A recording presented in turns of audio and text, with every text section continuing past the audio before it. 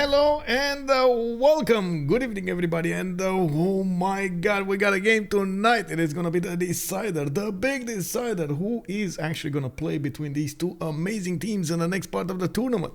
We got on one side Ulyss showing up tonight with Lege, Phyrsos, Sprig, and Chuck on their side. While on the other side, we do have Alexis, Krempp, SandroGames, Malm, and Hazaggi is picking up that duty to actually ban the maps and ban the civilizations. I do hope we're gonna have quite a bit of time over here for the players to get going, and I do hope they're gonna get exactly what they want to get, so we have an amazing game. We do have Highlands picked up as a map. This is gonna be quite a long game, and we will see the players go for a much more simming roster. Looks like in the active ban phase they did go for Rome, Gaul, Maori and Russia taken down in the third. Ethiopia picks up a ban in the fourth one, and two more choices to go. In the ban phase, for the maps, we did have two of the maps taken out by default because they already played them. They already played the Seven Seas and Pangea Standard Regis. It looks like they did not want to actually go for the other Pangea, nor did they want to go for a map like Continents and Islands or Primordial. Also, good evening, everybody. Good evening, Crispy, White and Nerdy. Good evening, sirs. Hello, bonsoir, Fifi, bienvenue, monsieur, bienvenue. Lizard the Wizard, hello there, sir, and welcome, welcome. Linda, hello, ma'am, and welcome. I do hope you're gonna enjoy the show here. Acropolis, guten Abend, mein Herr, and willkommen. Tudose, good evening, sir, and welcome, welcome. Actually, I do have to ask, how do I spell your name? Is it Tidos or Tudos? I'm not sure. Also, Electron44, thank you so much for the follow there. Two Left Hands channel. Glad to know you enjoyed the content, and of course, glad to be of service, sir. Definitely big shout out over there to you and your girlfriend. Hello, Seabrooks51, good evening, sir, and welcome. We do have Bigsy picking up that first promotion. Good evening, sir, and welcome, I want to say. The first T-Dose, okay, T-Dose, got it, thank you, sir. It's one of the best Highlands civilizations for Kublai. Yeah, Kublai is definitely dangerous. We do have Mali taken down in the 5th choice, and it looks like we do have also Crete taken out in the 6th one. Now they're gonna need to pick. There are quite a few civilizations left for the picks here, and one of them would be Canada. The other one, oh my God, they picked up Gaul immediately. Hazaggi is gonna get the benefits of Gaul. Lege will get Kublai Khan China, which is very well known for its simming abilities. Now we do have Phyrsos that needs to pick the second civilization of Ulyss over here, and the Malm is going to follow up immediately after with his second choice of a civilization for Sustin. It's simple, you often settle first with Maori, that helps a lot. Yes, exactly, you don't actually get to be spawned on somewhere on a sea somewhere, you just get spawned on the land, you immediately settle, you get very quickly those extra production points and so on. You can go really extraordinary with Maori. If you know what you're doing, oh man, that would be amazing. That is a big question actually. Where is Salty Capybara and where is the Uzi to actually see a goal in the game? Phyrsos is gonna go for oh, we gotta disconnect here. Phyrsos did go for Zulu, and I didn't actually get to catch what Malm wanted to pick, nor do I think he actually wanted to pick something. I am a bit, worried. They did make the lobby with BBG, Better Balance Game Beta, actually subscribed to, but ticked off. That usually does cause quite a bit of problems. I do hope this is not going to be one of those cases, even though I do see Alexis Krempp did disconnect, and I'm like, no, not right meow. Well, we'll see what this goes for. Anyway, in the meantime, we do get to talk a little bit about their choices over here. Looks like Malm does want to go for Matthias Corvinus, and we might see them actually doing the ban phase over here. Is that actually a pick? Matthias Corvinus is a pick? Because, I mean, that would be big. That would be definitely big over there. Managing to get that power spikes all over the map with the city-states, applying that power against his opponents there. If he does manage to get city-states around his opponents, looks like Hazaggi is saying Spain in the chat. So Chuck did actually ask in the chat over here if they want to finish in the main, and I believe finishing in the main means actually in the chat without actually the top right corner started up over there. Phyrsos is also saying go pick your civilizations for the visual. Okay. So I guess they did want to choose the visual and how to say, to have the civilizations over here displayed. Hazaggi with, well, I'm pretty sure he wasn't Chandra. Was he Chandra? I don't think he was Chandragupta. Wasn't he something else? A Gaul, right? He was Gaul. And then we did have Lege go for Kublai Khan China. We did have Phyrsos go for Shaka. Malm did go for Philip II.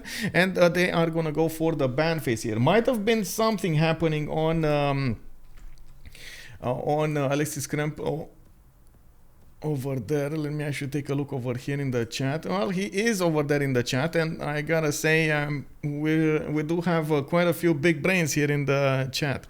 In the game we do have Byzantium also taken down as a ban. Chuck will ban it first. 3 more bans to go to actually find out what they can pick from, what is the roster that they can pick for. The remaining civilizations will be for the picking. I believe only one, and of course actually we do have Babylon banned, auto banned by the players, and then all of the other civilizations introduced with the leader pass until they actually get a little bit more plays. We only have a few more weeks to go, and the players don't want to take that chance, especially since we do have right now going to the playoffs, so we're starting to see a bit more pressure being applied on the players here. Hazaggi is going to take Japan, and it looks like that's the ban, by the way. They're banning Japan, so not Byzantium, not Japan on this map. There still is Canada to be banned off, and even though we've seen it before that some players like Lege, for example, do prefer to go for that kind of sim, I'm not sure they want to do that now. You know what I mean? Not right meow, maybe like later or something like that. As in not in this game.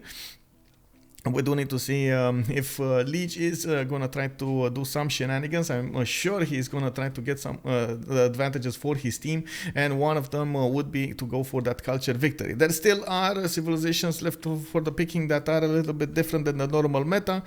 For example, Korea or Sweden, and we do know that Chuck, for example, really likes to play some of those civilizations over there. Looks like they did take out also Hungary. Hungary is not going to be a part of the game. They don't want to handle that pressure all over the map, and immediately Hazaggi bans Korea. Okay, that's another one of those we were talking about. Ooh, no Korea. I believe they also banned the Cree in the first draft. So what was it? Rome, Cree, Ethiopia, Mali, and something else that I can't remember actually. COTR, good evening, sir. Sir Penguin, hello every day with OnSpotTV. It's a good day. Hello, sir, and welcome. Glad to be of service. Definitely. Ferno also, good evening, sir. Now they take Kublai, easy peasy. Go setter turn 2 with Kupe is the way. We might see also something like Victoria being picked up on this map, even though they already picked up Philip II, so I would believe they will want to go for something else on the SAS team. SandroGames is going to need to pick up something, while Sprig did go for Dido. Japan no more. Canada is still available. They did leave it available. This is quite surprising. Chuck is actually going to finish the roster of Ulyss with a team, and I believe actually they're playing a little bit of a mind game here. They want to get the quote-unquote win condition save on the last one, even though honestly Shaka is definitely win condition. It's definitely a domination win condition. Kublai Khan China, extremely strong civilization when it comes to that. So, but it is how to say, it is quite adaptable. You don't actually see it immediately what it's Kublai gonna do.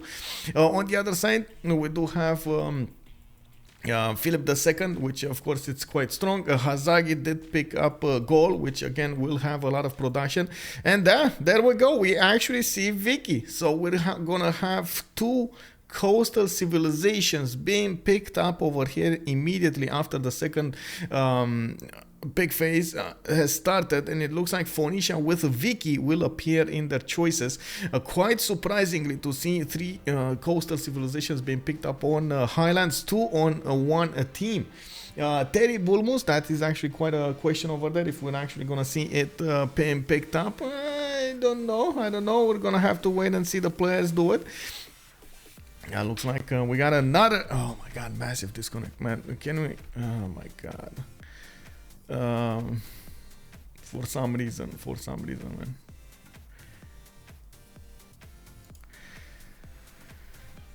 Klausin, guten Abend, mein Herr. How are you doing? Willkommen. Oh, never mind. Actually, everybody dropped then, other than Hazaggi. Wow. Okay, so it wasn't just me. It was literally everybody. Wow.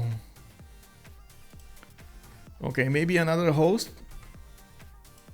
Poland looks like it's gonna be the last pick from the SAS team. So they will have Spain with Poland with Vicky and Gaul on their side on the SAS team. Now we do need to see what Ulyss is gonna pick, and it looks like the players. Oh my god. Okay, so Hazaggi is gonna redo the lobby over here. I really hope this is not gonna be you know, the beginning. Usually on Tuesdays we do have, unfortunately, Steam making updates, which does cause quite a few problems during the games. I hope we're actually gonna get this going you know, properly. Tamar is a must pick here. Frost Galaxy Gamer, well, man, oh man, what can I say? Tamar. I mean, there are a lot of memes with Tamar. Tamar is quite strong. I don't really see it popping up in the players' choices though. Most of the time it just doesn't manage to cut it in the games. Hello there, Kacheka. Good evening, sir. Donkey Kong CGT. Hello there. Which leader would you like to see from Ulyss? I mean, honestly, I would like to see either Canada or something cheeky like Sweden. But I think they're gonna go for a surprise pick over here. So we're gonna need to wait and see. Yeah, Canada. I feel like Canada would be a strong one. Sweden, on the other side, would be quite interesting to take a look at. I'm ready to see Pulp get me my channel points back from yesterday. Hello there, small soldiers. Thank you so much for your prime. What happened yesterday with Pulp? What did happen yesterday? Oh, I see. Okay, I see. With the win over there, yeah. And the Canada will be last pick, definitely. Yeah, Canada last pick. Got it. We got it.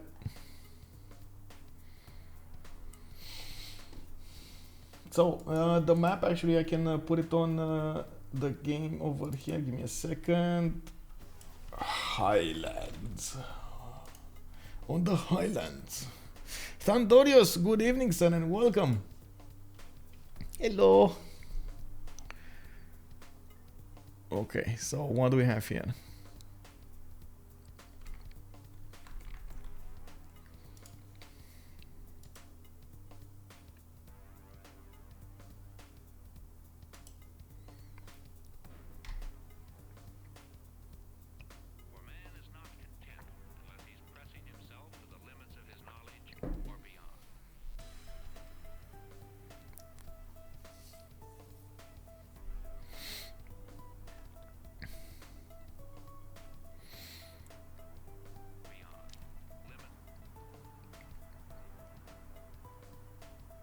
Okay, so we're just waiting for everybody to get in the lobby now. I'm pretty sure they're gonna need to get their picks going, and they will switch around in order of how they want to get the first pick, and or I should say the priority on the picks, which is gonna be quite important for us to see what they will get, and also for them to get an idea. For example, Canada might end up on the first slots. Ambiorix over there might actually just stay there to have first dibs on wonders, to have first dibs on those great people, which is very important when you're actually equal, tied, and to get the same amount during the next turn. You can actually have an advantage finishing that.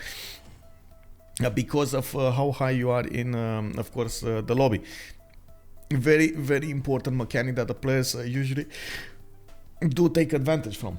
You have 10,000 winner prediction. We're gonna start the winner prediction after we take a look at the map here. I do want first to actually ask everybody, let's get the prediction going for how many remaps we're gonna have, and then we're gonna see everything else. Let's go for 10 minutes. I believe we do have 10 minutes.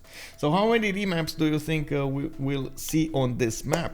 Also, White and Nerdy, how does CPL decide slot order? It's just random in the game. On CPL, usually it's first come, first serve when it comes to FFAs.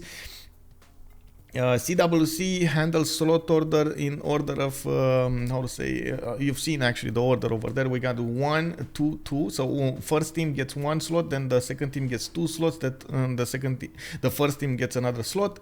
There will be a break for the bands there, and then in the other one we just inverse. The second team will get a slot.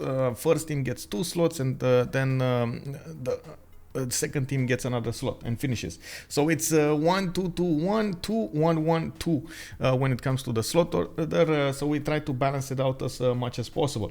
Can anyone tell me if Kitaja is playable competitively? I watched a few games by now and almost never see her.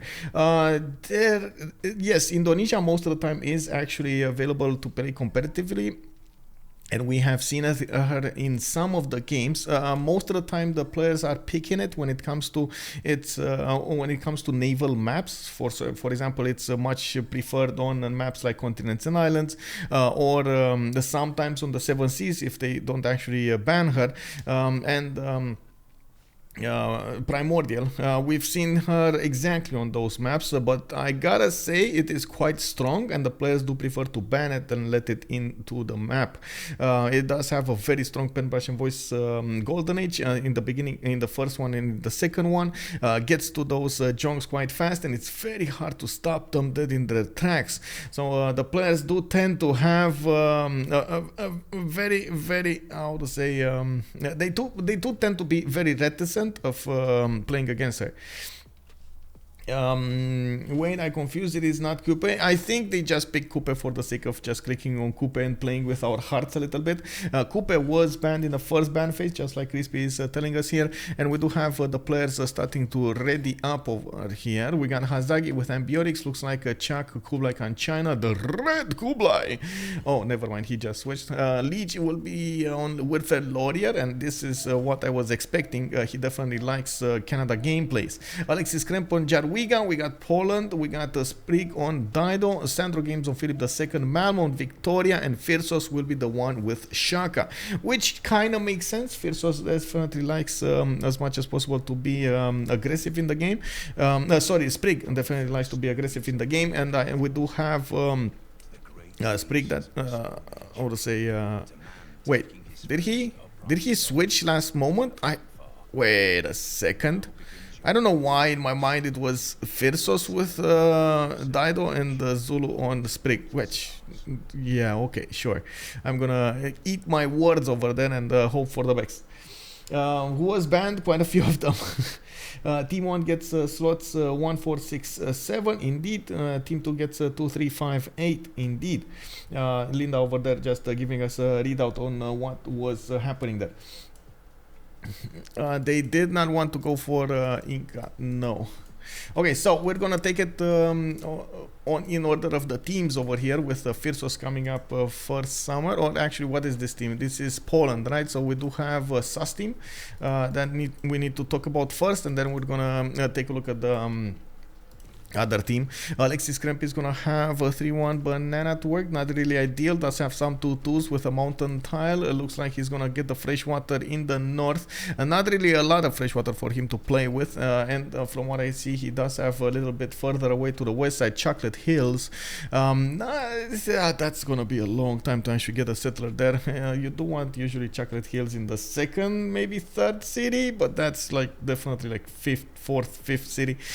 Strong second settle over there to the southwest on the gypsum tile, even though he does have to work quite a few tiles, and I'm pretty sure he's probably gonna settle the first one to the north.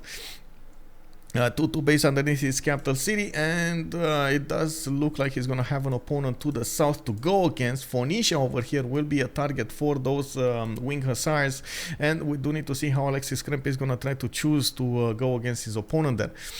Next up, we do have Spain actually on the continent split, quite far away from Poland. You can see there are like 2 full screens until we get to Spanish land. We do have Madrid coming up with a scouting 3. It looks like he's getting 2-2 ships to work with, a 2-2 base underneath his capital with a +3 possible harbor over there that can go up to a +4 if he gets another district.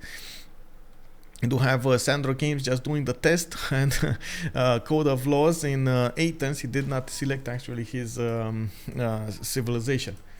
Man, oh my god.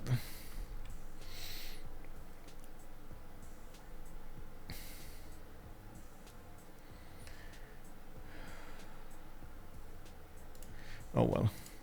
What can I say? It gives us time to actually look through the spawns, and of course you to actually put your choices if you think it's gonna be 1 remap, 2 remaps, or no remaps. We do have SandroGames with a continent split to the north here. He's gonna have this +3 harbor without any 2-2 base, unfortunately, and from what I can see in the south he's gonna have the cocoa to settle. That's actually gonna be very, very good settle. There's bananas, 2 cocoa tiles to benefit from, a relatively good harbor, and the mountains for that campus. Not bad, not bad. He's also gonna be quite close to China, to Chuck in the south, which is gonna pose a little bit of a challenge for both of them. They will lock horns, I'm pretty sure, in the mid part of the game, and we might actually even see some aggression in the early game with some horses being sent from each other. We've seen yesterday how Spain can actually trade punches with the best of them, even with Maya, and keep up with the science, so I wouldn't be that worried about either of them.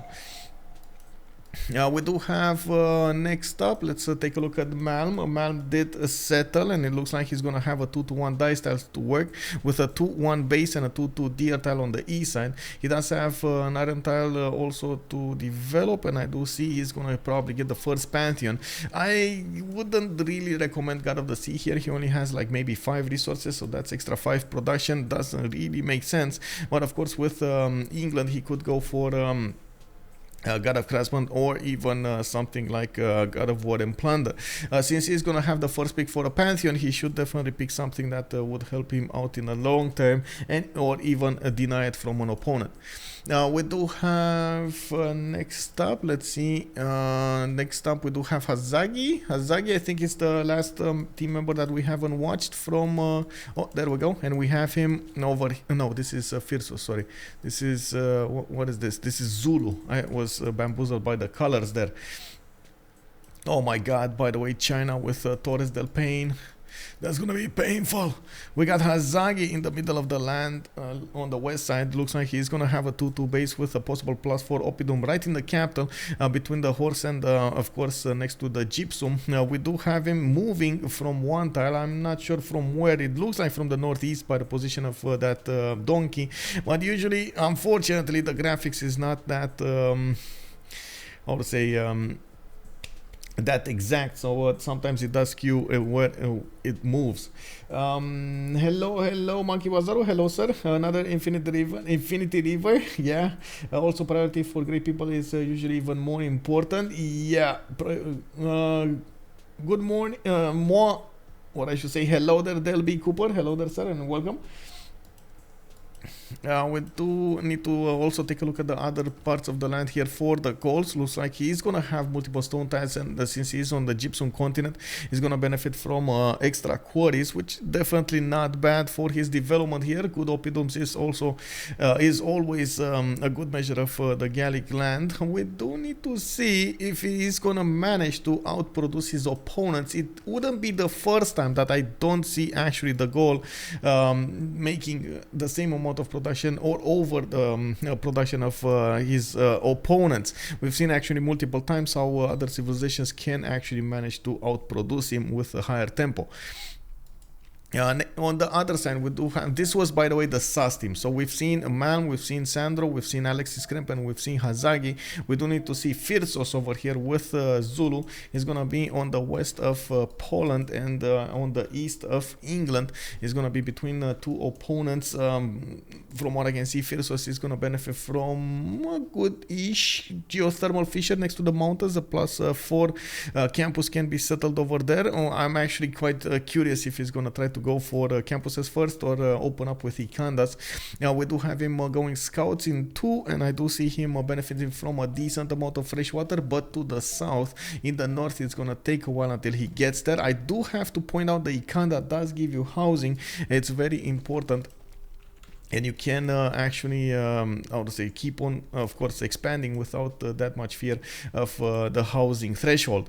We do also need to take a look at Sprig coming up next. Sprig is gonna be in the south of Poland. I was talking about this problem over here. Poland might actually go against Phoenicia, and those wing hussars are very, very strong. They probably won't meet each other before turn 8, when we will have a vote to see if they want to keep this map or not. The city of Tyre is on a 3-1 base. It did actually move from that inland sea on the river, so he gets the fresh water and at the same time gets the extra food. Of course, he can still put a cotton if he needs to. And we do see him with multiple freshwater cities to the north and to the south, not to mention a decent amount of coast that he can still benefit from. The one-tile lakes are actually quite good when it comes to developing cities on coastal civilizations. You still get to put your harbor down and of course benefit from the bonuses of it. Lege, southwest of Kublai, China, actually could get coastal trade routes with Kublai. This is gonna be amazing, by the way, for them. A very good option for Kublai to actually trade coastally with an ally of him. We do have Canada with 1, 2, 3 of these deer tiles in the capital, with another one, 3 tiles out over there to the west side. That's gonna be a bit expensive, but I gotta say Ottawa does get a discount when it's actually buying out the Tundra tiles. We do have him pumping out a settler in 5, and thank you so much, Muzzlechen, for the prime, sir. Merci beaucoup, thank you, sir. Now we do have over here Lege with a decent amount of Tundra to develop his cities on, and I do see even the non-Tundra cities can be actually made quite good. Really curious to see what kind of choice he's gonna make here. It looks like he is going for astrology in 7, and did open up with animal husbandry. We do have him improving his deer tiles, getting the 3/3/2s, and we do need to see his pantheon. We do need to see what kind of religion he's gonna pick. It's gonna matter quite a bit when it comes to his next development stage. We do need to take a look a little bit on Chuck. Chuck is the one who's going to need to settle a coastal over there for the trade routes with Canada. I'm pretty sure it's going to be over here in the southeast somewhere. We do have him with Beijing on a 2-1 base. He does benefit from a few 2-2s to develop in, and did start to actually discover his land. China, what happened with this warrior? Was this warrior, oh my god, don't tell me it got hit by a flood. I think it got hit by a flood over here. You see, this river actually has extra food on it. I think actually the warrior just moved forward to the north and actually got hit by a flood. Unfortunate. But anyway, okay, have you seen, oh my god, have you seen Torres del Paine? Torres del Paine over here for Chuck is gonna be in the second city. He knows about it, by the way. He scouted those 4-3 tiles. This is one of the best Torres del Paines that I have seen till now. We do have multiple forests, a lot of hills, actually 2, 4, 6, 7 tiles will have a hill, and the 8th one will actually have a forest to develop lumber mill. Definitely a strong one. So what do you think? What do you think they're gonna do over here? Are they gonna keep the map, or are they gonna revamp this? What does everybody think of this? It looks like, let me actually take a look. You guys voted for the 1 remap. Oh, there's definitely quite a bit of pressure, and neither team actually wants to vote first. They're starting to vote, and we do have a remap by SandroGames, Alexis, Krempp, Malm, and Hazaggi. Okay, it looks like we're gonna have a remap over here. Okay, okay. I mean, I gotta say, having having actually, I'm not so sure. Well, I guess Poland was kind of in a streak here. Unfortunately, didn't have a lot of good cities to settle. He was close to his opponent, but didn't know it. And having Zulu next to England definitely doesn't make very good choices. But they definitely made a choice without knowing their opponent's position. This is what was the thing, right? So I think they only make the choice, just like Donkey Kong is saying, because of the spawns. Like Poland over there with the bad spawn. Might have made a choice. Might have made the choice for them. Yeah, Poland was. Oof, I don't know, man. I don't know, and he can't even pick for like feed the world, you know. Hello. Don't tell me fire access. Oh, okay. Whew. It actually moved. It moved. Okay.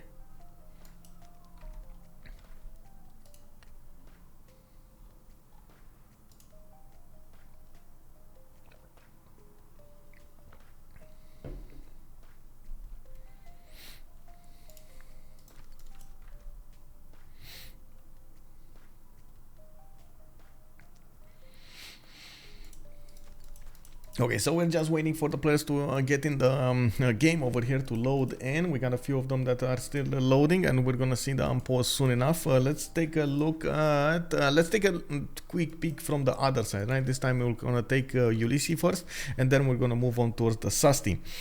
Phoenicia, by the looks of it, he's gonna have his or say lake over here to the east. He's gonna have another lake to the west, fresh water. No, this is actually an inland sea. He's gonna have fresh water from these one-tile lakes. And I do see a few rivers that are starting to pop next to these, and which are gonna give him the necessary fresh water for the extra housing. We do have him with a decent amount of cities, and I can't really say. Oh, actually, look at that. The 131 over here would be nice. He does have a few 2-2s to the southwest. These probably are well, one is a sheep tile, and another one is probably a stone tile. There we go. We could see him move for the sheep tile or even go for the cattle to the north. I don't think he actually cares that much about housing in the capital for the beginning, and there we go. He actually will move for the 3-1 cattle tile. The extra food will help him grow much faster, and he can definitely couple that extra food with the seal tile if he wants to get extra production as well. We do need to take a look in the south. Okay, this is Gaul, not cool.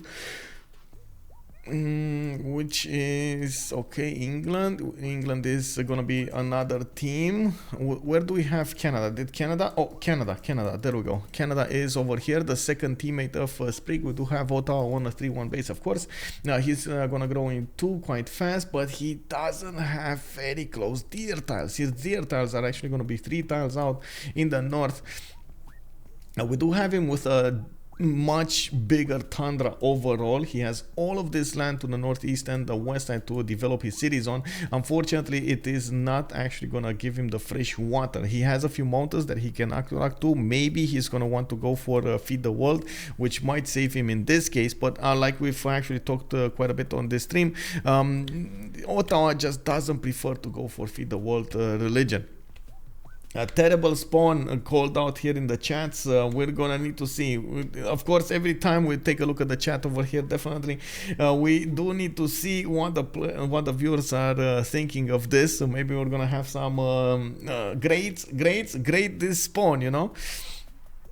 Dalun, good evening, sir, and welcome. Thandorius, poor Chuck. Poor Chuck. Oh, for Kublai. I mean, he did lose that Torres. Yes, unfortunately, he did lose Torres. That's another thing that the players are looking. If they do meet each other, they can actually take a look at the score and see if anybody's way ahead. That does usually mean they did meet something extraordinary. like a wonder. Canada looks decent to the east, yeah, but definitely not ideal to develop. Let's move forward towards Phyrsos, maybe. Phyrsos is over here to the north of Spain and to the northwest of Poland. It's gonna have stone tiles, and I do see quite a few horses here, north and south. For the extra adjacency towards his oppidums, plus 4 oppidum right in the capital between those 2 stone tiles, and I do see some more to be developed over here in the south. On the cattle tile, for example, next to the iron, next to the stone. Multiple cities on freshwater on the east side, non-freshwater cities on the west side, but he does have some extra housing from that salt water. Not bad, but not ideal either. Mostly the stone is actually going to be gathered on the east, and it doesn't look like he's going to have that many adjacency points for his oppidums from these tiles. He's going to have some iron, he's going to have some mines, some horses to improve. And next up, we do need to take a look at Chuck. Chuck did settle right in the middle of the smack in the middle here with Beijing. He's going to have the fresh water from the lake, multiple cities to settle south and north. Unfortunately, east side is going to be a bit closed off. A good second settle here on the bananas, and he can still get trade routes, but very hard to actually get those trade routes towards Canada. And I gotta say, this is going to be the same seas of Spain. We might actually see Spain over here try to throw a wrench in their economy. I'm pretty sure China will need to be careful to settle that sea, and they need to scout out where Spain lives. We do have Malm coming up next on the western seas as well. He is gonna get a continent split, actually a quadruple continent split England. Wow. Wow, okay. I mean, I like this one. Second settle, a stone tile, double trade route. You get another settle over here, close off Canada. And oh my god, yeah, just get a fourth settle over here to the west side, and boom, you just get extra 3 trade routes right off the bat. Oh my, oh my, oh my. I think Malm will be very happy of this. He doesn't know about this western one, and at the moment he doesn't know about the eastern one, but he is gonna find out about it in the next 2 turns. Let's take a look at Sandro. Sandro is gonna have the Pingu Igloo, and it looks like he's also gonna have a continent split over here to the west side. He's gonna get that second settle there. Is coming up in 3 turns, and I do see he's gonna benefit from quite a few resources in the capital, with banana started up there, some extra food from the rice tiles, and some tutus for good measure, for good production. I do have him with a decent amount of fresh water from the rivers, and well, I can't really stick around here. I want to see Alexis Krempp. Alexis Krempp with 2-2 pace on Krakow, 3-1 wine tile. Definitely a lot more fresh water this time. A city state to oh my god, Poland with candy, 8 tiles out. Oh man, yes, Ulyss has a remap choice, but will they do it though? Will they choose to remap? Come on guys, do you think we will see Ulyss remap? What do you think, remap or no remap? And last but not least, we do have Hazaggi to take a quick peek on. Atuka is over here. He's gonna get the reef fish working, has a decent amount of adjacency. Okay, wait, did I just... Oh my god, they voted so fast. They remapped this. Okay, they remapped this. Oh my god. Quadruple continent split on England, remapped. Oh man, this is... Oh, this hurts. You think so? Yeah, they did. So Sosa, good evening, sir. To mess with eyes with Rikanda and Oppidum are the same. Oh my god, did I think I did, right? I think I did talk about Phyrsos' possible stone, while I should have talked about Hazaggi. Yes, I did. The eyes, man, the eyes, the colors. No, I need to pay more attention about that. Definitely. I inverse them. Yes. Oh, look at that. Somebody did find out about the GG well played redeem. There we go. Frost Galaxy Gamer. Big shout out. When I did get to a goal over there, I was thinking, oh my god, I didn't just do that. I didn't just do that. Anyway, whatever map will be here, this will be it, guys. We gotta finish the prediction. We're gonna put the team labels on the map, and let's actually see. Complete prediction. Two remaps. This is gonna be the map. Okay, team labels. Let's see. On the left side, we got Ulyss. On the right side, we do have SAS team. Star Spanky, and good evening, sir. And Donkey Kong, I can't really do a recap, but I can definitely try. Well, to talk about the first maps, I guess in the first map we did have quite a nice start for Canada and Kublai. Kublai did have his Torres del Paine and could actually send the coastal trade routes to his ally towards Canada. On the other side of the map, actually Poland did have a weak spawn that was on the SAS team, and in the end they did actually choose to remap because of it. That was SAS team using their first remap token. On the second map, we actually had good places, mostly on the SAS team, with Malm on Victoria benefiting from 3 other continents other than the one he actually settled. SandroGames had a triple continent split as well. Alexis Krempp had a lot of fresh water and could develop his series, even a target to attack into. And we didn't get to see Hazaggi. That was a bit of a mishap there.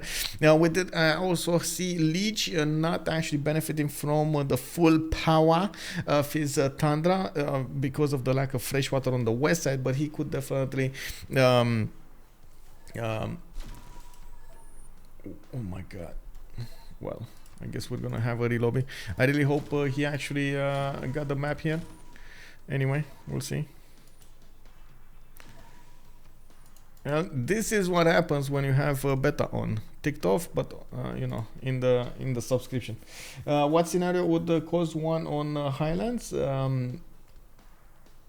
For a technical, yeah, it's really not possible. Maybe somebody spawning on a peninsula somewhere and having very few choices of expansions. Yeah, that could be it. I don't think we've seen it on Highlands. On Seven Seas, sure, we've seen it actually quite a few times. On the Highlands map, we didn't get to see them. It could be blocked by mountains as well. You could be blocked off by mountains. That also can happen.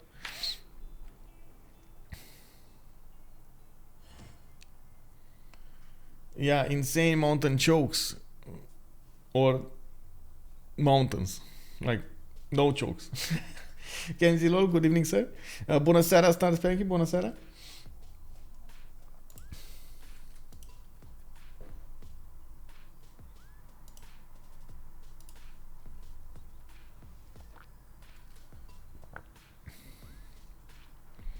Okay, we're waiting for the players to get in. We didn't actually get to see the new map, and we're gonna get new information. We can talk about the strategic resources this time and actually spend a little bit more time on each spawn. The players will take a little bit to actually start up their engines, and we're gonna need to check that out.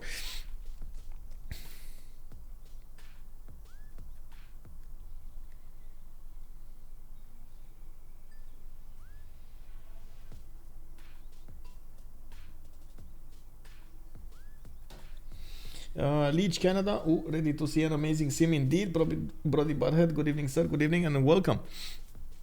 Let's actually take a quick peek on MS over here. I hope everybody is. Yeah, everybody has MS, and there we go.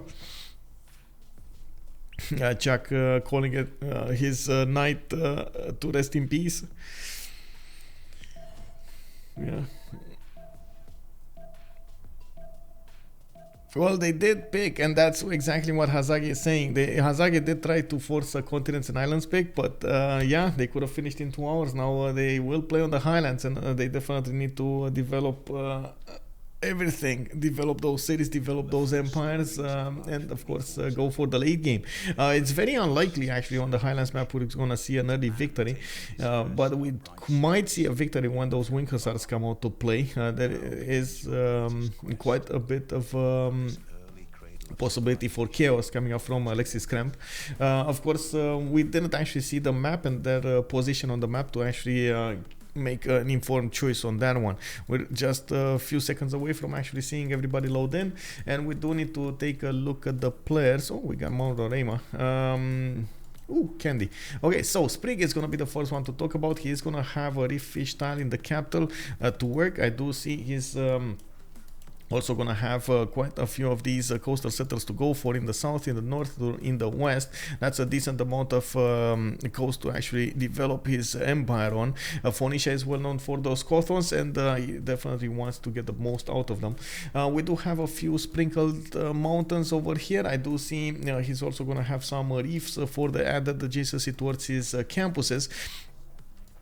We definitely need to see how he's gonna approach this spawn, and how is he gonna try to get the most out of it. A strong second settle over here on the coal tile that will actually have the benefit of a +5 cothon, and I do see quite a few rivers over here are also expanding from these lakes, so he gets some fresh water. He does have an iron tile to the southeast of the city of Tyre, going for a scouting 3, and his horse tile is gonna be 3 tiles out in the south, with another one on the west side, still 3 tiles out. That's gonna be quite ways away from his cities over here. Well, he's probably gonna get new cities in that direction anyway, so I'm not feeling that bad about it. Looking at the next one, let's take a look who's next to him. We do have actually Gaul quite close to him, and not really ideal. Hazaggi over here might go and attack his opponent, even though Gaul usually is a more pacifist at the beginning of the game, but Hazaggi is not really a pacifist, you know. So we're going to need to see what kind of chance Hazaggi will have to go against Phoenicia, and if Phoenicia will actually settle cities on the northeastern side, getting closer and closer to the Gauls. We do have Canada actually in the northern tundra. This is actually a balanced, I would say a balanced approach to this. Like, he has tundra, he has 1 tile lakes, he has his deer tiles in the capital, 2, 3 of them that I can count over here. Has copper tiles if he wants to go for religious idols. So all in all, he has quite a few choices on the table. It's what he's going to choose to develop that's going to make the difference. Dr. Gonzo 10, thank you so much for the follow, sir, and welcome. I do have a builder first, of course, started up from Ottawa. He does have an iron tile over there to the north, and I do see he's also going to have horses, but in the third ring in the south. Not bad, not bad. And I definitely like how many cities he's going to have in the tundra over here. Also going to have a city, city state on the west side. I don't see for a second that Canada and city states not really the best choice. Moving forward, let's actually take a look at Kublai Khan China. Kublai Khan China is over here. He's actually going to be on the southwestern side of Canada, quite far away. And this time they can't really set up coastal trade routes, which will pose quite an issue. We got Alexis Krempp actually getting a relic immediately. We got a notification of a good had taken, and the relic appears, poof, in the air. We got Beijing getting scouts out in 2, and it looks like he did settle on a 2-1, multiple 2-2s to work. He does have a reef fish to the west side, and I do see him benefiting from quite a few 1-tile lakes to settle his cities on. Strong second settle over there next to the bananas to the south, with multiple horses to improve. Iron and horses in the capital are both 2 tiles out. It's fine. He's actually going to get them quite cheap, and from what I can see, it has a continent split. Africa and Kumari Kandam is on the west side, which will allow him to actually get very, very strong campuses with the help of these geothermal fissures. I do see him also in the north of England. They might actually poke each other for some time now, and I'm pretty sure England over there is gonna keep up with the necessary armies. Let's take a look at the last one. We do have to take a look at Phyrsos, which is Zulu, which of course doesn't get extra adjacency towards Ikandas, but oh my god, okay, so this is not the Gauls, this is Zulu. Okay, so we do have a few 2-2s to work here, and it does seem like he's gonna have quite a bit of fresh water from the river in the south. This is an inland sea, so he doesn't get fresh water from that, but he does have a river over there that will give him 1 if he goes for the 2-1 base northward, and I'm pretty sure he's actually gonna go for that quite early on. He does have a mountain range in the south that he could use for some extra adjacency towards his campuses, and I do see quite a few resources are sprinkled around his cities. Unfortunately, they are in the third ring, so he's either gonna get to settle cities much closer to them, or he's gonna need to buy those 3 tiles out tiles so he can actually improve them. Horses are east and southwest. Fulundi 3 tiles out. We do have southeast, also another iron tile over here. And of course, the default opening for Phyrsos will be 2 scouts. Does he have an opponent to go against? That's the biggest question, right? Also, Poland turned to Relic, and that is amazing, right? Poland turned to Relic. He's gonna need to give it away when he's gonna get his religion, but yeah, bro. All triangle, hello there, sir. Good evening, good evening. Looks like a nice long Highlands game. Yeah, it does. Now we do have actually something over here in the north in the form of Spain. Zulu Phyrsos is relatively close to Spain. They are opponents, and we're going to need to see what SandroGames is going to choose to do to throw a wrench in Zulu's plans or defend against him. Phyrsos is definitely well known for doing exactly what he needs to be doing to get what he needs. Next up, we do need to take a look at actually let's take a look at SandroGames because he's quite close to us. We do have Sandro getting a builder out. He's gonna need to finish sailing so he can improve the fish tile. Next time he's gonna do it. We do have him with the extra food from the reef fish tile with a little bit of extra gold and production there. Looks like in 5 turns he's gonna get a settler, and we do have him with a continent split to the south. Most probably the second city will be over here next to that river, next to the scout that he has. A 3-2 banana. He has a +3 harbor, a +2 harbor and +3 campus. That's what I wanted to say. He could also go for settles on the west side here, still on Terra Australis, so he can get closer to the tobacco and maybe get faster Pantheon. Of course, his internal trade routes will give him faith anyway, so we're gonna need to see when he's gonna get there. We do have geothermal fishes also sprinkled around the mix here for some extra adjacency towards his campuses, and even a wonder did spawn in the north. A delicate arch is gonna give him some advantages. In the capital, he does have an iron tile to improve to the northwest, and I do see a clear lack of horses over here throughout his empire. Not really something that we see that often, but it does seem like at the moment we don't have a passion for him to improve to get some horses going. Canal play might be actually a play here, but I gotta point out, if he actually settles this city over here, he's not gonna get to Canal to the south, and SandroGames might need to wait a little bit until he actually gets the settler going. We'll see what he chooses. A canal play against Ulundi will be amazing if he manages to do that at the beginning of the game. Let's take a look at... Why do you have to be mad? Yeah. He can get the +4 campus on the western stone, +4 campus western stone. Oh, this one you mean? +3 or this? No. And this is a +3. Maybe I just don't see it. Anyway, moving forward, we do have to talk about Poland over here, which is putting down his holy sites, and I believe he actually got a relic early, right? So he has the chains of the apostle arrived over here. Poland is going to get some extra benefits right off the bat. He did go for religious settlements as a pantheon, and I think he actually bought a builder here, and that does seem like that's where the gold went. We do have him needing to improve 3 of his tiles. He can actually get the salt mine improved if he actually has mining, but I don't think he actually has mining. He went astrology first, and then he probably went animal husbandry. That's not enough time to go for mining as well. We do need to see him improve his sheep tiles. Looks like he is gonna get multiple cities to develop on. Mount Kilimanjaro to the northwest. He's gonna discover it soon. Not really that close to him, but definitely in range. I do like the fact that he's gonna have multiple cities to benefit from in the faith generation, and I definitely want to see if we have candy in the game. No, this time no candy in the game, unfortunately.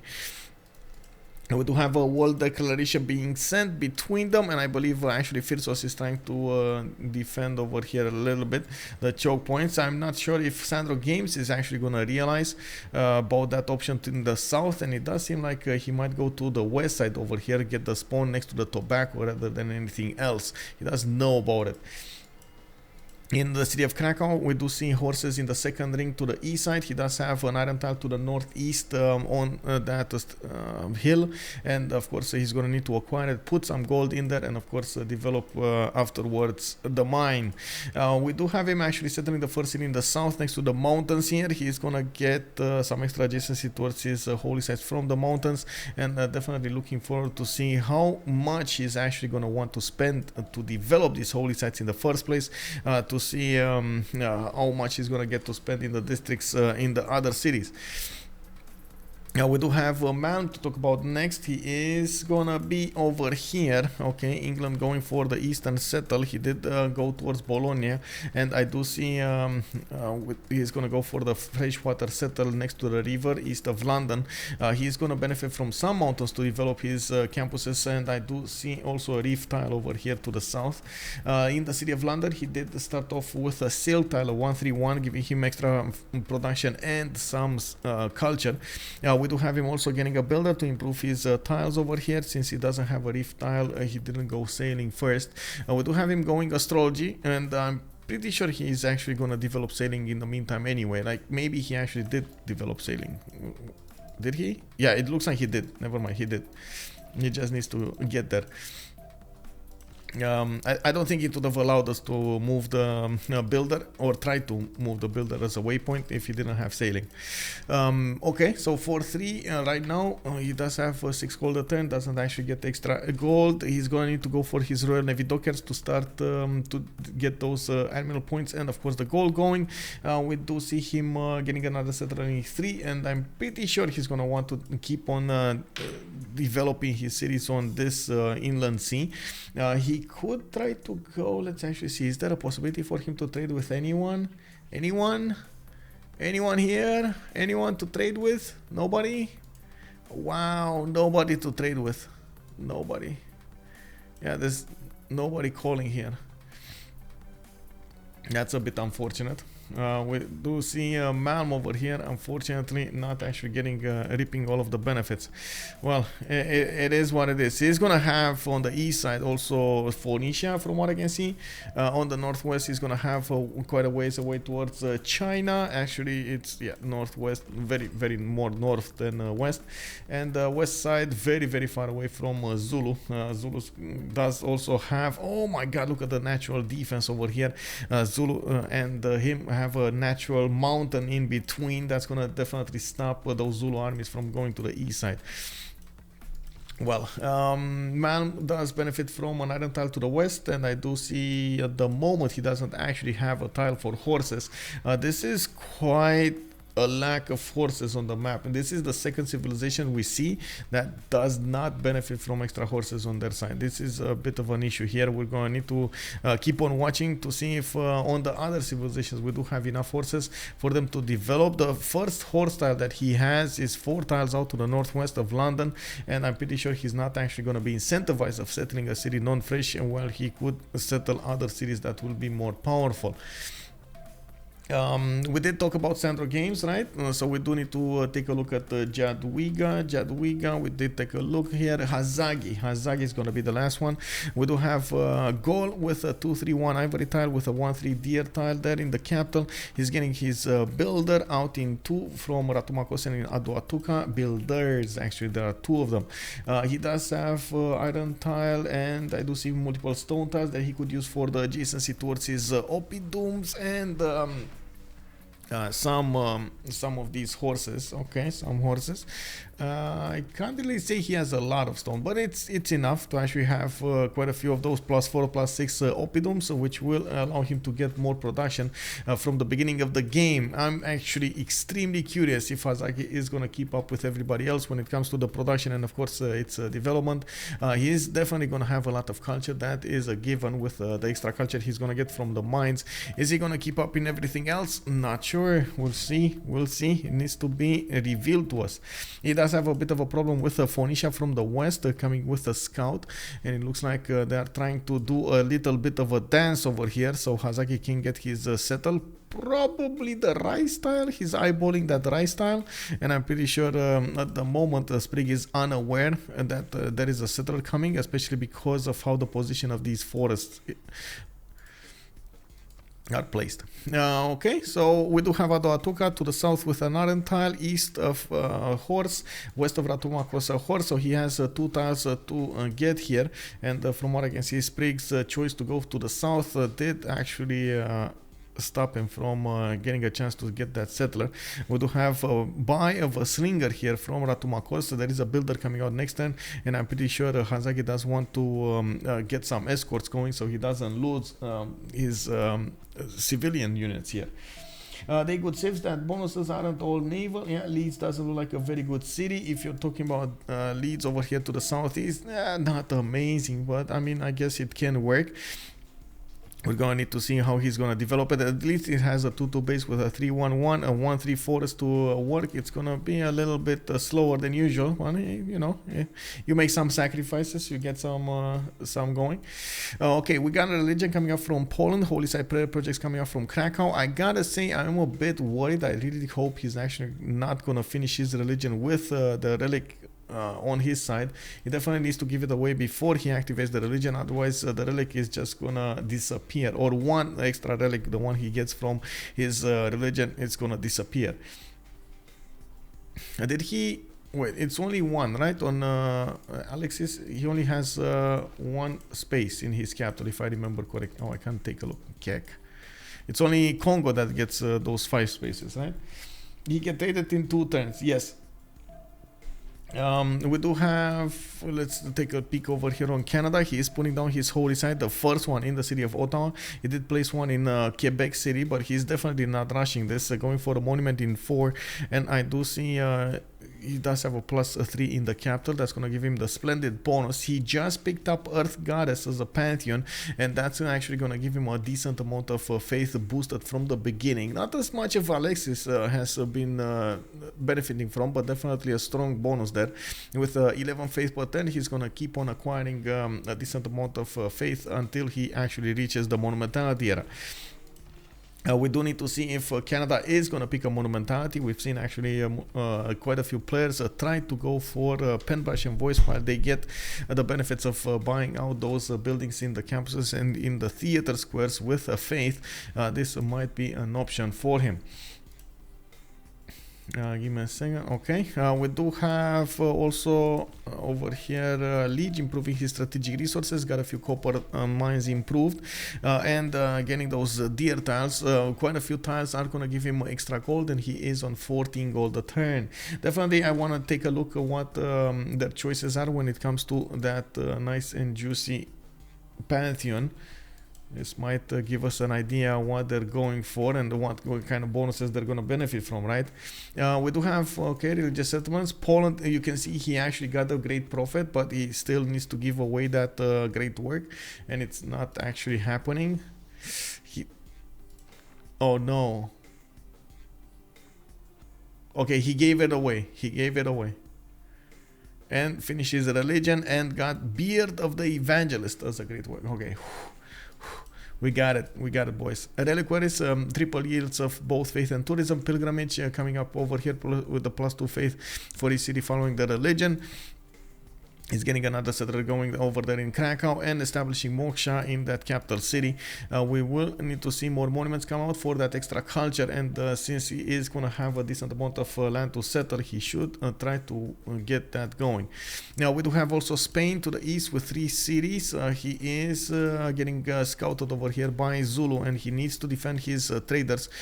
Since of course he did settle Valladolid on the west side, he's benefiting from a tobacco tile, allowing him to get that 1 faith a turn. He also has the trader faith, and from what I can see, Valencia over there to the north is gonna get to settle a very good campus, a +4 over there. Okay, there we go. God of War and Plunder as a choice for a Pantheon. SandroGames does have a 4th settler coming out of his capital, but he is gonna need to take care of Zulu. Zulu to the north, Zulu to the south. Units coming up from both sides, flanking him. He is gonna need to find a way to get that settler to safety there. He does have a split. Yes, he does have a split. Terra Australis on the west side, Baltica to the northeast. I'm pretty sure SandroGames. Oh no, he's actually going for Magnus in the capital. No, I guess it is what it is. I was thinking Valladolid should actually be a Magnus enjoyer, and we do need to send the trade routes from his other cities to Valladolid, but I guess it did not go like this. Okay, we do have 2 slingers popping from Valladolid and Madrid. He's probably waiting to see where the scout is gonna go. The scout does see the trader, but that might be a trap since we do have 3 slingers around that trader. You can imagine next turn he can shift enter it, move a slinger here, and then double shot the scout. Easy peasy, and take out 1 scout of his opponent. Let's take a look on Kublai. Kublai did go for City Patrian Goddess. He does have Guangzhou settled to the northeast, and he does already have his horses improved. A settler coming out from both of his cities with a 3rd one coming up here. Okay, so he's going to be on 5 cities relatively quickly. He should get them established before the start of the classical era. We do have him going for the 3-2 banana and probably the horses to improve. He did settle Guangzhou in the north and establishing Moksha in it. He's going to try to get the extra culture over there before he's actually going to get Magnus anywhere. Actually, quite interesting that he didn't go directly for the south settles, but I guess it is fine. He's going to get the benefits of an extra amber tile there, a 2-3-1 tile with a 3-2 horse, and from what I can see, of course, with City Patrian Goddess, he's going to get 50% off the first district in a city. Very important to actually take a look what kind of strategy he's going to go for. Looking at the tech side here, he is bypassing campuses, as in he did discover them, but he did not place them, and he's going directly for currency, which is usually the meta for China. You do want to get as many trade routes as possible. The biggest thing that I can say here is he's going to need to get much closer to Canada so he can trade internationally. That's usually how China wants to roll. Also, let's see, I mean, there's 4 copper, which isn't always worth, and the coppers are not in the best locations. Are you talking about religious idols on Canada? Was that what it was? Or anyway, coming up next, we do need to take a look at London. London did go for God of the Sea. He's gonna get 1, 2, 3, 4, 5, 6 extra production from these tiles. Maybe he's gonna get to settle the eastern side and get some more tiles over there. We're gonna see Malm over here try to first of all defend against China's incursion. We do also see him getting those 3 cities. I'm not sure, was this a geothermal fissure? Oh, Mercury tile. This was actually Mercury tile. Interesting. So he settled on a Mercury. He got an extra amenity from it, getting some extra science, and I do see him having the benefits of Spine Style and Silk that he could improve. They're not improved yet. He could get them. He just needs irrigation for those upgrades, and of course a builder with charges to go for both of those plantations. Oh, you're explaining why Lege didn't go religious idols. Yeah, well, we're gonna need to see what Lege is gonna choose here. There are quite a few options for him. I do believe, yes, religious idols was a choice. He has 5 of these copper tiles, copper mines, and oh, he actually has Mount Roraima to the south. He settled it with Montreal, and of course, we do have him with quite a bit of extra faith over there from Earth Goddess. He's also getting Holy Site there in 2, and I gotta say, guys, he doesn't have a way to Petra this or put pyramids down. This is quite sad. It is what it is. Does settling on a luxury resource give you the luxury resource? Yes, Arsenios. It's quite important to actually get that bonus. If you can get it, it's definitely quite important. Yeah, with Mount Roraima, it does feel like he is benefiting from strong bonuses over here. Hello, Sivcon. Good evening, sir. Well, he could terraform for late game and get crazy appeal indeed. We do have Temple of Artemis coming up from Ottawa. In 3 turns, he is going to get a decent amount of amenities, not to mention the food and the housing, the capital. This is going to be quite strong. I am really curious what kind of religion he's going to want to go here. You can see he's not actually trying to get it very quickly. Quebec did put down a holy site, did not actually finish it. He's getting builders out. He's focusing definitely on anything else other than that religion.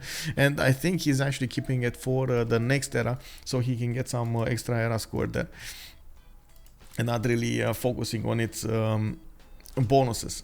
We do need to check over here. Oh, I see Spain did manage to get the 4th city and took out that slinger. Took out, sorry, the... wait, took both out? Oh, wait, did take out the warrior and took out the scout. Interesting. So SandroGames with 2 slingers managed to win the fight over here of, against 2 units of Zulu. I mean, I think at this point Zulu needs to rethink his strategies. Zulu did manage to snatch stone circles away from Gaul, and from what I can see, he is going to have a very powerful times to use and improve. We got Bongsha establishing his capital in 4 turns, and he did settle 3 cities with 3 Ikanda opening here. Quite a few settles that could also be put in the north. I do definitely see that Cotton would be nice. And I do think he's going to need to actually push a little bit Spain at the beginning, just to poke him, tell him he's there, and he should not be feeling that safe. We do have settlers coming out from Wandini on Nongoma. It doesn't seem like he actually is working that settler card, but I guess we do have him. Let me actually see in the text side. We do have him going for craftsmanship. I think he did. I discovered it. Let me see. Yeah, he did get colonization. It's just Nongoma doesn't benefit from a lot of production. That's the reason the settler is a little bit late. Anyway, he's going to grow in 2 turns. He's going to get an extra tile to work. He should actually buy one of the 1-3 tiles over here to get a 3-1 and with a 1-3 and another 2-2 to work. And we do see him getting another builder. He's gonna need to start improving his strategic resources alongside these stone tiles, and of course we do see him with a decent amount of stone available. Phoenicia, no Pantheon yet. He did settle another city to the south there, Ainuk, and it does seem like he's was putting down his Cothons. All of the players are managing to get over the threshold for the Golden Age here. We do have 5 more turns until the next era, and the players are going to need to tell us the way. Let's take a quick break over here and talk about the city-states, while of course we're gonna keep on bouncing around the civilizations over here. We got Brussels with Cardiff as the 2 industrial city-states in the game. Nazca, Vatican City with Yerevan will be providing the religious benefits with, of course, extra faith for those shrines, extra faith for the temples, some base faith, and so on. We got Anshan with Bologna, Fez, and Nalanda providing the science bonuses. Hazaggi already managed to Sus Nalanda. That is quite a fast Sus over here from Hazaggi. Maybe he felt Hazaggi on Gaul actually getting that fast of a Sus. Very interesting. Did he get like free missions or something? What happened here? Free envoys? Anyway, Mohenjo-Daro is going to be the one providing the culture bonuses, no other one in the game, and Gasargamu will be with a cat providing the military bonuses, and I do see Nazca with Vatican City and Yerevan will be providing the religious benefits. Very important to actually have these city-states if you are going quite strong with the faith, especially if you're going a lot of faith, holy sites and so on. It will help you out quite a bit. And we do have Poland coming up with 3-4 cities soon, getting a 5th one there from his capital city. Of course, that's just a few turns away from actually going into the next era, into the classical era, when he is going to get to benefit from monumentality. Monumentality will allow him to use that faith to buy the builders, buy the settlers, expand, explore, exterminate. We're gonna need to check his points out. Alexis Krempp, I gotta say, is actually going to the south over here, right in the face of Zulu. I'm not sure if that's actually the best case scenario over here. Of course, those impies will be quite tough. And I gotta ask, you know, guys, I gotta ask, big poll coming up. Which is stronger, Impy or Wing Hussar?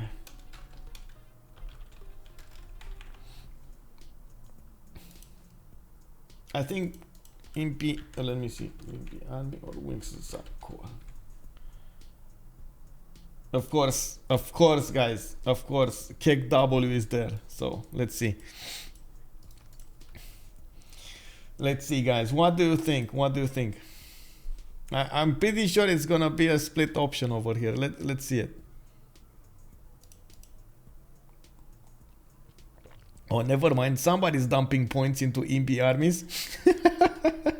Okay, and yeah, Tito's is telling us no candy indeed. It's available at Reform Change, many saves in the future.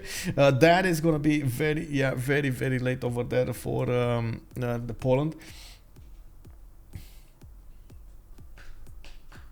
Okay, somebody's starting to dump points into Wing Hussar Corps, and there we go. We're gonna need to check this out. In the meantime, I do want to put the prediction on the map over here. Let's actually go and get it. Who will win? We got on the one side Sustain. On the other side, we do have Ulyss. And submission period for 30 minutes. There is a -10 for Impy against Wing. They're generally 2 double, 10 of more. The combat is decided.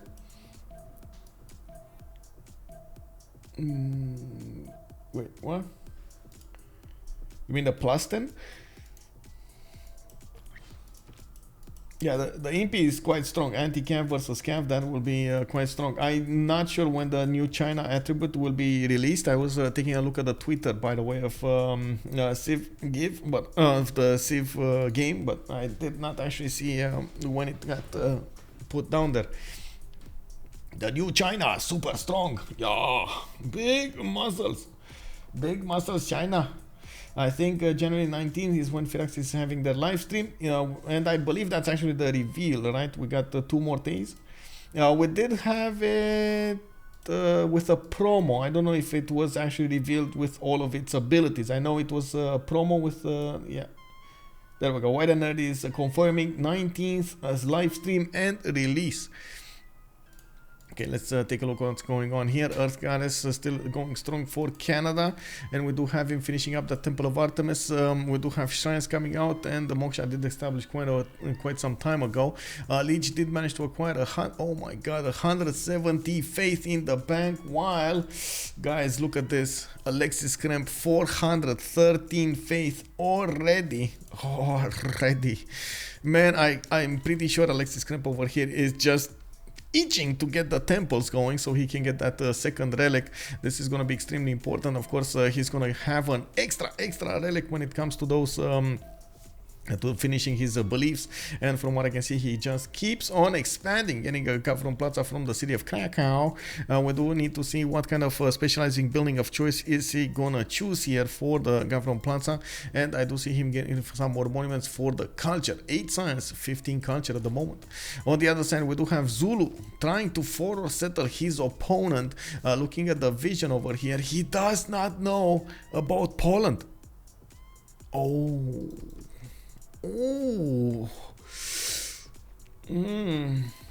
Phyrsos, man. I don't know about this, man. I don't know about this. Yeah, it's a problem. I mean, he does not know that Poland is gonna forward settle him. He already got forward settled by Poland, and he forward settles his opponent. He might end up on the wrong stick here with Spanish conquistadors maybe coming against him. We might see some Wing Hussars coming against him as well. I wouldn't really favor the Wing Hussars, but I'm just saying we might see them. We'll see. Governor Plaza also coming up from Madrid. We do have SandroGames getting those 4 cities with harbors, and I do see him improving some of his resources here. Kublai China, also 5 cities with city Patreon Goddess, is developing his commercial hubs as much as fast as he possibly can. Getting a campus also from Guangzhou. He is gonna get 1, 2, 3, 4 of these commercial hubs, 5 commercial hubs actually in Guangzhou as well, while he's gonna get that one GCC campus. Okay, that's a one GCC campus. We can see at the moment nobody's actually rushing Hypatia, and maybe that is one of the reasons Guangzhou did want to go for a campus, get some of that, get some of those projects going, so he can get the points in. Now we do have Malm with England sneaking in the city of Beijing. He can actually go for this, and I gotta say, we got a winner. Xian Sebastian is actually dropping 6,000 channel points on the Impi army and managed to win the day against the Wing Hussar court. Is that actually going to hold true? I don't know. We're going to need to see later on in the game. The moment we do have a very big Poland nation going against a 3-city, maybe a 4-city Zulu. So I'm not so convinced we're actually going to have everything there for Zulu.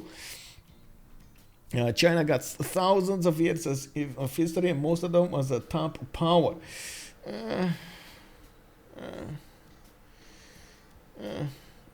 Yeah, don't know about that, bro. R360 but loyalty lens will give it away. Someone is near. Indeed, Poland will rise with monumentality. Indeed. Wait, you thought you voted for Wing Hussars? You did? So you are the one who plugged in the Wing Hussars? No! Oh my God! Somebody voted for the EPs. Okay, I guess it is what it is. You got overtaken in the points, bro. Yeah, too many points, too many options. And now we do see the classical era started up, and we're gonna need to take a look around over the civilizations to see what kind of bonuses they did take in the first era. Sprig is actually putting down a government plaza between his two cousins over here in KTY and Tyre. Both of them will be quite strong. He's going for the northeast, and he's gonna put a city right in the face of Hazaggi, while Hazaggi did actually settle him as well with Samarobriva. That's actually a city 2 spots away from his capital city into Phoenicia's territory. We do have Sprig with a pen brush and voice golden age this time, and I do see him getting a few more builders to improve his land over here. Doesn't have a pantheon. Very surprising fact. Doesn't have a pantheon. He's gonna get it soon, but at the moment he didn't have it. Even if he did have a tobacco tile, he just didn't acquire it. Phyrsos, Shaka, we do have him with 2 more settlers on the way. He's actually gonna put a settler over there on the fresh water on probably those horses, and I do see the 3-2 bananas are gonna help him get stronger, get bigger faster. We do have Phyrsos also 1 turn away from getting horseback riding, and I do see barracks and audience chamber coming up in his cities. He does have a pen brush and voice, and I'm pretty sure he's getting a lot of culture with it, of course, with the Ikandas. The Ikandas will also, well, I should say the buildings in the Ikandas do also give him some extra culture and some gold, so that actually equals out pretty nicely. We do have Lege coming up over here with Monumentality Golden Age. Man, this guy breaking the meta over here, not going for the pen brush and voice to buy out stuff. It looks like he is gonna go for the monumentality, for its ability to buy out civilian units with faith. He still does not have a religion, and from what I can see, he is making 3.4 great prophet points a turn. He's 3 turns out from actually getting religion, a great prophet, and we're gonna need to see what kind of choices he's gonna make. He's also starting to improve his iron tile, already improved his horses, getting to 1 turn his settler here in Ottawa. Very important to actually finish that faster rather than later. I'm actually quite surprised he switched away to an audience chamber. And we do have him specializing his empire with that building. Looks like also Chuck with a pen brush and voice golden age, 14 science and 22 culture on Kublai, China's 5 cities. He did manage to take care of the scout moving in to pillage his tiles. Actually all of his tiles remain alive. He did, I think he did buy a scout, and then got a warrior there to help out with the damage. We do have Guangzhou finishing up those commercials. Looks like he is gonna be well on his way to recruiting Zhangqian. for an increased trade route capacity. We do also have him on 14 science and 23 culture, quite good in the beginning of the game. We do have also Malm coming up with a pen brush and voice golden age, 10 science and 19 culture. He is gonna have 4 cities over here on the coast. God of War, oh sorry, this is actually colors, bro, colors. There we go, this is Malm. God of the Sea coming up as a pantheon. He is gonna get that extra production there, going for currency in 3, and I do see him putting down a wonder here. Is this a Temen? No, that's Hanging Gardens. I was wondering, like, why would you build a Temenaki for like 2 tiles? Anyway, he's getting a campus here in Leeds. He's plugging in Moksha in there. We do have another campus, a +3 coming up from Bradford, and he did start to improve his plantations with his builders for those extra points of amenities. We do have him with a few free galleys, and since he did finish up his harbors, he's getting quite a bit of gold and at the same time free boats from them. We do need to see, well, when is he gonna delete them? Because honestly, he doesn't really need to use them in this puddle.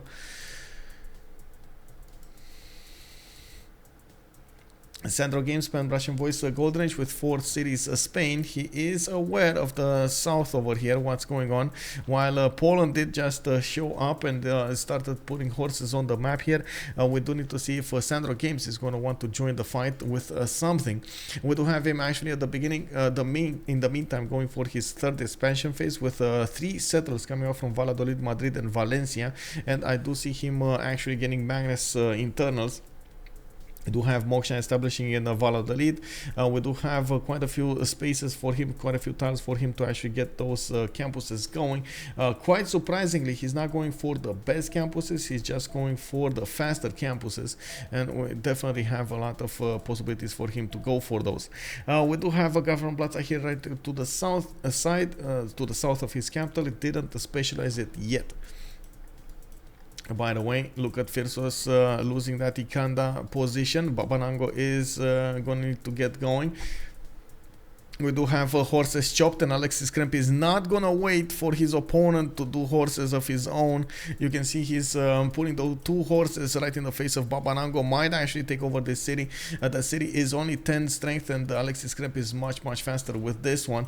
We do have a decent faith generation coming up from Alexis Krempp. He is already on 2, 4, 5 cities, going for the 6-1, 7-1, and entertainment complex coming up from Rocklo as well. Very nice, very fast. Magnus is established there. He's gonna get a lot of chops going. 1, 2, 3, 4, 5, 6 chops for that Colosseum. It looks like there will be a Colosseum play coming up from him, giving him at least 5 cities worth of amenities and of course the extra culture.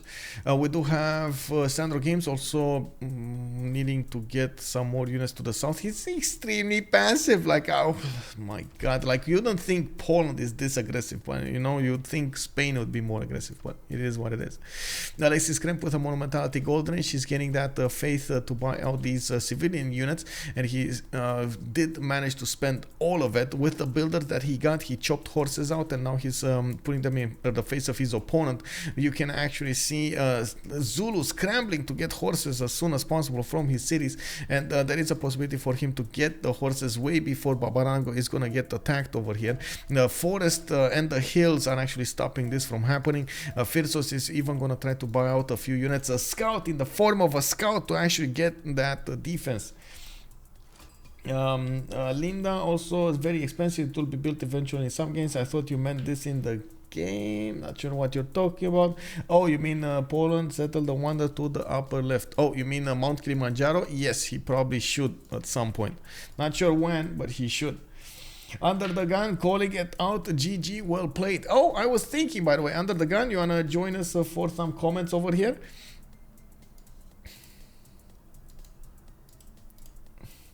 Also, let me see. Major League Thundorius talking about what do you think? Okay, what are you trying to say? China can't hit a curveball? Wait, Under the Gun is calling out his all in the SAS team. Those are the best odds I've ever seen.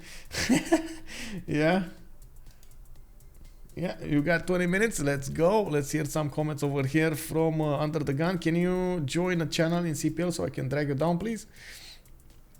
Just tell me where you are, so I can drag you down. Maybe oh, there we go. I saw you. I see you. Hello. Oh, there. Move to. Bam, bam, bam, bam, bam. Hello and good evening. Guten Abend. Good evening, guten Abend. You got to see a little bit of this game. What do you think? What do you think of this? You are a big fan of SAS team here. Oh yeah, I like their openings, I like their food and production, I like how Malm gets his plantations up, God of the Sea as well. I mean, we'll see. It's gonna be a fun one. It's hard to say. The map position might be good for Ulyss overall. We'll find out. I'm actually thinking Lege over here has a decent amount of space to develop his series. He's not going to get pressured by anybody. A free sim. Poland is, yes, definitely going to be big, but he's going to have to take care of Zulu. Not really ideal for him to fight all over the game. I'm really looking forward to see what SandroGames is going to do here, if he's going to enter the war or not. And then China, Chuck, it's going to be so big. I will see. I mean, I see an unimproved refish. You know, there's a tear in my eye. Oh no! So yes, the food. Food. Maybe with a little more greed, you know, there's more potential in this. But we'll see how he plays us. So he rushed commercials everywhere. Yeah. But he's not running Magnus. To me, it's a little like I'm not quite sure. I'm not too happy with what he's doing. But he probably has his own plan in mind. Yeah, he went for an external actually. He sent it to Fez and I think it stopped. Did he declare war? Because now it started up from Changsha again. Maybe. So yeah, his plan is gonna be to kill Fez with a couple of horses, which is good. But like not using your first trader internally, it's so much damage to your scaling. Like the extra food and prot really snowballs one city a ton. Okay. Like it grows so fast with the early trader, and like missing that. It's costly, but yeah, it's gonna be fun to see. I mean, Alexis is a great Poland player. I think it's his best civ, and he knows how to put pressure with chopping horses and chopping Colosseum. Yeah, and simming at the same time, right? I think he's excellent. He's doing a good job here, and it seems like Sandro just wants to scale, wants to get big for the late game, and Phyrsos has to do it all. But he's kind of like, how many horses does he have on the field? Like he just got his first one. Phyrsos, yeah, he just got his first one. I don't think you can actually push through Zulu's next units. And that city, Babanango, is just going to stay alive. But that actually throws a wrench in what Phyrsos was thinking of doing. While, of course, it's going to benefit Alexis Krempp much more because he doesn't actually need to spend the production into his units, into his like civilian units. He can just get them. No! I mean, what happened? Oh! Phyrsos next to Settler. Okay, Settler moving up. Is this hill promotion? What promotion? Oh, he didn't see. Woods. Oh no, he went for the woods. Oh man.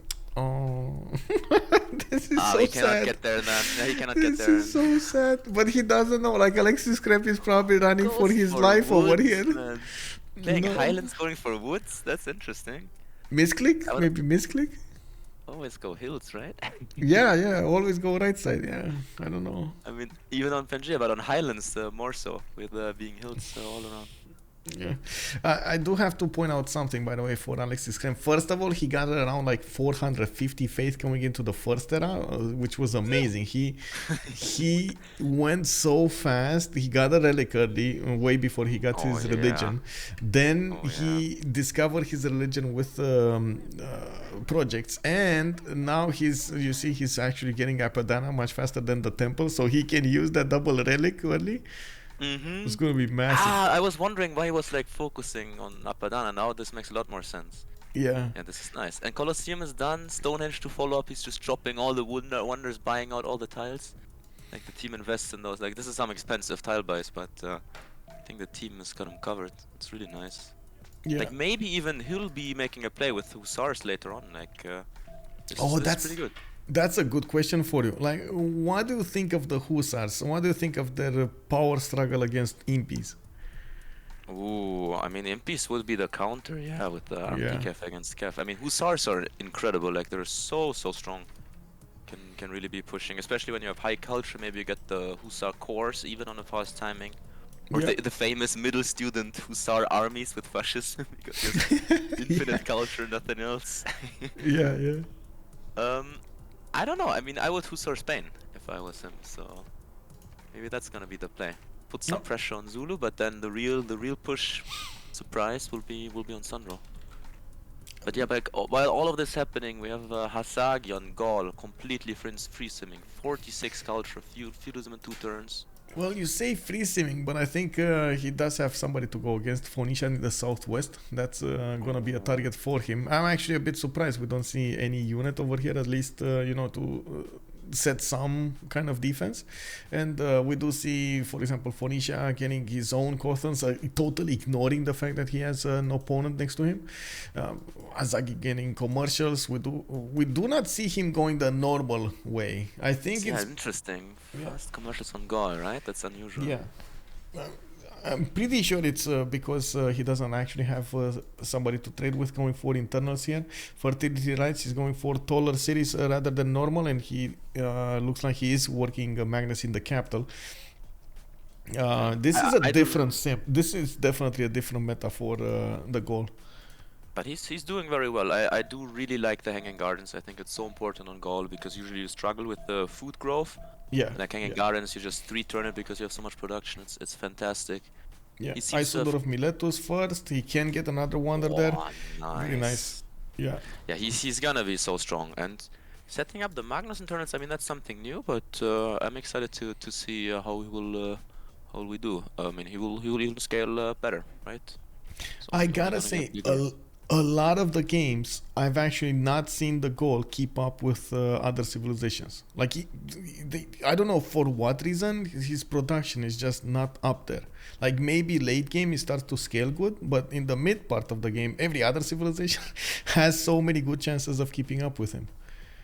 No, but this time, for me, it's the opposite. Like the mid game Gaul is the one that really spikes, right? Because double oppidum on guilds, and then you have all these mines, you have fast apprenticeship. I mean, yeah, I think it's the internals actually. He only has one trader. He's getting more. He only has one right now, but he's working on it. Anyway, I mean, both of them are sending probably their strategics, their horses to their teammates because Poland needs as much as he can get to chop out, and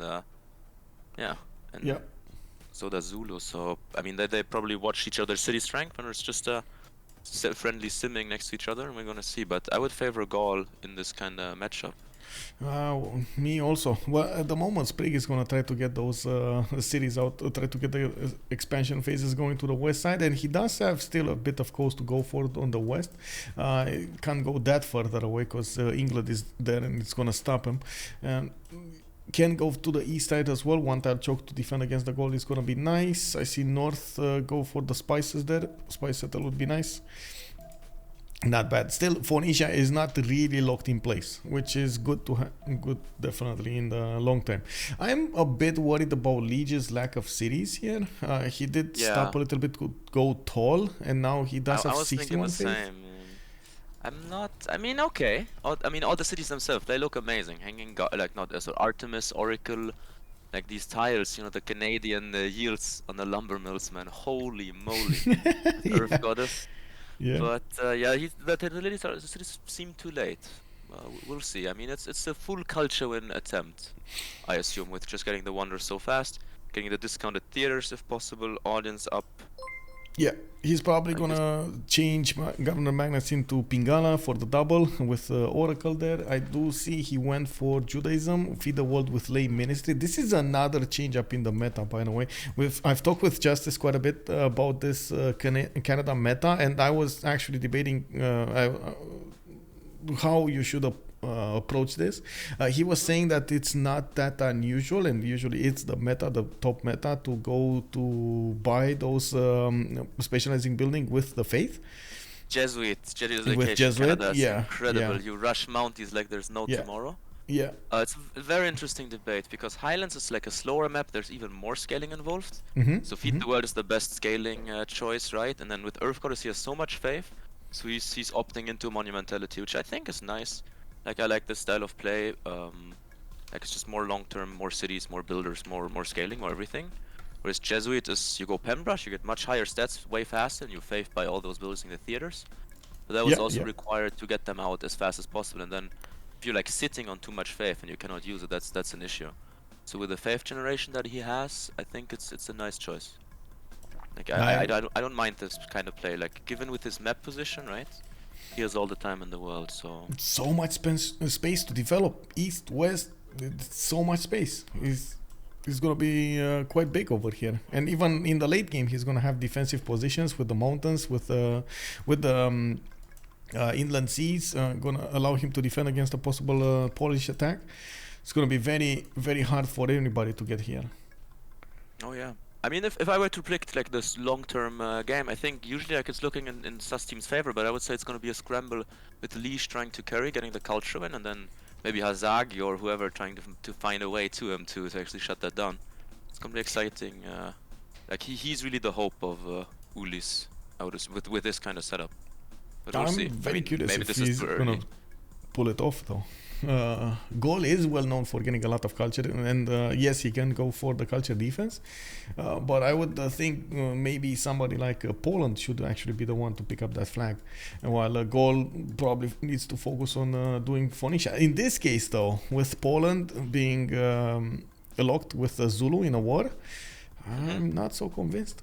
Like, Poland is not defending, this is a full war, he's 1v2, like he doesn't have time to make theaters, or maybe like 1 or 2, but he won't be defending culture now. This is a full all-out situation. He's doing fantastic. 7 cities while putting pressure on Zulu. Zulu only on 6, I believe. Yep. And got Apadana, got Colosseum. I mean, finding the relic early is quite the high roll, but he's doing quite nice. Besides, you know, what I hate to see is this one pop city growing in 5 turns. My eyes, I can't stand this kind of stuff. Like you need to work a 2 or 3 foot tile to grow fast because he does have a name. It's fine. Yeah, I mean he needs to improve it or chop it even. That's also an idea to be 2 pop right away. Improve the lux. And you see the Kilimanjaro up there? Does he know about this? It. Yeah, he does. He doesn't know about all of the fresh water next to it, but he does know about it. And I did notice he's 3 tiles away from getting Stonehenge. He just got Apadana as well, so it's gonna get a very powerful theater square, the +6 with another +4 over here east. All in all, it looks like in the long term, after he gets Audience Chamber and starts growing, he's gonna have quite a few advantages. He needs to figure out how to keep his cities growing, especially his capital, to have it at least 10 pop. Yeah, he kind of chopped everything, so there's not much left. Like now he needs to improve what's left over and get the growth from the audience. His cities are maybe not a triple farm setup before he actually finds the Niter there. I don't think it's gonna happen. It's more likely to just chop for 1 pop, maybe get a granary, and then work with what you have. I mean, it's gonna get to 7 pop. Maybe gonna be slow on 10 because he doesn't have traders either. But he'll find a way. So if I was him, I would be looking to buy maybe a settler in Lege, like in a left city, to go up to the Kili, right?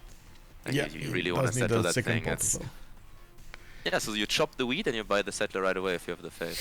Okay. If he gets the lux, that's also great. So you prefer chopping the wheat instead of working the wheat for the long term?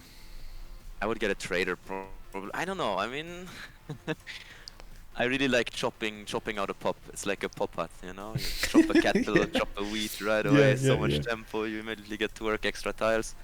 But yeah, if you struggle long term to grow, sometimes you have to improve them and then keep them running. Yeah. But a city like this really needs a trader, but he only has 1 to spare, so not gonna be easy. I do see Spain in the meantime is getting quite big as well. 2, 4, 6, 7 cities already with the lighthouses coming out from most of his cities. Has a good continent split. Can he get conquistadors in time? This is going to be the choice here. Thinking of his conquistador timing against the impies, he might actually nail it. Phyrsos is a little bit low in the science with 16 and 33, while SandroGames is 32 and 38. Good positions for his campuses. He did start early building them, and you can see over here also got a city on the delicate arch for that extra how to say adjacency for the campus, and not to mention the era square. So +4 over here, another +1 coming up from Valencia. He's gonna get Pingala to increase that, and in the meantime a lot of gold generation, 30 gold a turn here from SandroGames. Did he get, no, he didn't get the religion. Did he? Oh, he's also 91 production. And look at, I really like Hazaggi's gameplay. I like more and more the fact that he can scale that production much bigger than his opponents and allies. This is just so good. Well, and honestly, like, I'm sorry, I've seen, and that was what was in the chat over here. We've seen multiple games with goals, one after the other, in which they couldn't keep up with their opponents, and in some cases, they were actually even last in the production.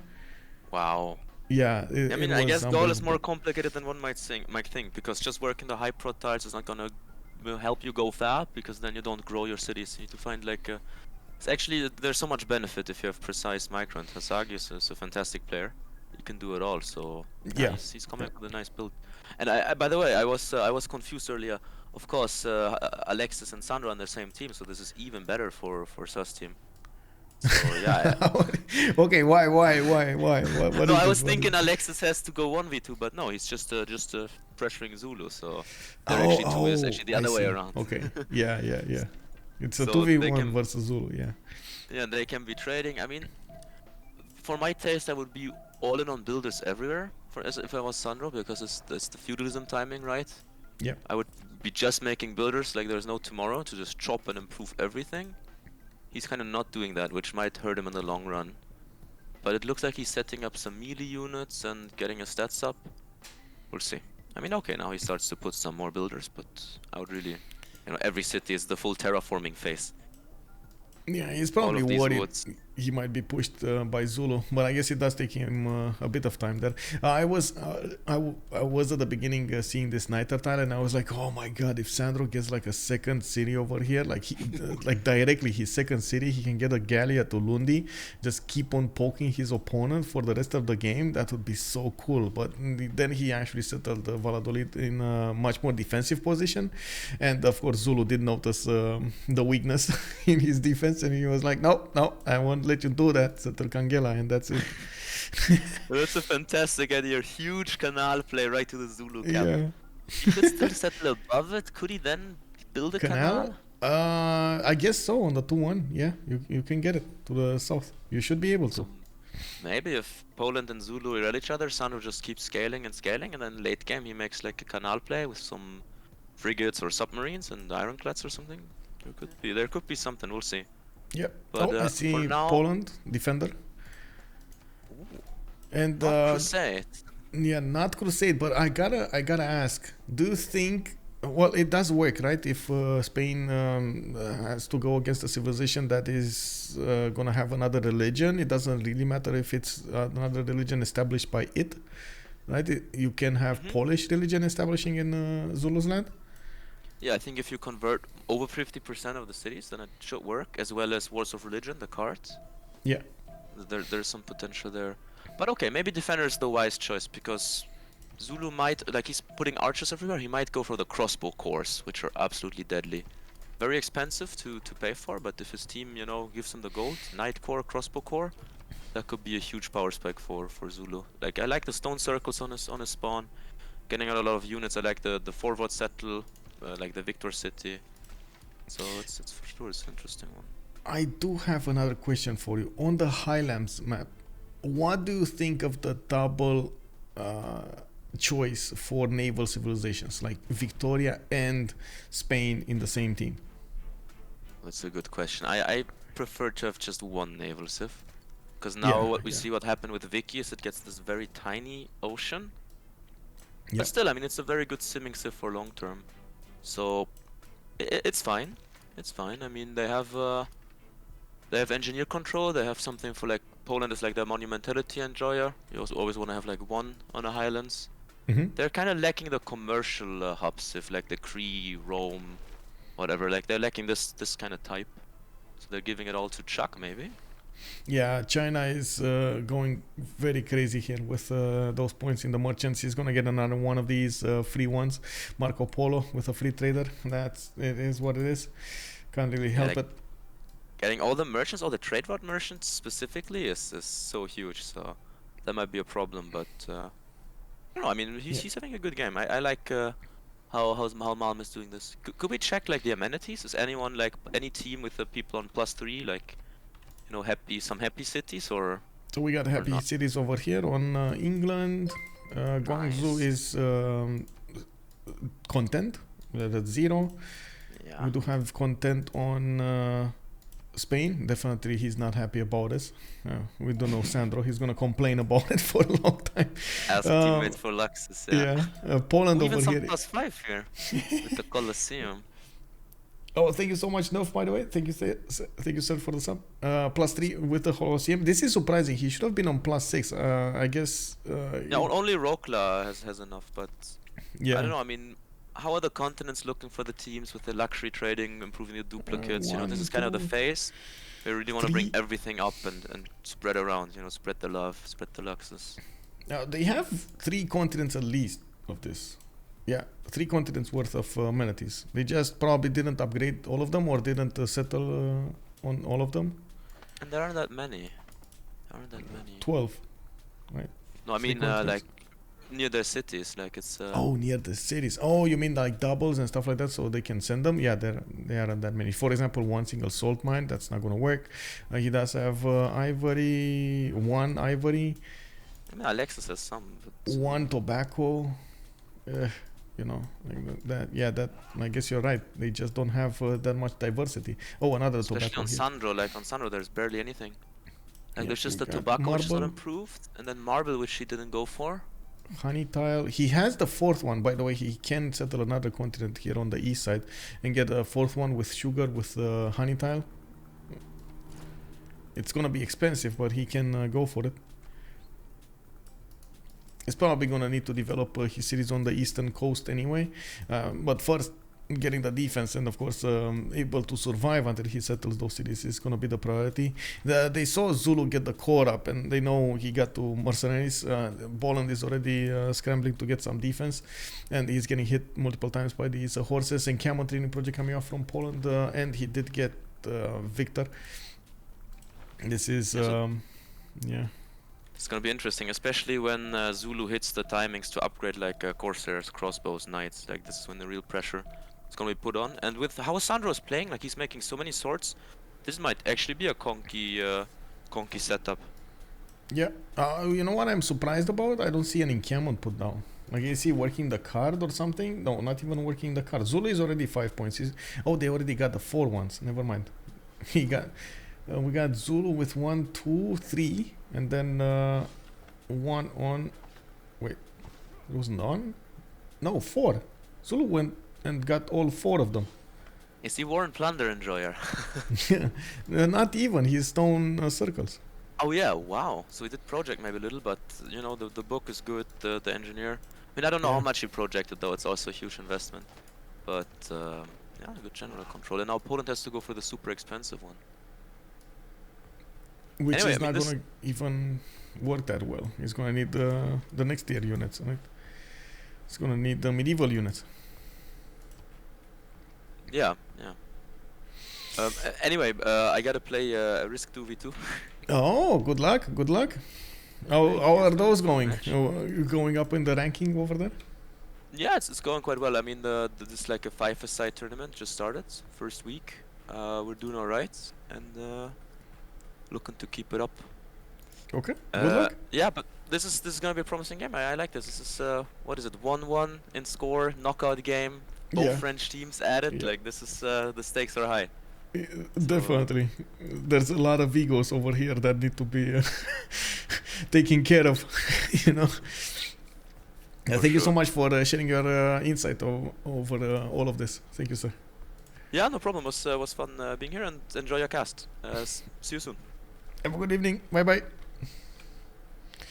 So there we have it. We heard from Under the Gun, giving us his insight on the game over here. He's gonna actually go and play some Risk 2v2s, and we do have some questions to catch up on in the stream chat. Oros, good evening, sir. First question would be, who do you think is ahead? That's actually a very interesting one. I think at the moment Team is way ahead when it comes to the science. We do have 3 of their players actually getting to the 60, and they do have more than decent amount of culture. A lot of production on their side as well, especially with Hazaggi leading the pack over there with 143 points, and everybody else on 114-ish. We do have also on the other side Phyrsos actually on 79. We got Chuck on 78, Lege going way ahead with 124, and you got to take into account that faith generation of 86. It's 2.5 points of faith for 1 point of production there. So he's getting another like 30 points anyway, around like 28 or something. Sprig is also 33 science with 50 culture. I do see him right next to Hazaggi. That he's actually managing to keep up with his opponent. Very, very good performance from him. A bit surprising that he actually went for a Temenaki. This is for those era score points, so he tries to get as much era score as possible. Can use it for theater squares a little bit later on in the game, so he can get some extra culture. I'm pretty sure he can have an option to go for free inquiry in the next one, but he needs to give up on a lot of culture to do so. So problematic. Yeah, we do have also Hazaggi showing us how it's done over here with the goals. Is getting Statue of Zeus from Divodurum. He's trying to get it as soon as possible, take it away from his opponent from Zulu. I really like the fact that they are trying to snatch away those bonuses of their opponents, so he doesn't allow his opponent to go wild against his allies. A very, very good cooperation between them. And the foresight over here, we do have Hazaggi getting settlers out. I do see commercial hub investment in 3 from Noviodunum, Ratumakos getting some more builders, and of course the commercials coming out. The fact that he went internals does allow his cities to grow much taller than normal. We do have, of course, Magnus established in Aduatuca. He does have his government plaza there, a commercial, hanging gardens over there in the south, and you see another and one of these oppidums. He did place down an encampment, and he got a barracks in. Now he's actually starting to generate some great general points a turn, and Poland is trying to rush that as soon as possible so he can get general for his units. Zulu is pushing quite strong, or at least did manage to get strong units to push with. We do have Phyrsos over here, quite a problem. Also, has Boast ever casted a game before? Crit 1, I don't think actually Boostius did want to cast or casted. Sus running away with the science looks like. Indeed, it has to still be fun to have him and the potato on a stream once. You're talking about Bows, or you're talking about me? Me, I did cast quite a few times actually with Potato.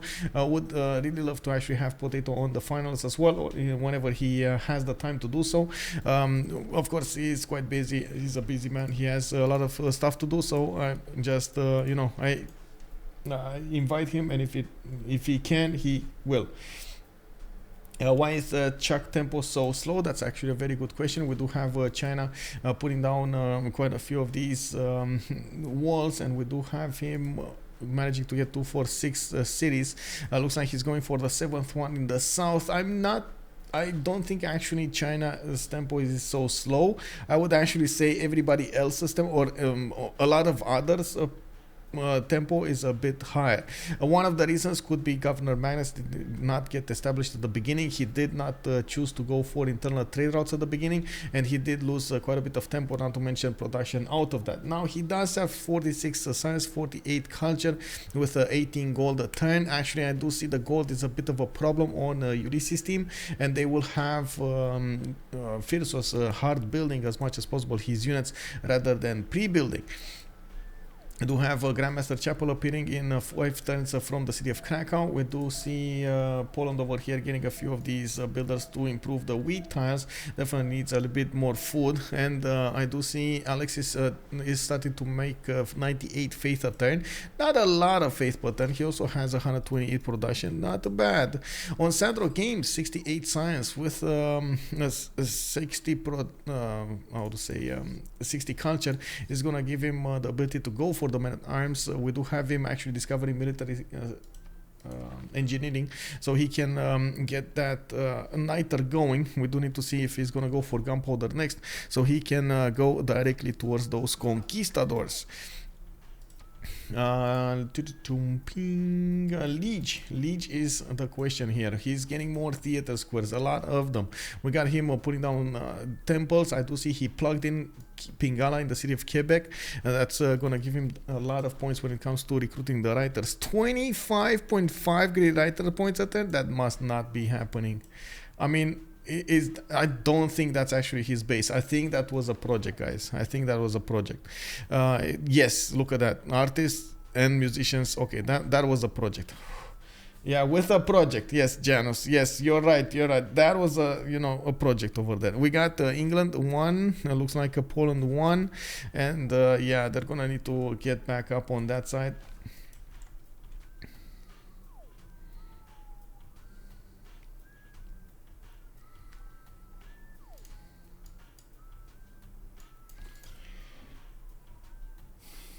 Yeah.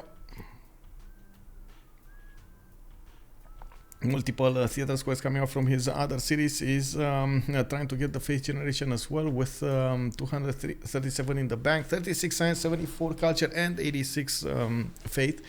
We do need to see if he's gonna start to rank up the goal points as well. He's got his government plots on the west side with an ability to get a commercial here in Ottawa. I would think maybe he wants to get it from Quebec, so he actually gets the benefits of Governor Pingala in there. But then again, industrial zone might be a better choice here. We do need to see the next moves and how far Alexis Krempp is from actually getting Reformed Church. It doesn't look like he's going to be close. He is going to get Knights to try to defend against his opponent here, and he is going for also Expos from what I can see. Engineering coming up in 1, Guilds finishing up in 3. Phyrsos has started pushing through the defenses of Poland, and I gotta point out, whenever he moves his horses out of position, he also gives up on that 45 bonus. That's a lot of damage, that of course defense damage that he can withstand. And now with Zulu's level 2 crossbowman course, he can deal so much damage against the Polish units. He can actually one-shot the horse on the Ikanda. And I do see Babanango is getting more builders out. Was this Victor 3? Was this Victor 3 over here with the extra promotions? I'm not sure. I don't... Okay, another...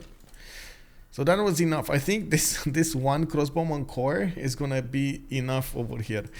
We do have men-at-arms coming up from the north, and even the men-at-arms do suffer quite a bit when it comes to taking damage from the Zulu crossbowman cores. Just like Under the Gun was saying, man, this is such a strong attack. And yes, they put everything into it. All of the gold they had, they did put into these crossbowman cores to attack his opponent. Poland did not manage to get that much culture, nor does he have that much science, and even if he is going for stirrups, he's going to get the gold from his teammates to improve those knights. Still, even the knights, even with the barding promotion, are not going to manage to keep with the damage output of Zulu's units. I think it is all up to SandroGames over here to try to get to Conquistadors and of course get some more defenses against his opponent, because at the moment it does look like at this point Zulu is trying to break out. This is like a beast in a cage over here, rattling those cages, trying to get out over there. You can see Phyrsos is gonna want to take out some of the cities, gonna not be contained, and it looks like he's gonna go against Poland and Spain at the same time. Do you need knights unlocked? Poland? No, he does need knights. Zulu could actually turn this around. Yes, it does look like a goal, keeping up with Canada in culture. I mean, yeah, it looks like Hazaggi with 74 culture. Oh, was that? Oh, we just went into the next era, by the way. Let's see what happens here. Normal Phyrsos. No, Dark Age. Phyrsos. Oh my god, he could have Dark Aged this one. Anyway, it is what it is. Sprig coming up with a golden. We got Lege golden. We got Chuck golden. Malm golden. SandroGames golden. Alexis golden. And Hazaggi golden. Man, I'm sure Phyrsos tried to do it. Something kept him away from getting his Dark Age. That is unfortunate. That is unfortunate. The thing is, Zulu doesn't need to kill or anything, just Irel them though. 1 Irel for 2 big simmers. Irel is good value. Yes, I think Irel is definitely good value here. We do need to check out how this is gonna develop, how this war is gonna start to take a toll on the SAS team. with Lege trying to get or needing to actually get some science up. He's trying to get that culture. In the meantime, we do have him at the moment still needing to pick his golden age option. Sprig did go for a pen bash and voice on Dido with 36 science and 62 culture. We do have also Dido 158 production. Chuck free inquiry golden age this time on 58 science and 42 culture. Not really reaping all of the benefits, but now of course that he has these walls, he's gonna get the culture out of these walls, and that's probably what he's trying to base this culture requirement on. Malm, pen bash and voice golden age 71 and 64, 71 science, 64 culture. We got SandroGames about to hit 100 science with 96 and 61, but he is getting out bullied over here by Zulu. Alexis Krempp with a pen bash and voice golden age this time. He's trying hard to get the knights on the front line and upgrade those units before they get taken down by his opponent. Zulu just bullying him as fast and hard as possible. Hazaggi with a pen bash and voice golden age, 58 science, 59 science with 76 culture. Also about to hit that 200 mark in the production scene. Gotta say, he's not that far away, or Dido is not that far away from him.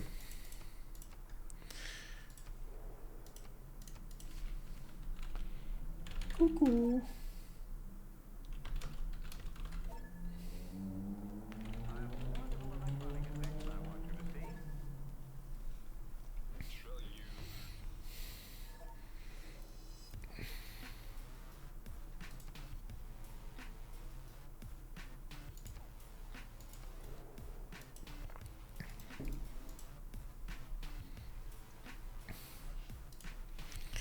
Man, oh man, it's happening. Mitashki, did someone yoink wonder? Yoink, I like that word, by the way. Yoink. What is, so we got Great Library coming up here. We got a Great Path here.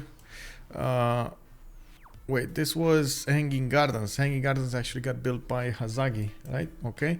Oh, Statue of Zeus got built, by the way, in Divodurum. He's getting some archers, and he's probably going to need to send them to the south. We do have a foreign ministry in Aduatuca. Okay, swordsman, and encampment in Noviodum. Okay, actually another encampment, the second encampment for Hazaggi. This definitely gives us an idea that he's gonna need to go to war at some point. Dido going 4th expansion phase. We got multiple settlers. Industrial zones coming up from Malm. He's a bit passive over here. He didn't get to expand that much, but now he's putting those ones down. I do see also pyramids in Liverpool, and I gotta take a look at two things. First of all, we got some time now to kill. Let's see. China did manage to get Hypatia. He was the first one with campus. We do have Brussels being held by Hazaggi, Nalanda being held by Hazaggi, so he has 2 cities. Chuck has 1, Vatican City. I do see Chuck also has Mohenjo-Daro and a cat, so 3 cities on Chuck. Sprig on Cardiff. I do see Fez is being held by Phyrsos with 10 points. He dropped in there. SandroGames also is trying to contest it. There's definitely a lot more culture acquired by SandroGames there than Phyrsos. So we're going to need to see how this will develop then. A lot of units are going to die here. Alexis Krempp has a bit of a problem, and Zulu is pushing through. Now, of course, he's trying to defend in the city of Poznan with Governor Victor, and we do need to see the catapult cores and those crossbows get onto the front line. These are the damage dealers against his opponent. Okay, what happened in this one? Double great artist, faster population growth on Hazaggi. Very nice, actually. He needs to get big. He needs to get it fast. And Alexis Krempp got 2 Diplo points. Okay. So they might be preparing a Diplo victory here for Poland. He can definitely get the Statue of Liberty here in the city of Tarnau. Okay, we got him with a lot more. We need to see him actually with a lot more population. This is a bit of a stopper here for Poland. So many units coming out from Phyrsos. He did the hard build, start to hard build quite a few of them. We do have units coming out from Sandro, which is trying to build armories in his cities. Foreign ministry coming out from Madrid, and I can't say I actually see him getting a religion here. We do have SandroGames 4 turns away from getting gunpowder, and he is not that far away from getting nationalism on guilds in 1. I do want to point out that now Poland is getting the gold from his teammates, and he is going to need to upgrade multiple knights over here. So he builds a line of knights and of course crossbows in behind, so this the damage on the front line. The knights are going to be 75 strength defended against the horseman core, but the crossbowman core is 60 against that 67. That is a problem. And finally, Alexis Krempp did manage to get a general here with multiple knights in production.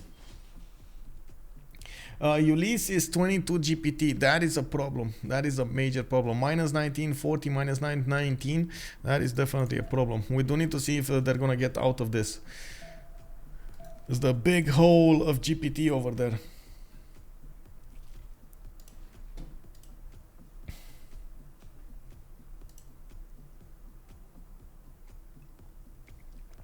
Whoa.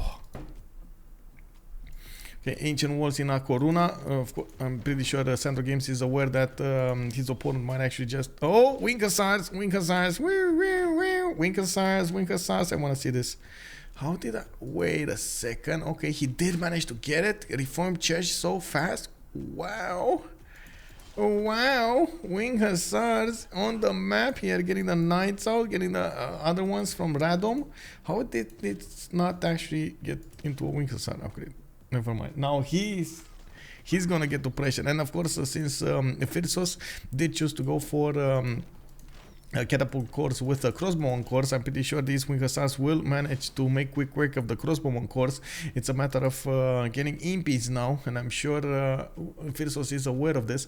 Is going for mathematics in 1 with medieval fairs. He is going to need to switch his technology up so he can actually get some impies going, and we will see conquistadors also coming out from Spain. So these timings might actually like entangle so much that they might help out Sustim in the end.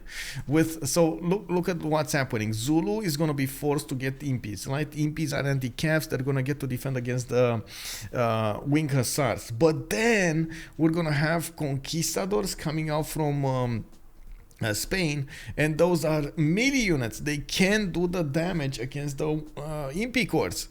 Ooh, that is just wow, you know, like one of those steps over the other. We do need to see if in time we're actually gonna have them sync up, and we're gonna need to take a look at how Alexis Krempp is gonna try to get some advantages here. They, even if they are making a decent amount of gold, I can't really say they're giving that much away to Alexis Krempp. He does need 135 gold to actually upgrade the Wing Hussar, and as you can see over here, well, he doesn't have that much. They probably have 1, maybe 2 more, right? That's it. Impies stop Poland push. Yeah, I think they should stop the Polish push, but in the meantime, a lot of these units are gonna die. A lot of Zulu's units should die in the meantime. Also, Trojan Man 25, good evening, sir. How are you doing tonight, sir? Luke Yang, also, I think the idea is to prevent them from getting 200 sort of stats and make it impossible for them to harass Canada while Lege is pushing for culture victory. Yeah, Bologna also has been defeated. I believe that was Malm, or was it? There was a city-state here. That was Nalanda, or wasn't there the science city-state? Over here, I believe Malm did try to get it, push it. You're going out. Hey, have a good. Oh my God! Happy birthday, man! Happy birthday! Live long and prosper. How is it? How is it? Is this how it is? Oh my God! Live long and prosper. Oh man, it hurts.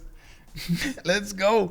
Jack actually getting some more of these settlers going for the west side over here. We do have China also getting a lot more of these walls. He's trying to get some coursers going, and I do see he's going to need to get an army against England.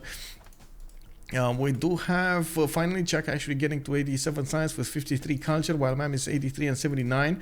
On the other side, of course, Lege is starting to get the science up, as well as his city count up. 44 science, 106 culture, with 2, 4, 6, 8, 10 cities to go.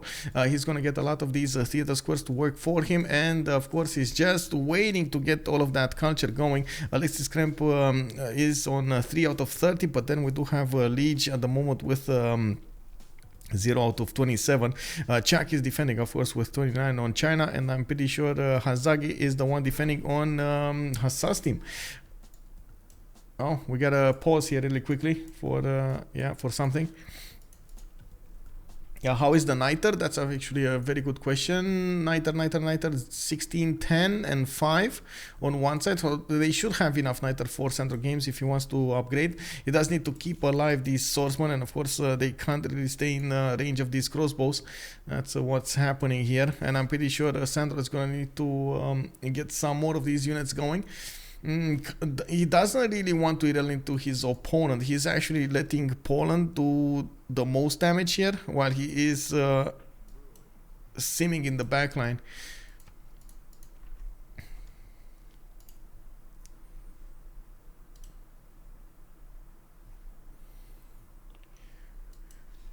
While we have a pause, actually, let me get some more juice.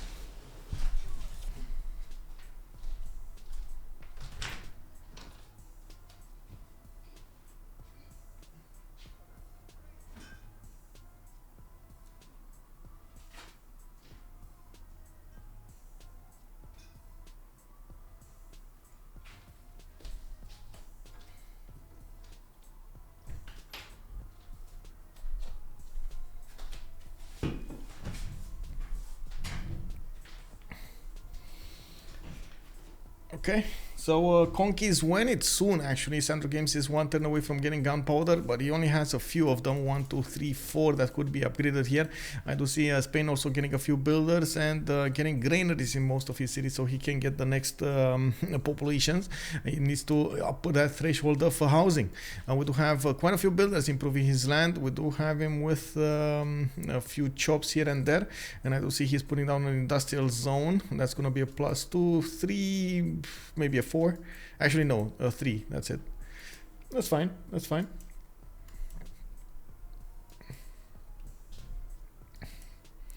I'm very curious how much gold they're gonna put into Poland, because like even if they do have the gold advantage here, it's not that big. We do have Alexis on -15, while SandroGames is 47, Hazaggi is 31, Malm is 24. So I gotta say at this point it doesn't look like the game is over by a long shot.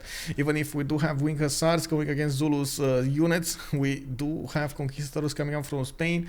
There's like not enough wing hussars, not enough conquistadors to actually, you know, make a dent. We just have an encampment over here from Spain, and I don't think he actually acquired that many points, nor did he manage to get one of those generals. Timur did get recruited on Poli side, so at least that's gonna happen. He's gonna get an extra point of damage from that, extra 5 points of damage actually from that.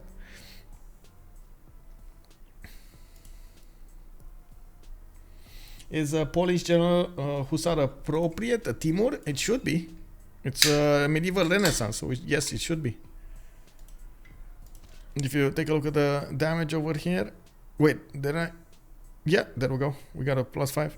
For a second there I was thinking, oh my god, are they industrial? But no, they're renaissance.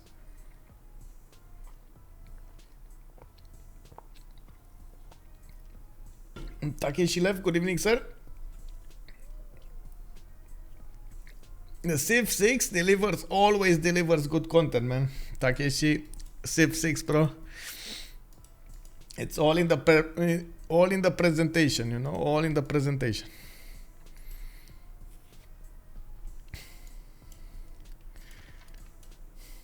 Lege got all the writers. That's actually a good question, but I can't take a look at all of. I think so, because I didn't see that many others actually trying to get some of those going. Let's see, 1, 2, 3, 4, 5.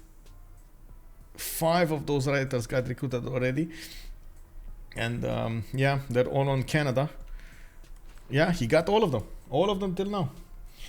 True, I'm enjoying the CWC so far. So much hype. Indeed, I'm glad you do. I'm glad you do, sir.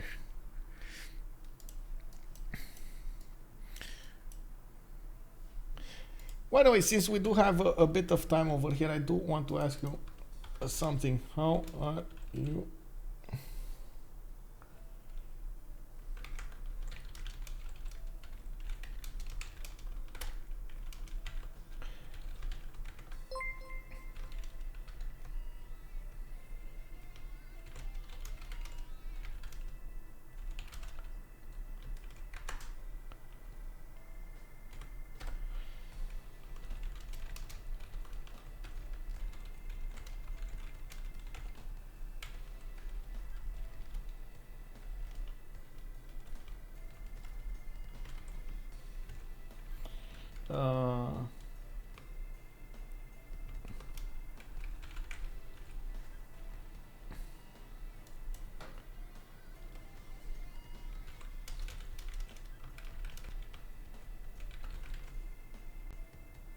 Let me actually ask you a question here. A very big question. Excellent weirdo, by the way. Thank you so much for the follow. I do want to ask you, what are your feelings on the CWC website? If you haven't seen the website, it's !CWC. You get that over there.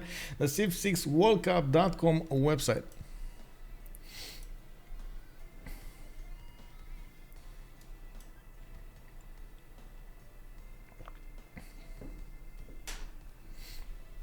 Also, whoever wins, France continue in the tournament, so I'm happy. But go Ulyss, let's go Ulyss, indeed. They did drop a knee this time around, by the way. They did drop a knee. Yeah.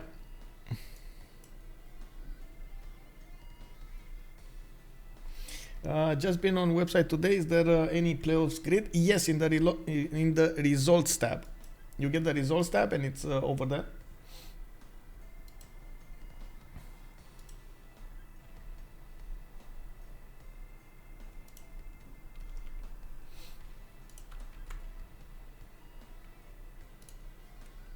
There you go. Here is the grid.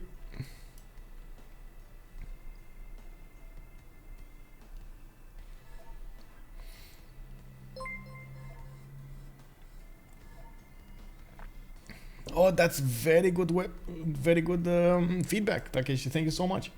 MicMac15, thank you so much for the follow, sir, and welcome. If you're saying it could be better, by the way, I don't know who actually said that, but definitely send me a message on what you would like to see more on the website, and I'm gonna try to improve it next time. I know I had it in the pipeline, but it wasn't that easy to implement to get the pings for it. And I thought it's much better to leave it on the Twitter and on the Discord, since we already had it on there. So I like that front page does not spoil result. I catch a lot of replay. Okay. That also was an improvement on this side, by the way. I did stop putting the results. Thank you, by the way. Thank you for the feedback from the last season. This was coming from the community, and definitely I heard it and I changed it. We do have, but I gotta say, I'm kind of feeling itchy to now put the results in, at least for the group stage, and then follow up with the other ones.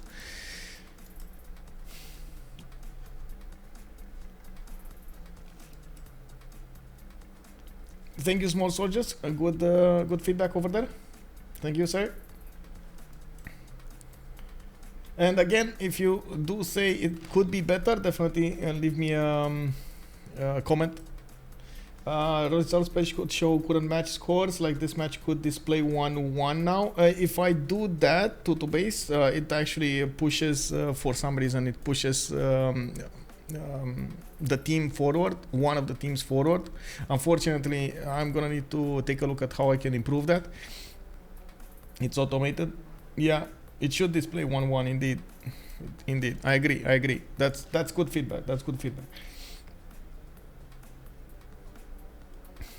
Tito's like it on the phone via browser. No, well, lots of things might be done better. Definitely looking forward to your feedback, by the way, Tito's. Or anytime, if you feel like it, if you feel something can be improved, give me a feedback then. Zulu coming up with those wing hussars is right next to those Zulu crossbow and cores. Now he doesn't have that much movement to move with, and as you can see over here, he didn't manage to take out the horses that were defending that crossbow and core. We do need to see if Phyrsos is going to manage to survive and get the impies out in time. Now in the tech side, we do have Phyrsos one turn away from getting military tactics, which will be giving him that wing hussars going forward here. They do have a promotion on them. This one does need to retreat so he doesn't die, and we do need to see who's gonna have the first moves. Alexis Krempp is probably there. We go furiously getting out of the way there with the wing hussar. He's gonna need to get that promotion. Bam, he got it. We do have another wing hussar here that could attack into that crossbow core, and we do need to see how fast he can actually take these crossbow cores out of the battlefield. We got also conquistadors starting to come out of the cities of Spain, be getting 2 turned over here in the 3 cities. Acoruna is also getting another builder there, and I do see SandroGames still has some chops available.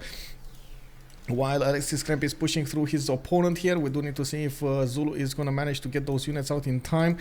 He did manage to discover, at this point in time, he did manage to discover the technology to actually upgrade these, upgrade spearmen into into impies, but unfortunately he doesn't have a lot of them. That's a problem. You have a really good designer. If you are interested, I may share a contact. Sure. Well, I mean, honestly, I would definitely pay for it, but I don't have that much funds. I am doing everything by myself, like everything, like literally everything, like the graphics, the logos, the teams, the everything. I'm trying to do as much as I can.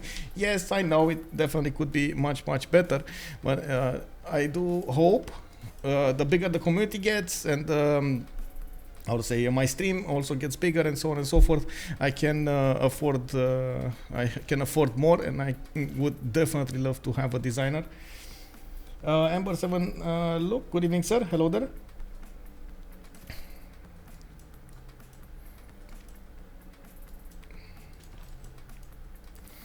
We do have Chak also coming up from Xi'an to the south, and by the looks of it, we do have Beijing coming up with traders. It does seem like Chak over here is going to need to get a bit bigger for the next part of the game. 97 size, 62 culture. Hyper Elite 15, thank you so much for the follow. We do have also Xi'an over here getting some more buildings in the south, and actually puts him very close to English territory. It does seem like Chuck did make a good choice with the free inquiry gold range for this time. He is getting the science, and of course the culture is coming out from his walls. We still need to see what the conclusion of this war will be, since we do have Phyrsos trying to get those impy cores on the front line. These wing hussars are still pushing through his defenses like they're butter, and it does seem like they're doing significant damage here. We do need to see when the wing hussars also will have the benefit of, or I should say the support of the conquistadors from the lands of Spain, and how fast can Spain actually get a general over here. Very important for Spain to actually get a general is 7 points per turn to get a general, and that seems like a good number to actually have. While he builds up his conquistador count, he is gonna need to figure out exactly where he wants to go. Honestly, like thinking of how the land looks like over here, it looks like the majority of the defense of Zulu will be forced to take a point on the northwest, and all of that north is gonna be open right for the picking. So those conquistadors might just bomb through Zulu's units of Zulu cities from the north. This will be a turning point in the game if SandroGames realizes he can do that. And of course Poland is not actually stopped dead in its tracks by those impy cores. There are quite a few things that need to happen here for that to take place. We do have also Gaul managing to get a few swordsmen to the southwest. He is on 89 science and 103 culture, now getting muskets, and he might actually try to push a little bit Phoenicia with them. We do see him also getting campus research projects coming up from Noviodurum and Divodurum, and it does seem like we're not that far away from getting Newton up. That's going to be important, who's actually going to get Newton. And of course this one is also very important, Ib Khaldun, the campus housing, and of course the amenity. Adaminio, thank you so much for the follow, sir. Welcome, welcome. Also, Old Triangle, you may have said it already, but if Poland puts a missionary next to Spanish conquistadors, does the conquistador get +5? That is actually quite interesting. I think so. I don't think actually it's pegged to it. Let me actually take a look here. Yes, I think it works. Like looking at the conquistador, it only says, well, sorry, there is a religious unit within 1 hex. So it doesn't say it needs to be its religion unit within 1 hex, right? So by the writing, by the meaning, it should work. Kinky Dreads, damn, you're late. Welcome anyway. Welcome, sir. Good evening. Why is Canada not exploding? I think he is. He's actually getting a lot of culture going. These... I would say these writers are going to give him so many books. He can give some away to his allies and help them out. He's on 16 great writer points a turn, while Poland is barely making 3, England is barely making 2, and Phoenicia, of course, 1, with China 1, Gaul 1. We do need to see him get quite a few projects for the early musicians here, and since he did not get Apadana, unfortunately that's going to put a dent into his plans. He's not going to have the slots in the early game to actually get all of those music works, while of course we will see Poland get the benefits of multiple slots for his relics. He is already benefiting from quite a few relics here in Krakow. 152 faith a turn for Alexis Krempp, and just using that faith to buy out units. He did finish his Grandmaster Chapel, and we do see him moving forward towards his opponent here. I can't wait to see an imp on the field, to actually see an imp core, how much damage it does against the Polish army. Of course, Poland at the moment does not have cores, but he's probably going for nationalism. We do see the Wing Hussar is 86 strength with the charge promotion, so it's 76 without. I think the imp core is much stronger than this. If I have to, then we go one imp against the Wing Hussar. Wing Hussar is 81 on the defense, but the imp is 78 on the defense. There we go. And of course, that doesn't actually take into account if the Wing Hussar can actually push through with its ability to do that extra damage. We'll see. So his timing attack does nothing in general again. Well, it depends. It does something. It definitely puts more pressure on Zulu, and it definitely puts more pressure on their gold generation. Zulu is being pushed back quite hard here, and we do need to see if Spain's timing attack with those conquistadors will hit the nail in the head here. He does need to help out Poland as much as possible, and this is another question that we need to answer. The conquistadors definitely do more damage against the imp, not the imp core though, and that is something that I'm pretty sure SandroGames is acutely aware. These conquistadors are not actually benefiting at the moment from a general. He's gonna need to wait a few more turns to actually get a general here, and in the meantime Gaul is actually making quite a few general points, even starting his war against Phoenicia. Phoenicia did not manage to get enough time to develop his economy. He's only on 25 gold a turn, and I gotta say that all of this game, it is so incredible. How is he not benefiting from a strong economy here? Like, he has so many Cathans. They're not trading coastally, right? There's no coastal traders from any of them. SandroGames is just, how to say, getting those traders internally, amazing traders internally from the double continents, benefiting from them.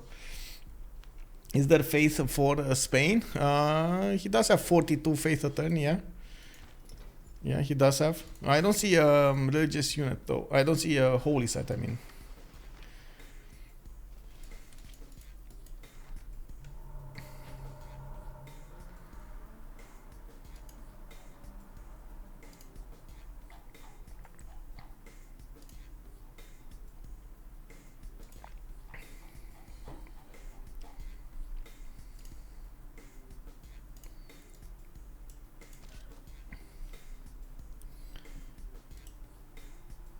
I still say Magnus should have been in Valladolid. Yes, me too. I definitely say Magnus should have been there. It seems like he's losing out on so many cities here, putting Magnus in Madrid. He's only gonna benefit from 3 cities, while he could have benefited from 4, including his capital. But anyway, it is what it is. We do have, by the way, Poland managing to do the trebuchet attacks against Baba Nango, and we do see Alexis Krempp is not really that phased of these Impi Corps. The Impi Corps can attack back into the Wing Hussars, but they do need a little bit more time to get into position, while the Wing Hussars at the moment are starting to get the position around the city of Baba Nango. Alexis definitely with 120 culture, he's gonna have a good timing for his nationalism, but he would need a lot more of these Wing Hussars if he wants to be relevant. He desperately needs the support help of Spain over here, and it looks like Spain is just slowly building up his units. Now we do have Gaul pushing with muskets against these units of Phoenicia. He might actually two-shot one of these coursers next turn. We do need to see how fast he can actually get an army out, and we do have men-at-arms being hard-built from multiple cities with a military engineer coming out from Divo Durum, spy coming out from Durecorteron, and I do see in the southwest is gonna go against Biruta here.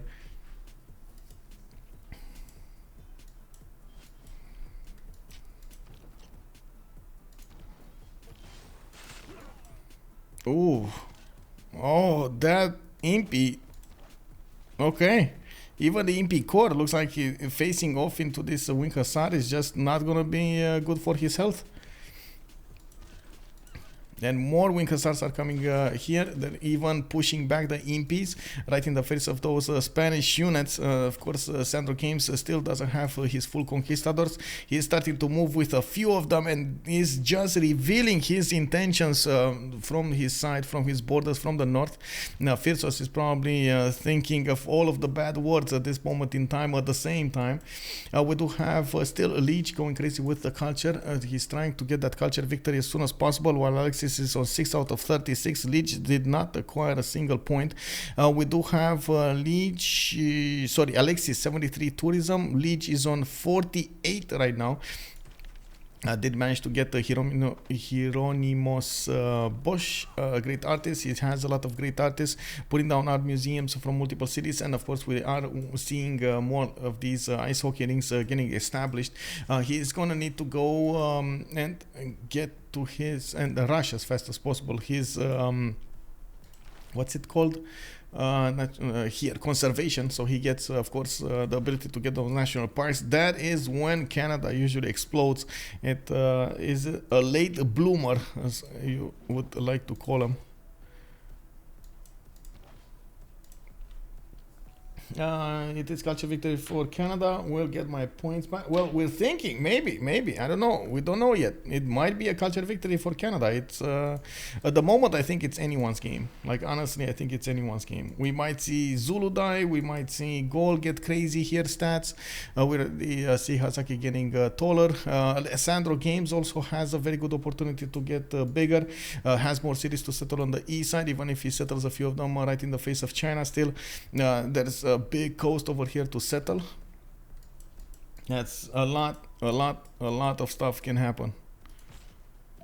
Wait, one of the Wing Hussars died? Oh, no, it didn't. Okay.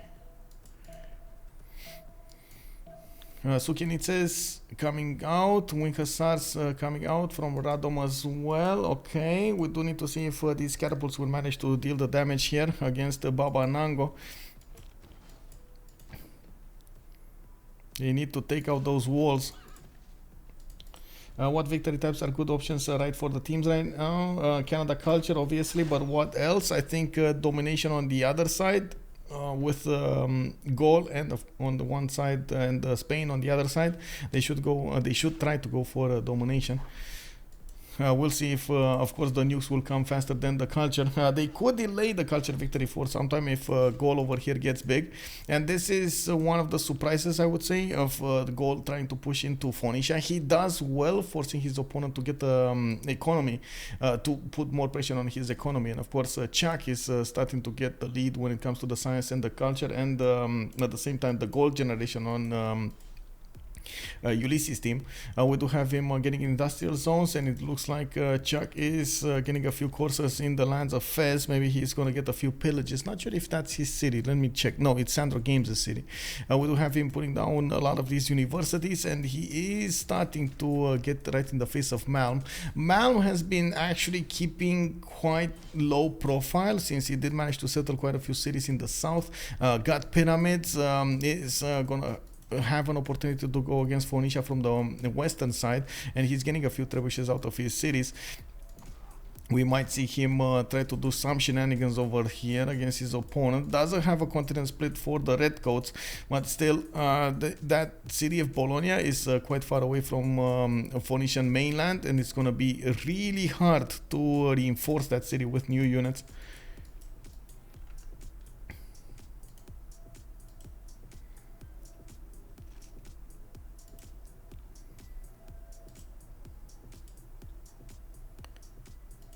Sick.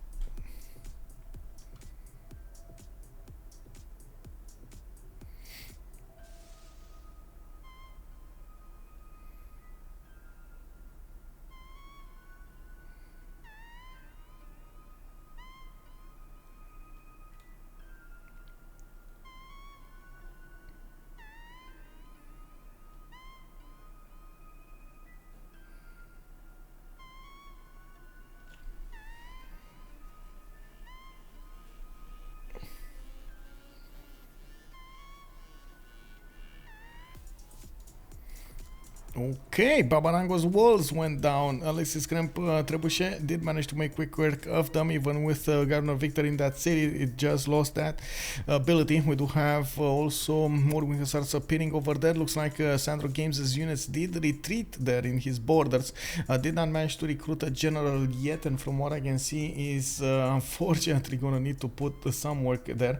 He did recruit an admiral, Santa Cruz, and from what I can see at the moment, unfortunately, he's gonna need to wait for that general. Gaul was the last one who got it. Ethelfled, and that boost cost of the general to such a high value.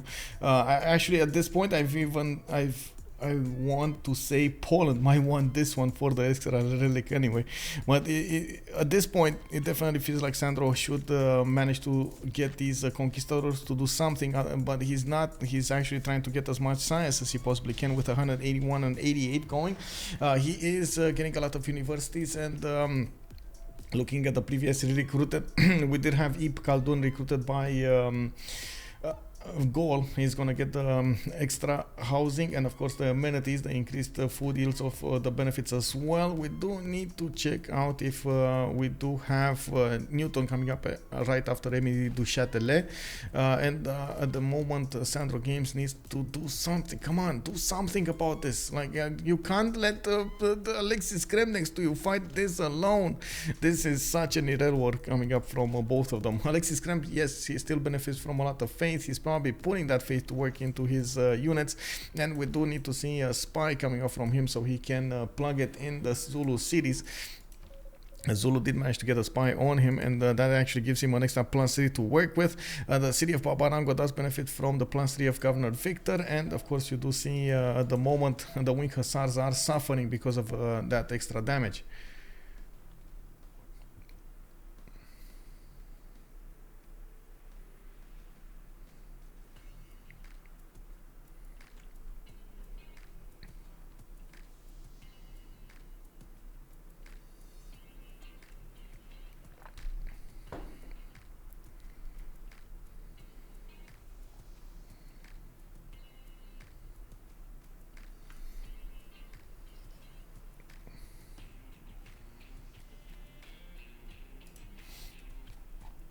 Magnus Cerebrum, good evening, sir. I'm first time watching ProSafe. How does fighting work? Well, there are a few things that you need to take into account. These we're playing first of all on simultaneous turns.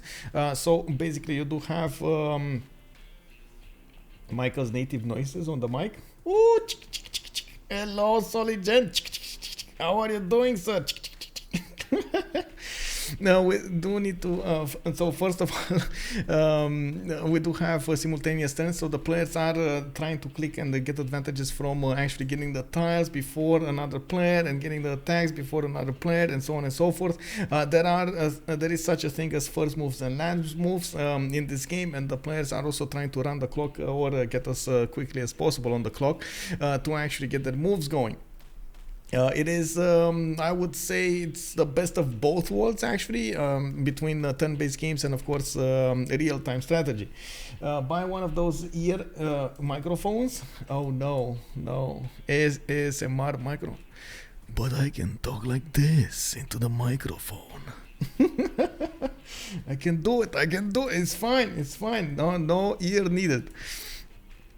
We do have Builder coming up from Krakow. It does seem like we do have Alexis Krempp getting a few more setters out from here, and I do still see SandroGames just so passive over here. Come on, bro, do something, Sandro. Be aggressive. We do have Gaul managing to push through the defenses of Phoenicia to the southwest of Samarobriva. Now that he is getting a battering ram on the front line with multiple of these muskets getting promotions, we do need to see how fast he can actually get crossbows and how fast he can get to ballistics. Nationalism coming up in 3 from Hazaggi. He's gonna get to core up, but honestly he doesn't have enough units to core up. Even if he wants to, it's gonna be a big bada boom over here for his side. More of these muskets are being hard built. We got a lot of universities coming out, and Chuck in the meantime is exploding next to him with the next to Malm over here in the science on 170 science. He is still working on that free inquiry golden age, but I gotta say I don't think that's the reason he's exploding. He has a lot of universities and working them are strong. Now we do have also traders coming out from Chuck, and finally he can couple his economy with Canada. They're gonna start getting more and more gold as more of these traders are getting readjusted, reassigned to the external, to the international scene instead of the internal scene. If Chuck gets his production up, he and Lege could be so good late game. Yeah, I believe that it's definitely setting up for the late game, and that may be the reason SandroGames is being so passive right now. He's trying to get the setup for his late game rather than enroll himself into Zulu. And of course, you do see some of the Zulu Impi cores are starting out starting to come out to play. The second they actually get out of the Victor City, they're not that strong anymore. Impi cores going against a single Wing Hussar is 77 against 84. Definitely he can't actually go into Poznan and take cities here. Sandro always playing tall instead of wide, even in Highlands. Looks like it. Tom Storm, good evening, sir. And I'm pretty sure he should be aware of what's going on here to the east side. Fez is his city, and by the looks of it, it's getting pillaged. Chuck is trying to reap the benefits of those tiles here. The production taken away from Fez, and of course giving China some more gold, some more Fez, some more science. Wing Hussar core might be the death of him. Yeah, if he gets enough of them, I think that's the prerequisite over here. Alexis needs to get enough of these Wing Hussars to actually make a difference, and it doesn't seem like that's happening, if you get what I mean. Okay, Poland is starting to bring some missionaries, and yes, this could be a good thing. He can actually give it to Spain, make them, how to say, be next to the Spanish conquistadors, so he gets the +5. That should be fine.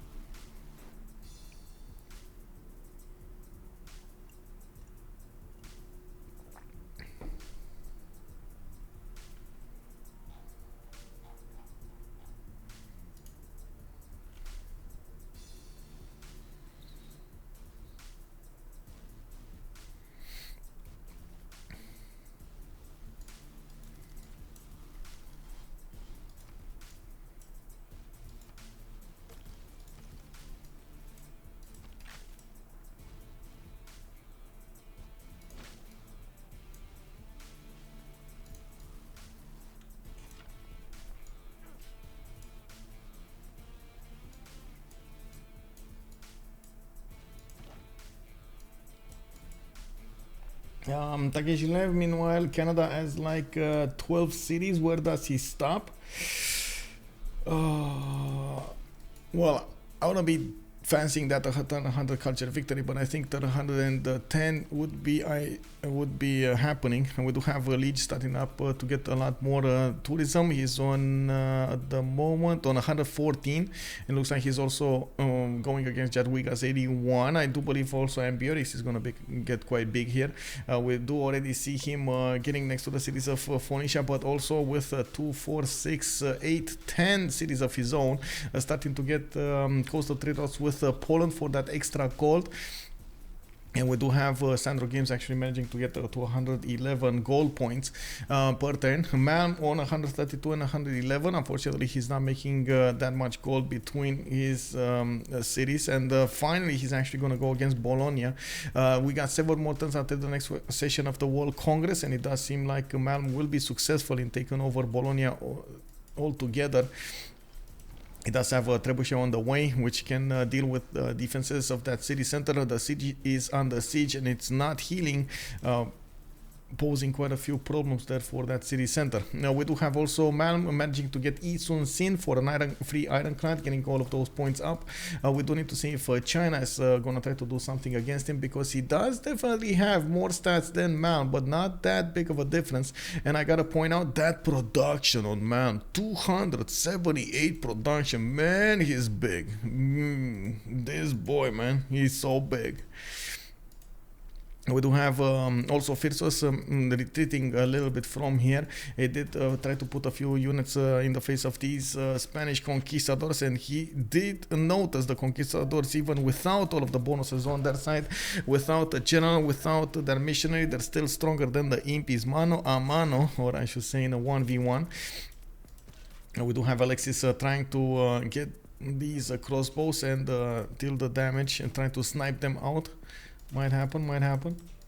BBG. Yeah, what's BBG? BBG is a better balanced game. You can actually see it over here. Let's see, exclamation mark mods. You can actually take a look at the mods over there that we're using. BBS, BBG, MPH, and BSM as 4 ones.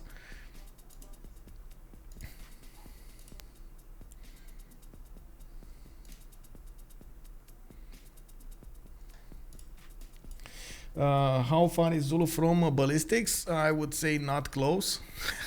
We barely have him on 51 science with 39 culture. Even if he is boosted, he is probably going to be boosted until ballistics.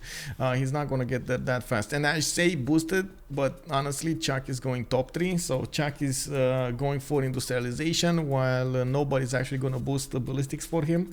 That's actually going to be quite sad. Sprig is going for military tactics, mercantilism in 1. He does have a strong problem over here with a Gaul getting right next to his cities. Even in the Victor city, it looks like a Gaul is managing to breach the defenses. Yeah, we do also see on the west side, oh my god,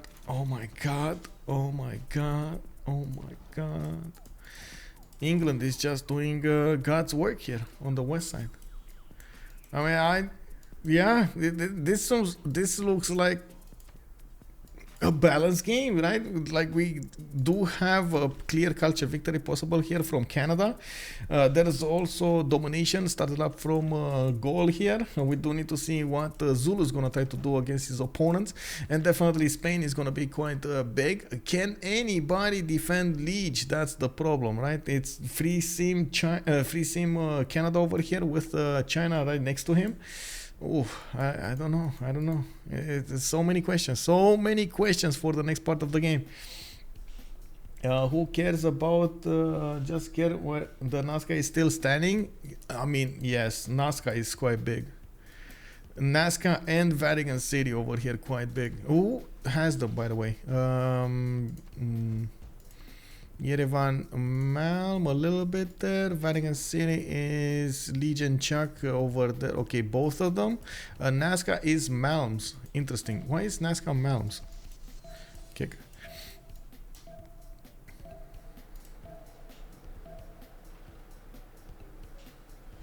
Orange 1095. Good evening, sir, and welcome.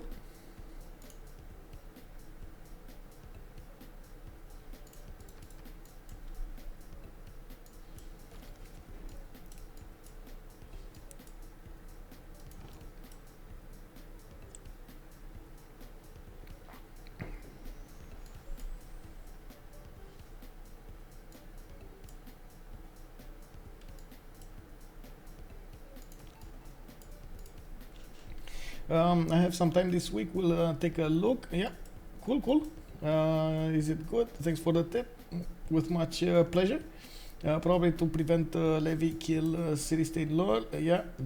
City wonder was never settled. Orange. Oh, you're talking about this wonder? Yeah, this was never settled. Mount Kilimanjaro is so sad. Actually, he could just get a wonder and get a city there.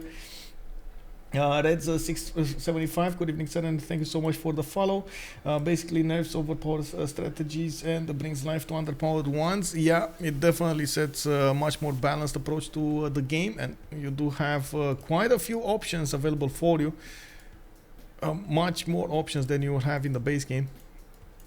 We do have our answer, by the way. You can see the how to say, the conquistador does benefit from a religious unit next to it, and the missionary of Poland did arrive on the front line. Now that is a 77 strength conquistador against the possible impy with the thrust promotion. That's actually a upgraded impy, right?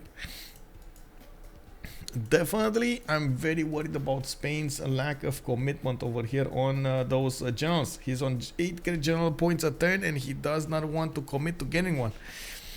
Can you play it with friends if they have the mod too? Yes, that's actually a prerequisite. You should have all of the players in the lobby have the same exact mods subscribed to.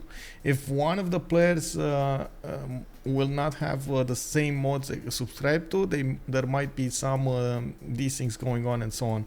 So unsubscribe from any extra mods, subscribe to only the mods you're playing when you start the game.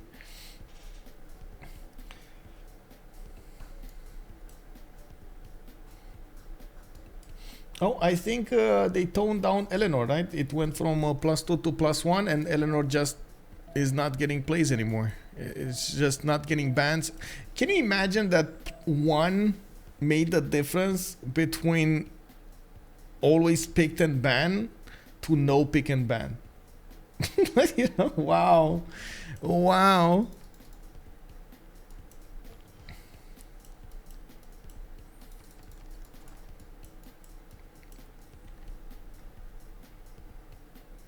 Yeah, I think it's +1 now. No, the vacuum. Which one? Yeah, it's +1. That's why you don't see it anymore. Anywhere. Like nobody wants to play it anymore. Like the I want to say the sacrifice that you need to make to go for theater squares just doesn't make sense. Yeah, she's dead. Yeah, they killed her. Oh, that's unfortunate. It is what it is, man. They changed the meta, you know.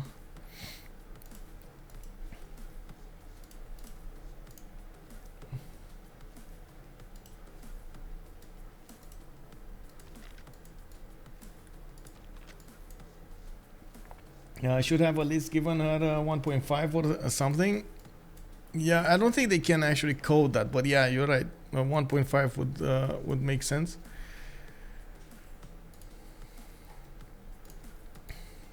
I mean, honestly, they should just let her at 2, because we did have China as a, how to say, was a viable one, and China, Kublai China was getting strong as well with those trade routes.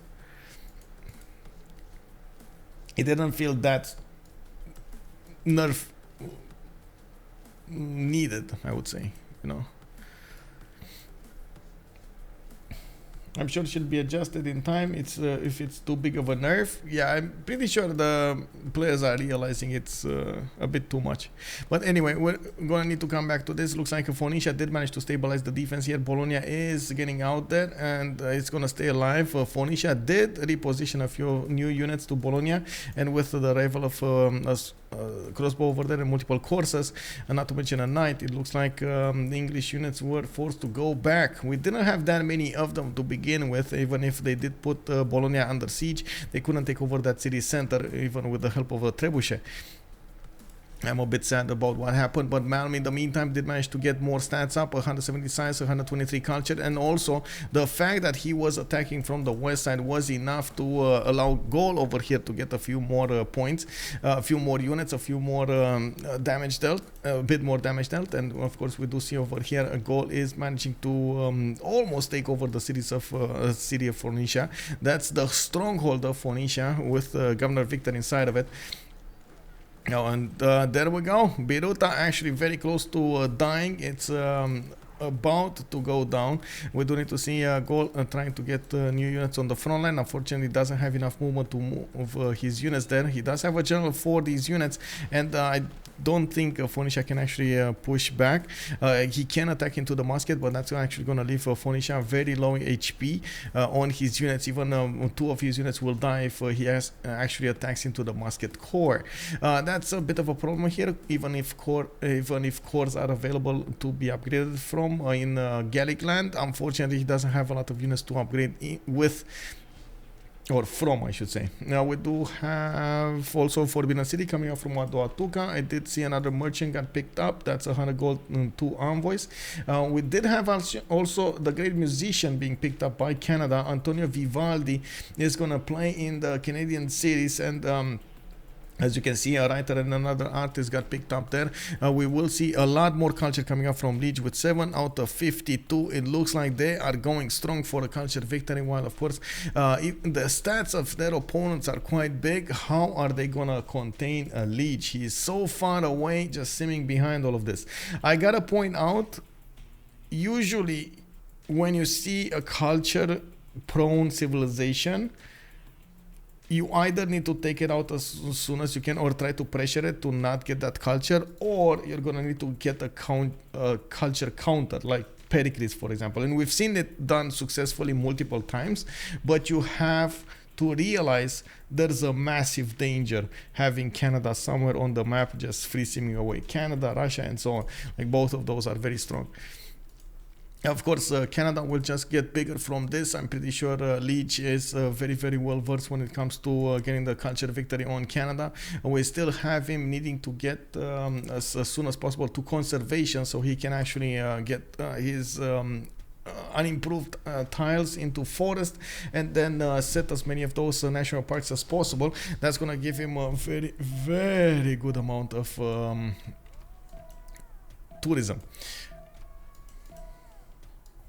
Who controls Cardiff? That's a good question. Cardiff. Sprig controls. That's Phoenicia. Now, there is a possibility for 2 of their opponents to die. Of course, 2 of Lege's allies to die before his culture victory. One is Zulu, and the other one is Phoenicia. While in the meantime, we do have the first city of Phoenicia falling. Biruta has been taken out. Hazaggi pushing forward. On the southeastern side, we do have Phyrsos trying to get a settle here. And he can't really go anywhere. I gotta say, this is a mountain range. Basically, stopping him from expanding too much on the east side. Of course, he can settle a few more cities, sure, behind all of this, and he's probably gonna try to stay alive as long as possible.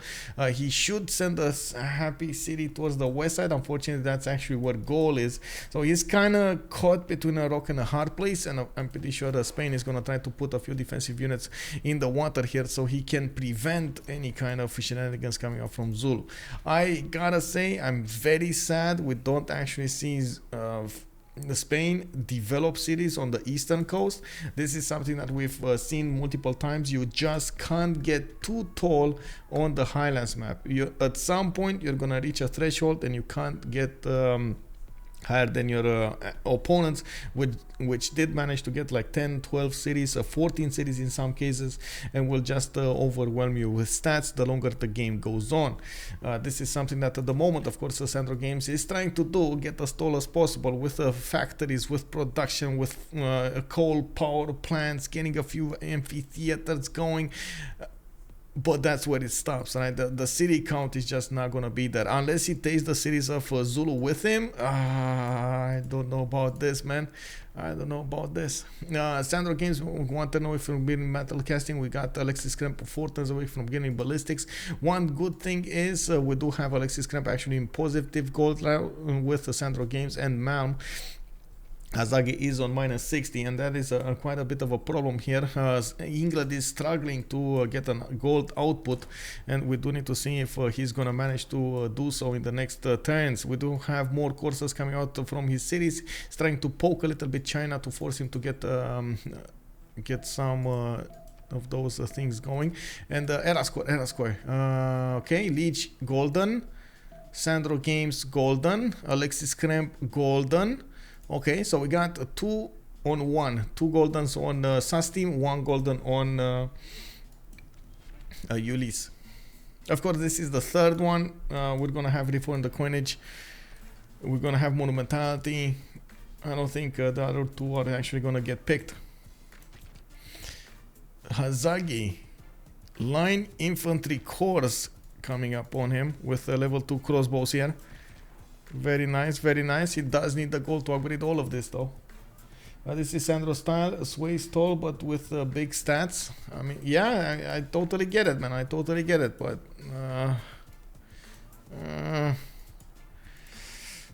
I'm not really favoring this. As in, this works until maybe turn 85, 90, and that's it. After that, it's gonna slow down considerably. It's gonna stop, actually, stop growing. No culture. Yeah, he just went. He lost his pen, brush, and voice, right? So he doesn't have that many theater squares with amphitheaters. So they couldn't manage to get books from the writers. That's just a wrecking ball. I did see Terracotta Army put down though. This was from Roklo? No. Oh, there we go. 4 tens from Poznan.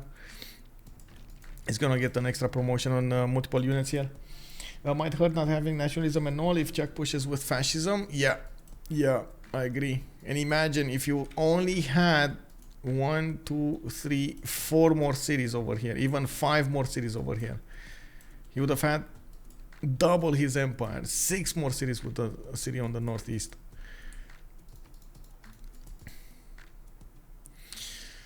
We can actually see also Chaka going down a little bit in the science screen, 186 and 108 culture, and we do have only him actually making the gold here, while Lege did go for a reform. The coinage doesn't have that many of those trade routes to work with.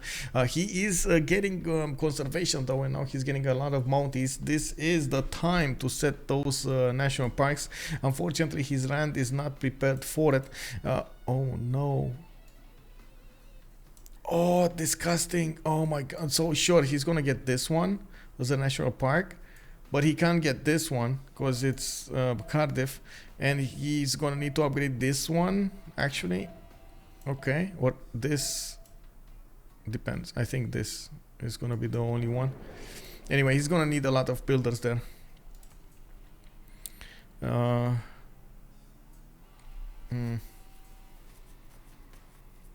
honey.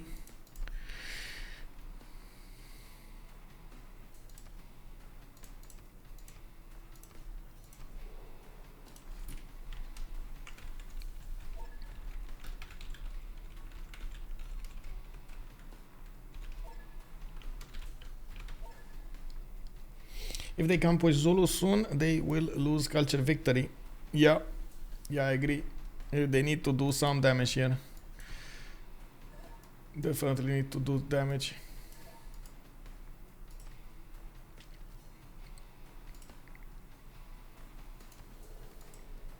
Preserve meta when? I think that's a question that White and Nerdy will definitely answer.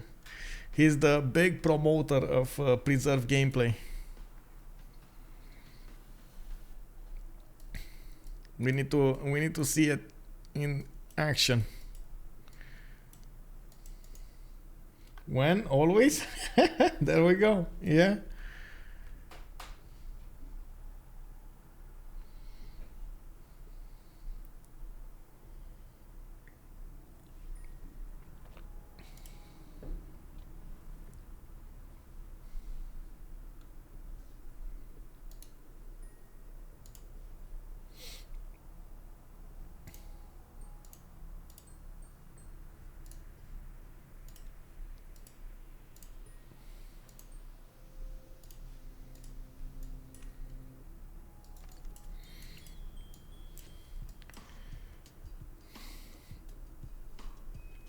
Just let Teddy plant forest sooner and there will be preserved meta.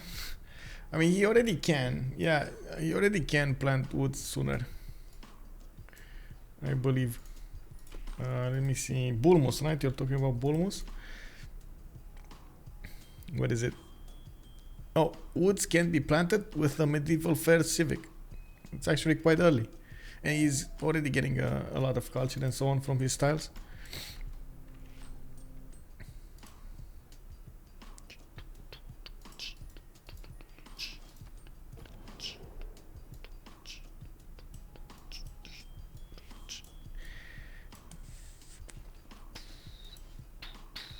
Okay, so what do we have here? SandroGames. We got him with the Conquistadors going here.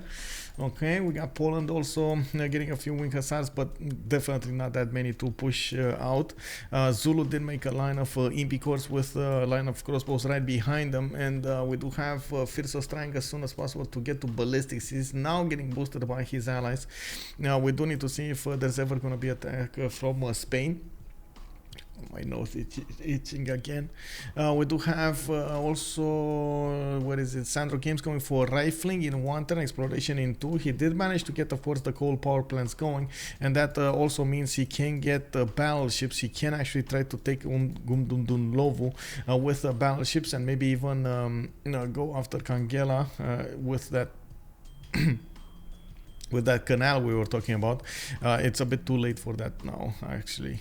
We do have Phyrsos trying to get the settler to the south here, somewhere in the south, trying to get out of there. And while I do see Malm starting to get his military engineers going, he did manage to go into a dark age, and unfortunately that with the loss of the penbrush and voice is actually on minus gold, minus 23 gold. We got also Hazaggi in the same predicament with minus 60, while SandroGames is 126 and Alexis on 99. Lege is getting a lot more tourism going with 189 tourism going at the moment, 197 faith a turn. He is going to need to get that Grandmaster Chapel to work for those Mounties, and in the meantime is buying out as many builders as or building as many builders as possible, so he can actually upgrade these tiles with national parks. This is the question for the next part of the game. How fast can he actually get national parks going so he can get that tourism for his team, so he can actually win the culture victory. It is easy to plant but hard to make a forest out of it. Yeah, I guess.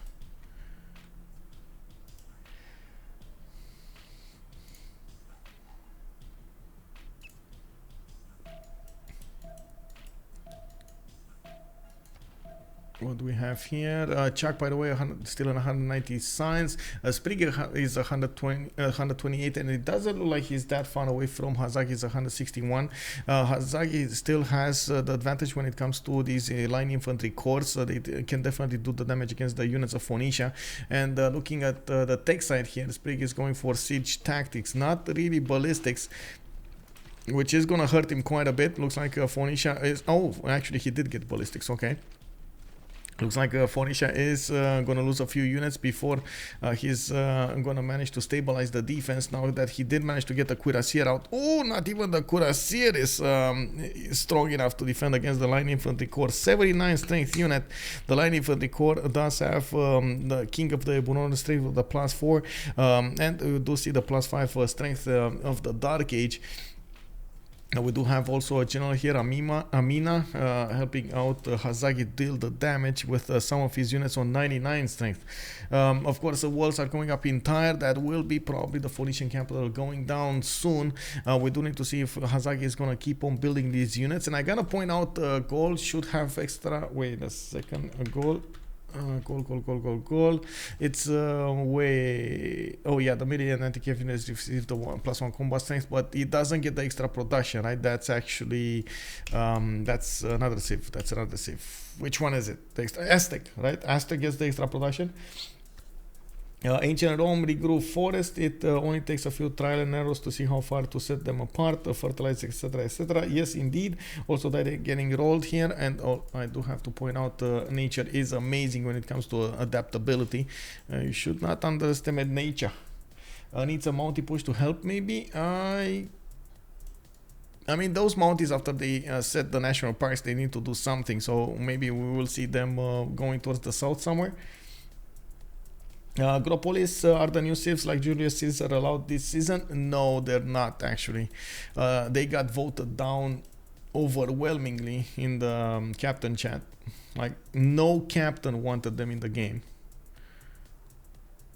So it's actually 12-1. No captain and no representative from any of the civilizations wanted them in the game.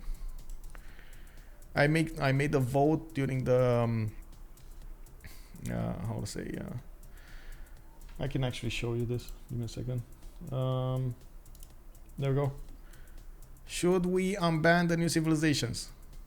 A was no. No one with 12.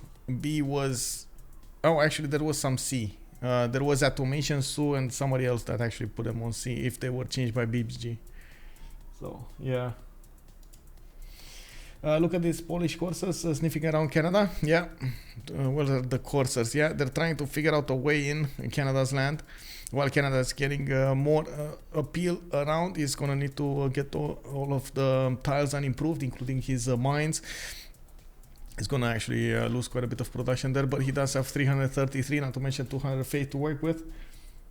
It's fine. It should be fine. Let's see what's going on here. Tyre did get the walls up. You can see the battery ram is, of course, gonna help out the Gallic line infantry to do the damage against the city center. And I can't really say. We do have siege units available. Oh, there we go. Hazaggi just got a trebuchet. Oh man, that is actually a waste of a unit active. Oh, Mina, get on the front line. Let's get in there. Wait, is Amina a boy or a girl? I don't want to screw this up. Is Amina a boy or a girl? I gotta say, this sounds like something else. But anyway.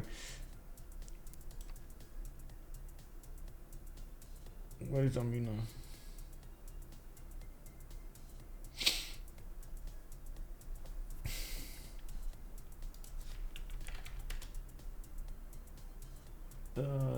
General. Yeah. Oh, wait, no.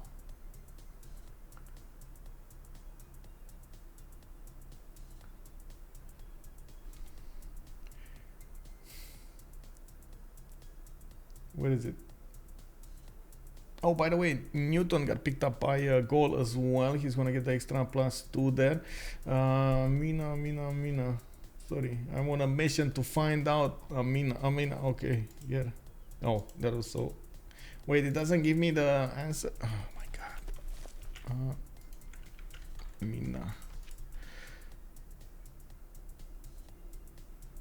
I began to know she was pretty naturally born. Okay, this was Amina. Okay, Amina is a girl. Okay, got it. Because you know what? It actually looks like a. I'm sorry, but the image, when you take a look over here, definitely is a boy.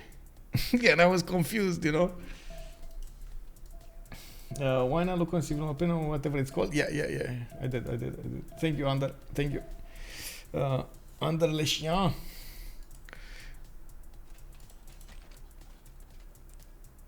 Okay, what do we have here? Gaul coming up to take out the remaining units of Phoenicia. He has enough damage to attack into these cuirassiers. Biruta unfortunately did get flipped, and this will mean Hazaggi needs to take it over another time. Well, that should be fine. Oh no, his waste of a trebuchet actually got taken down. The city of Tyre did have enough strength to take it down entirely. Looks like Hazaggi will need to take out Biruta with these units that he actually wanted to move on the front line. Dido going to escape, so culture victory is still on. Where is Dido going to escape? Why do you say he's going to get to escape? Where is he escaping to? With what? Oh, you mean with this, the settler coming out over here? But sure, we do have English units coming around to the north there, trying to figure out if there is any escape settler. Gaul is over there as well, so it does seem like they're trying to plug or chokes over here. And we got more of these Mounties putting down the national parks, and you can see another one put down in Bradford. I see two of them next to Vancouver and St. John. I did see one out of Montreal on the Mount Roraima. And another one over here, so 5 of them got built. Let's actually see Legion, 10 out of 69 at the moment. He's on 278 tourism, just got a 100 tourism boost. He's starting to get some more banks going, and I do see he's getting builders, as many builders as possible, so he can keep spamming out those national parks everywhere.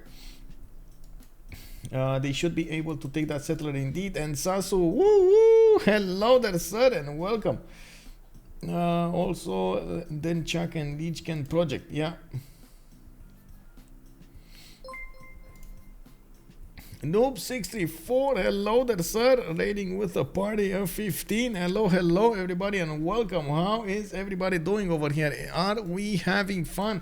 Oh, it looks like we actually have quite a few unders in the stream over here. We got Under Leshian, we got Under is a legend. Do we have Under as well? The big Under? You know, you can't mess with the Under, man.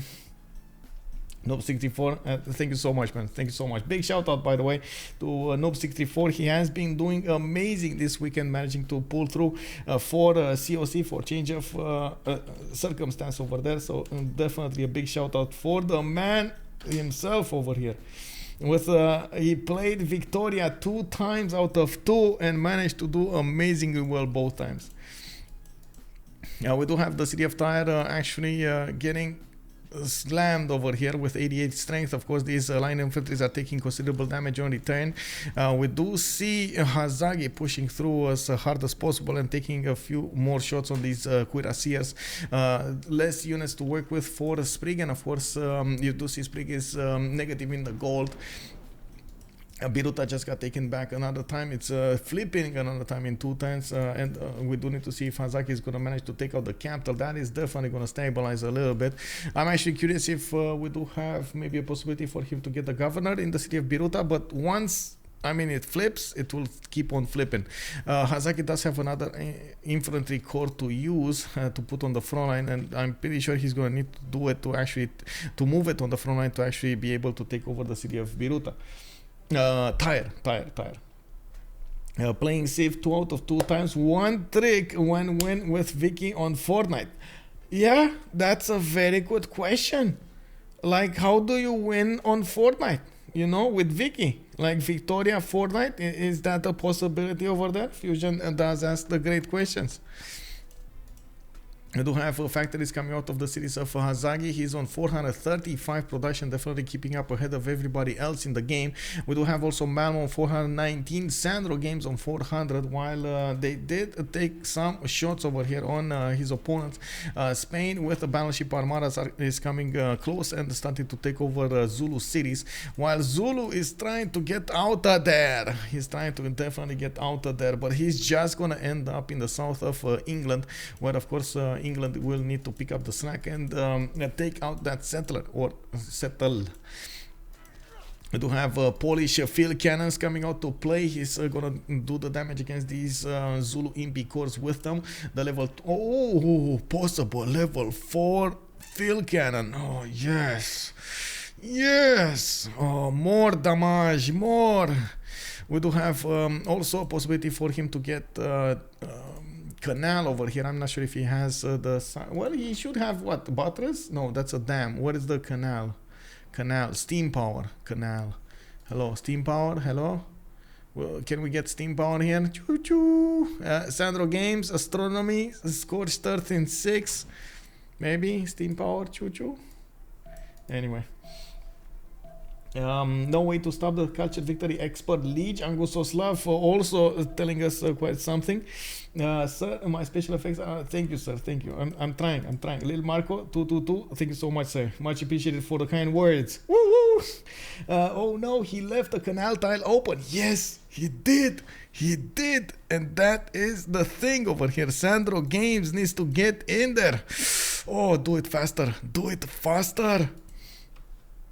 Bye bye, Phyrsos. Bye bye. Yeah, that's, you know, that's a bit sad over here. Zulu was going into this game thinking, oh, I'm gonna be the big man.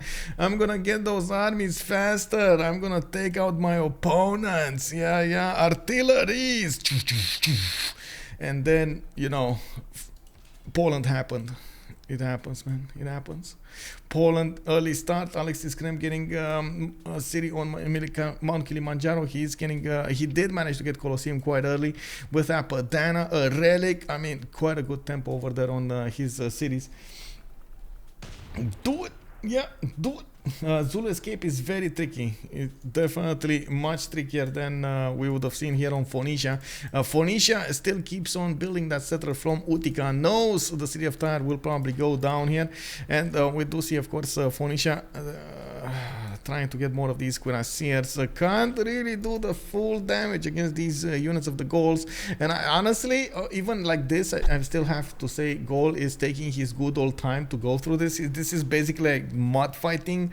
You see them like there's a pile of mud of like 20 centimeters, but it's always like 20 centimeters, and you see them like slipping and slapping each other but not really doing any damage, and then like they come back and they push and they slip, and then oh man, it's just like so hard over here to watch.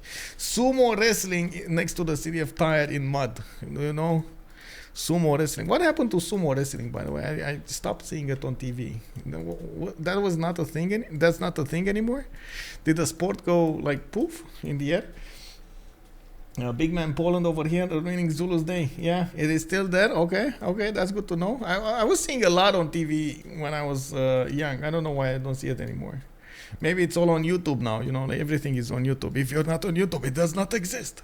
Hey, do you have a Facebook profile? Yes, I do. Haha, you exist. You belong.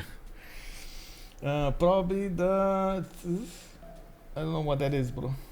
Ken Band, good evening, sir. You mean the poof? Oh, I see. COVID? Wait, really? Okay. Might be. It might be.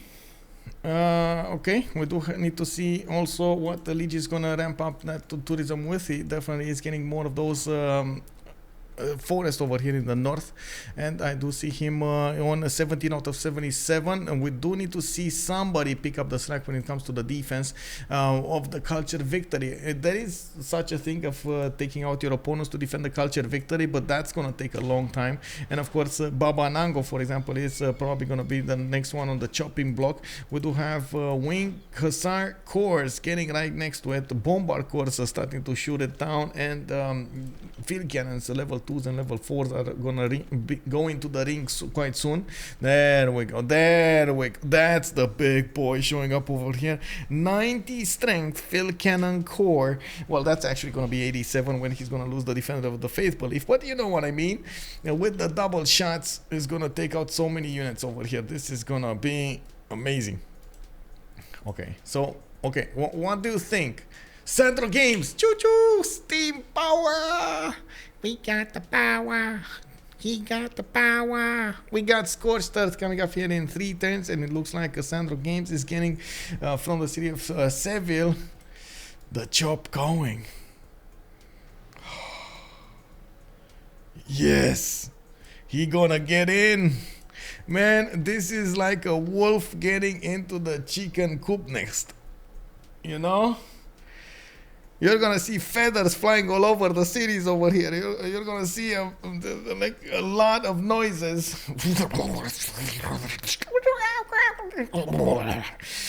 Oh man, SandroGames. Let's go, bro. Let's go. I've never been so happy to see a canal. I know, right? Yeah. I mean, yeah. It's amazing. Like from the beginning, we saw this possibility. He got stopped. He got delayed by Zulu settling cities. I don't know how, by the way, Ugumdulov is still alive. I don't know. Oh, SandroGames is pillaging tiles. I see what he's doing. Why is he pillaging stone tile? Oh, that was a mine? That was a mine. Never mind. I was thinking, like, why? He's not even getting gold out of that. It's just faith. Like, whatever. Love you, the noises. Oh, thank you, sir. Thank you. We do need to take a look over here on English side. What is he gonna use his next attack technology on? It does seem like he's gonna try to get a few calves right in the cities of China, and he does have a possibility to keep on pillaging these walls. Very nice, very nice. I mean, honestly, he's gonna get so much gold out of this. Let's go, Malm. We got Malm 223 science, 74 culture. On the other side, Chuck is with a lot of science, 264 science and 129 culture to work with. It does seem like he wasn't fast enough to actually stop China from he wasn't fast enough to stop the Cavs going into those world tiles. And from what I can see over here, Malm has new units to use. He's also putting military engineers to create the roads towards his opponent, and has a few of these Cavs going towards Chengdu. Actually could do quite well to keep on moving. We do have finally some Canadian Mounties coming up to say hello, and Malm is going to have a bit of a problem with them. The Cavs are 80 strength on the defense, Mounties only 73. These Mounties are only as strong as they are next to national parks, not really as strong as you might think when they're not. Now we do also see Tire is about to go down. Gaul is getting in there with multiple units. He might actually just take it for the fun of it, while of course Phoenicia is going to have a hard time getting it back. We do see Gaul actually started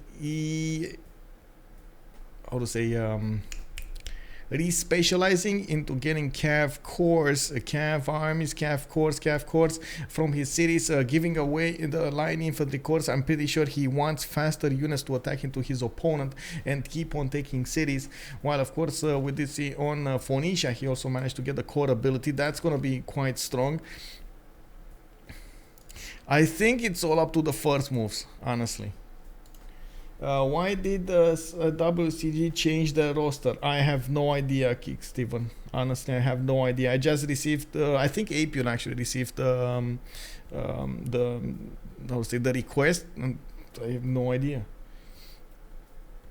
Racheka asking how soon environmentalism. Let me see. Tech. Environmentalism. Hello. Mobilization coming up in 1. I mean, mobilization is here. He needs to go ideology, he needs to go suffrage, and probably fascism into suffrage, and then Cold War, and then environmentalism. It's not close, I would say. Not close. You're asking about Lege, right? Not close. And he's also going bottom 3. He doesn't have enough science for both of them, going computers and bottom 3. What was the idea of Dido here? Getting big. I think that's the only idea that he had, trying to get big, get strong, you know, make a lot of cities, make babies.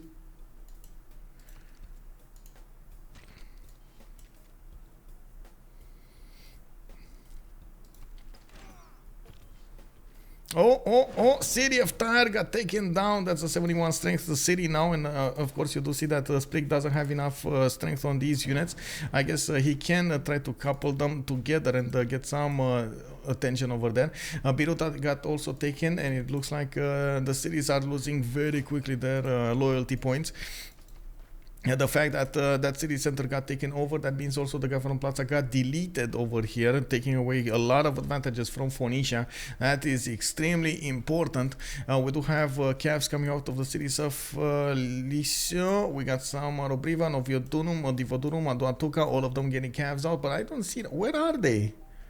Where are they going? They're going to the northeast? They're going east side? Wait, bro. Okay, so they're trying to deal with Zulu's Corsair Core that for some reason is over here, probably trying to pillage a little bit. Now, honestly, Gaul just did his job. Taking over Tyre is gonna probably erel out of the game Sprig for some time now. Hello, Privateer. Hello, Mr. Doom. Where is... Okay, so Phoenicia is gonna be left... to settle the north there. There are so many of these mounties that can definitely core up and army up. We got Lege on 21 of the 81 right now tourism, on 429 tourism, and 12 more turns until the next World Congress session. What did happen over here? Loses 2 diplo points on Jadwiga. No theaters, no buildings can be theatered in the theater square. Actually, this is amazing. This is gonna help out Canada in the next period. Oh my god, this was unbelievable. Honestly, I totally did overlook this. This is unbelievable. It stops Poland, it stops Spain, it stops Gaul from ever putting theater squares down and getting the buildings in them, while it allows Canada to make use of all of the buildings he already built and getting those national parks going. This is gonna be such an advantage over here for Canada. Huge. That was huge. Yes. Amazing.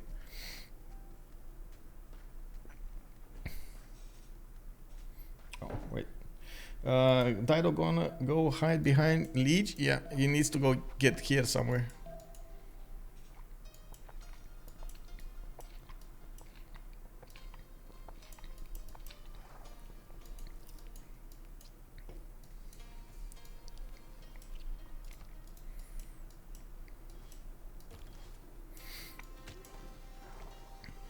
Oh, Tyre got taken back. Okay. But again, I think Hazaggi did his job anyway. Wait, did he just lose the privateer? Oh no. Oh no. Okay, Babanango did get taken over. Looks like Kangela. Oh my god. Okay, there we go. Canal got built. Seville has the canal. We got a battleship in there. Multiple battleships getting in towards Ulundi. Walls are not gonna help it. Ondini is gonna fall. Ulundi Lovo got taken down. SandroGames is expanding, figuring out how to use his opponent cities. We do have line infantry coming out, conquistadors coming out to help him out with this endeavor. Missionaries also coming out of his cities. Wait, he actually built a holy site. He got it. Holy site with, of course, shrines and temples. Did get the religion, Catholicism, Zermentation, and stewardship for the campus and commercial extra points. We do need to see how fast he's going to manage to overtake his opponent's cities here, but with these battleship armadas, it should be quite fast. And this is the moment that Alexis Krempp needs to change, like he needs to start now repositioning all of that army towards the west side. He needs to bring military engineers to start doing the infrastructure to go towards the west side, to go against Canada over here with all of his might. It doesn't matter, like rows and rows of units, even if they're just scouts, just send them towards Canada now. You know, like Geronimo, and you go against your opponent. Everything, every little unit right now needs to focus Canada. Otherwise, Lege is getting the win. 24-83, Lege is getting there. Zulu is almost dead indeed. Guernarot also, good evening, sir. What happened with the Congress? I missed something. We did have spices granting amenities, no buildings in the theater squares, and Alexis Krempp lost 2 Diplo points. Alexis Krempp was trying to go for the Diplo victory. He's only on 3 points right now. Where is Zulu escape settler? It's Nodwengu over here, and I think it got spotted. Let's see, did it get spotted? Malm? No. Oh. They don't know about it.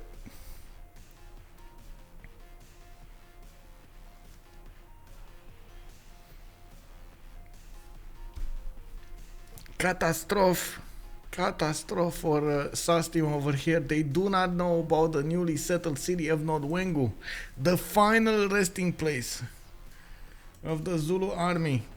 That's where the final bastion, the final battle will be held, in Nodwengu, in the tundra, in the snow, where the Ice Queen sits, you know. Ooh, what is Canada's passive tourism right now? About 500, I should say. Yeah, 517.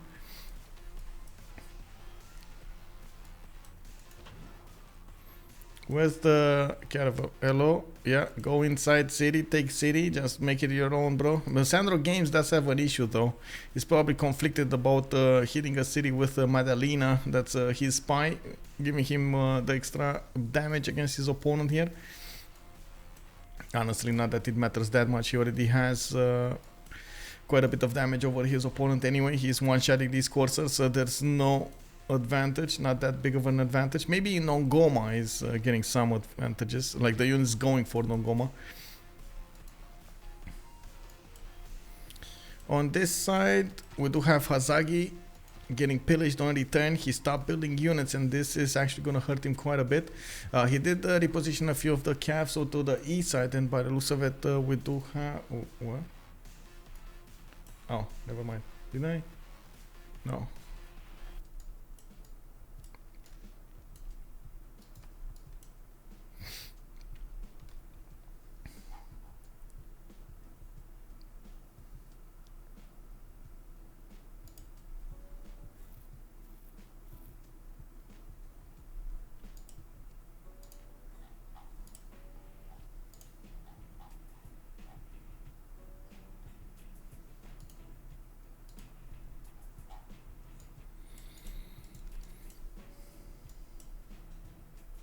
What would happen if they kill the Zulu? They managed to take out the acquired tourists from Zulu Nation.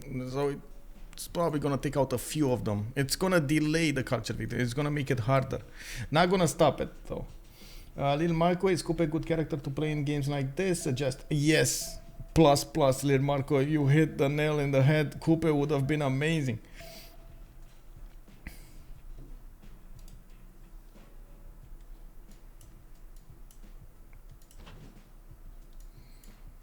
Well, we do need to see if that culture victory is gonna start happening here. Lege's mobilization in 1. He's gonna start to army up his units.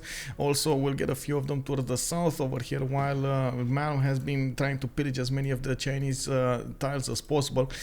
He is gonna need to confront airplanes. I do see China is going for flight here, and he only has a bit of an advantage over Malm when it comes to the science acquired. We do see Canada also managing to upgrade most of his land with these national parks, and all of these mounties will need something to do afterwards. Of course, first thing to do is to get that army ability, core ability, army ability. We do have Hazaggi also needing to get a few more of these line infantry units to take care of the units of Phoenicia from his land. While he does have a few of these to the south, he doesn't have enough movement to actually take care of the cuirassier this turn. I do see Biruta did also flip another time where Amina is in that city. We do have a tire coming up over here, getting the heals back up. Phoenicia is going to try to recover with 150 science. Is definitely being put behind. He doesn't have economy to speak of, and we do see on the other side Hazaggi's economy is also hurting with minus 110, even though he did have quite a few commercials. Not that much adjacency on them, nor did he manage to get to couple his economy fast enough with his ally. Now he's starting to get the trade routes, or he should be starting to get those trade routes with Poland. I don't think the Polish capital is that great to trade with though, honestly. I honestly don't think so, because of a lack of a commercial here or a harbor. That's quite unfortunate. It is what it is. We do have on Spain, actually 268 science, 71 culture. It doesn't seem like he's actually going to grow taller when it comes to the culture, but he is managing to take over the cities of Zulu quite fast. He will have to take over this one, Nodwengu, as fast as possible, while at the moment nobody actually knows about Nodwengu.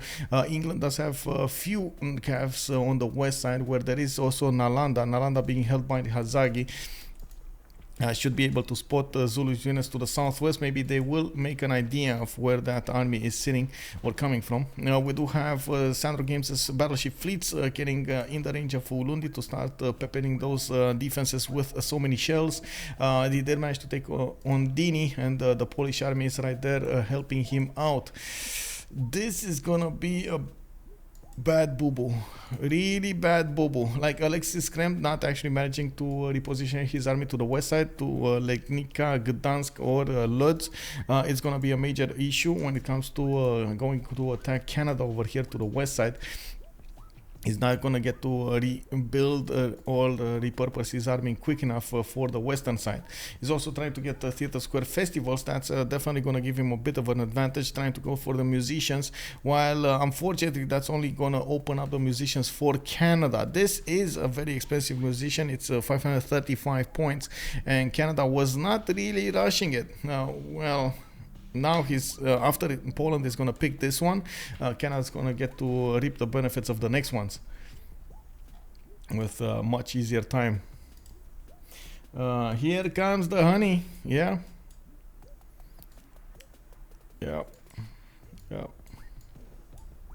Where's the... Okay, Ulundi gets taken down. Zulu can definitely take it. We'll lose this one. Spain can definitely take over this city, while SandroGames is getting more of these the line infantry. He's going to need to deal with Nongoma somehow. That city is one tile too far away for these Spanish battle fleets to start peppering those shots, and I'm pretty sure he's going to need to get bombards at least here. Maybe one of the reasons that Poland is keeping these bombards moving towards the southeast.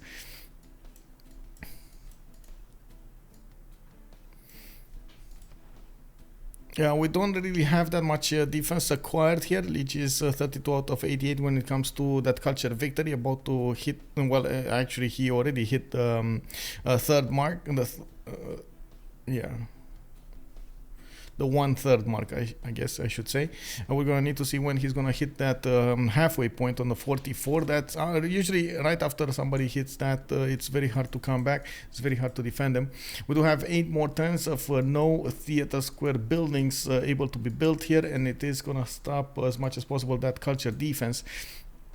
We do have new units coming up from the Gaul, trying to get his whole power plants going, also going for Oxford University.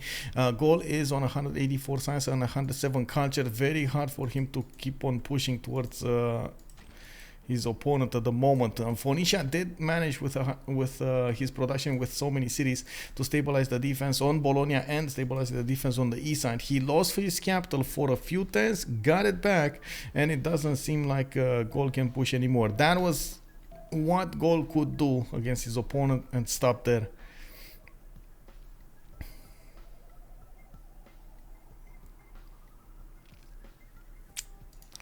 Oof. Is Zulu escape settled? Yeah, he did escape here in Nodwengu, and it does seem like he has a builder ready to chop another one of these settlers here from that city center. I do see also Magnus establishing there in 1 turn. Maybe he's gonna try to chop it with Magnus. I'm pretty sure he's gonna try to do that.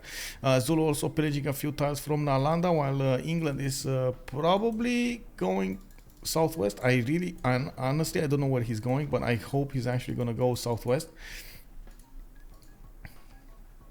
There aren't that many positions that Zulu could have his safety settle in, and that is definitely one of them. Especially if you see Zulu Corsair Corps coming out from the south, you kind of need to think about what's going on here. Hey, what is going on? Zulu units pushing me from land. Oh. There we go. Is Spain gonna take over the capital here, or is Alexis Krempp gonna take over the capital? I think Spain, right? I think Spain should actually take over all of the cities here.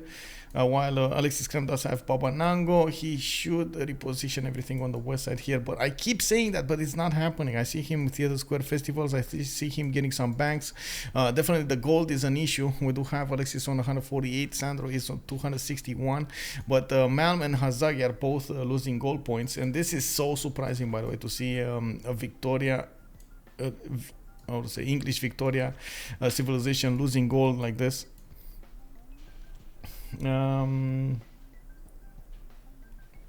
Sandor helicopter, vroom vroom. Yeah, Michael, can you please check Lege Civics? Cold War should be soon. I think he already did a Cold War. Let me see. We do have Lege over here. Oh no, he's 2 turns away from getting Cold War. It's very close to getting there. Actually, on the helicopter, I think this is the sound, right? You see you need to hear the propeller blades. Oh my god, the blades. Yeah. That's what the helicopters are for. Yeah. Well, I hope you're right, man. I hope you're right, but it's gonna take some time to get there, and it does seem like Malm getting combustion is not gonna be happy. That he's gonna be slow on this. SandroGames going for plastics, and it does seem like Alexis Krempp going for scientific theory. Even if you think, yeah, Spain, helicopters, like it's gonna take so long to go through here and towards Canada. That's not the sound. Okay. Would you cast a CPL poker tournament? I mean, I don't know that much about poker, bro. I know how to say. I know a little bit, but I don't know that much. Or you're.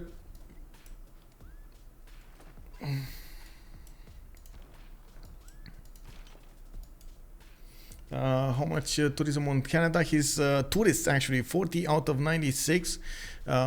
By the looks of it, the computer says 26 turns until victory, and I'm pretty sure this is just passive tourism. 640 tourism by Lege is just getting more and more, and of course probably getting all of those books to work for him in the buildings he already built. He definitely needs a broadcast center so he can get to the next level.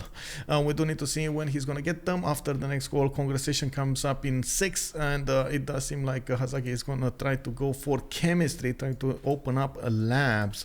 We do have Mounties coming up from St. John. I do see a Chancery coming up from Victoria.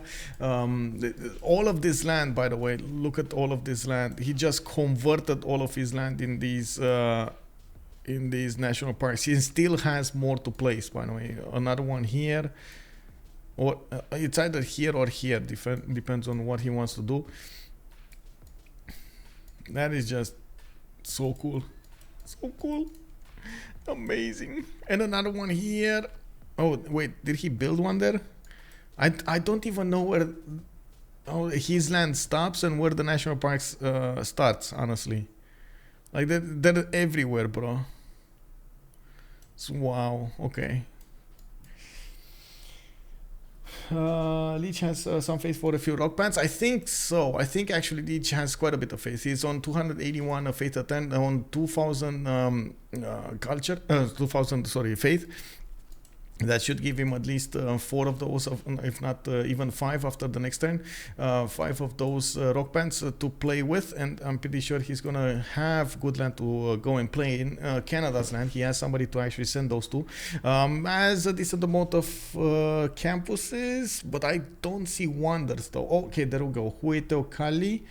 Okay, we have another wonder. Any other wonder? No. Like at this point, honestly, China should just build wonders. At least he has some theaters, some...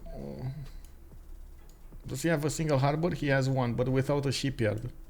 That's a big boo-boo. Big bada boom. Lege is taking...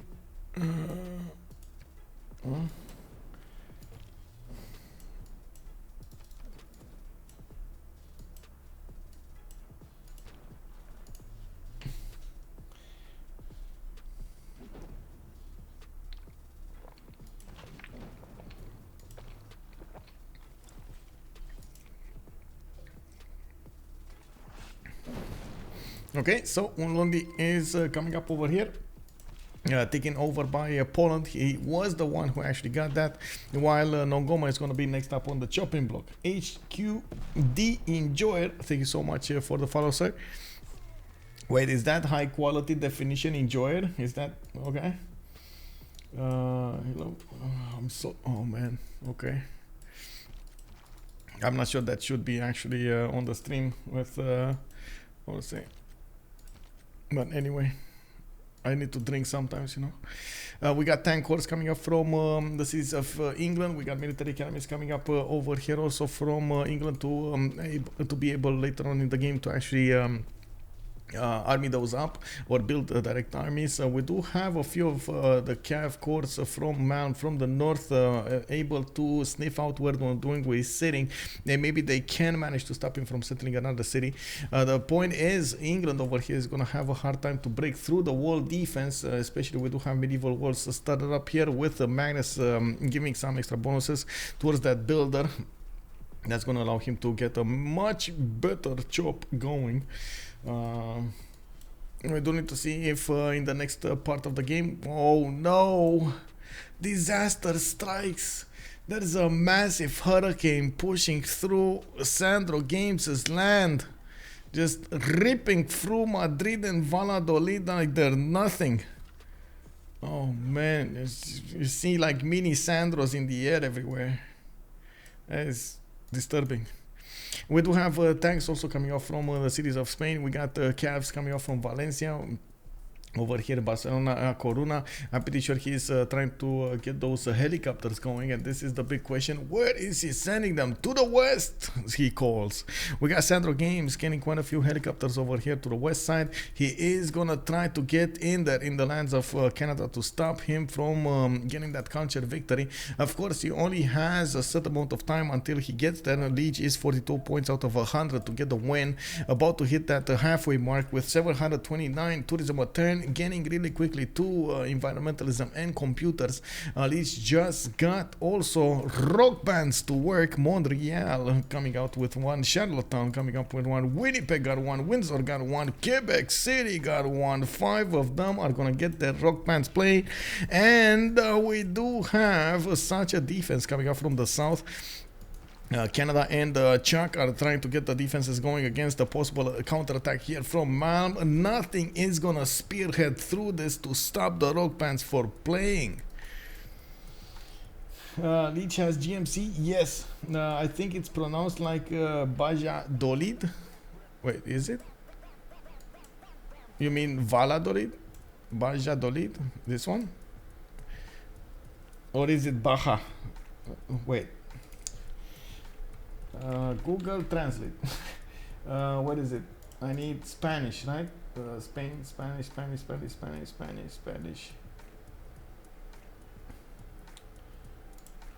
Okay. Let's see it. Valladolid.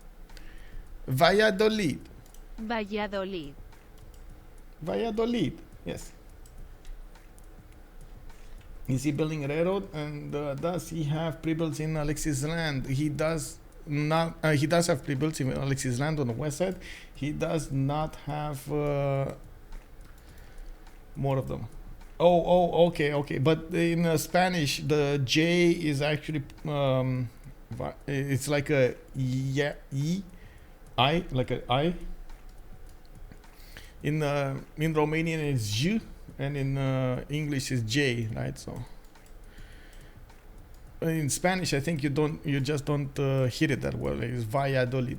Yeah, you know, it's an I. B and V are kind of strange. They are almost pronounced the same. Okay, that's good. Did you all see Spain's land?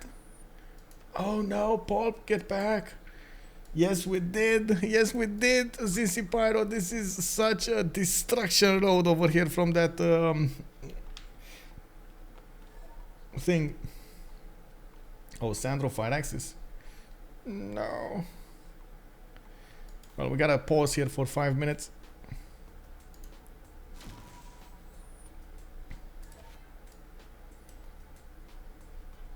A dad joke. I don't know jokes, bro. Sorry. But I can definitely, yeah, let's see. I can look them up. Dad jokes. Check this out. Google is awesome, right? Let's see. 145. Pick a number from, guys, pick a number from 1 to 145. Let's see. Oh my God. Wait, they're not numbered. No, don't do that. They're not numbered. Oh my God.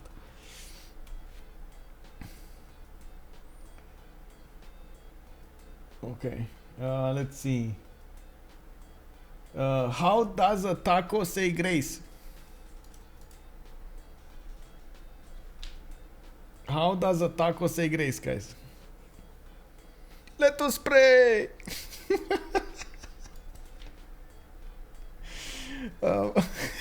Mount is 80 base strength on a Canadian National Park. What can a helicopter do? He can get in there, snap those Canadian mountains in half with its blades, man. Yeah, let's see. What do you call it when a snowman throws a tantrum? So, what do you call it when a snowman throws a tantrum?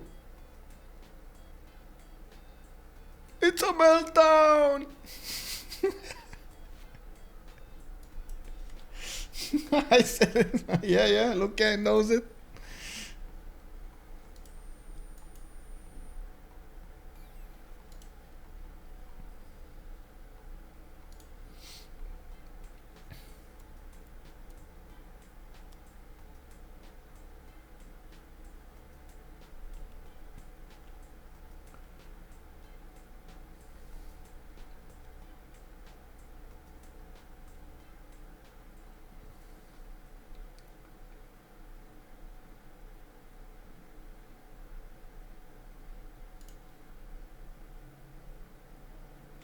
Can you even pillage? Yes, you can. You can actually pillage them.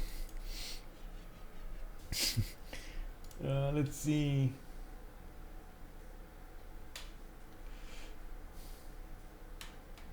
Well, what does a lemon say when it answers the phone?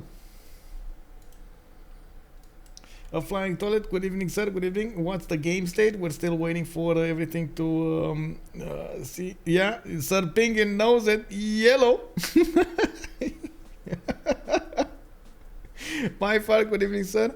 A flying toilet. We're still in Culture Victory waiting room over here. We got Zulu Empire about to go down. He got taken down by wing hussars and the battleships with a canal, the best canal in the game over here, and the only canal in the game is from Seville to the south. Took over Kangela, Ulundi, and Ondini with just one single stroke.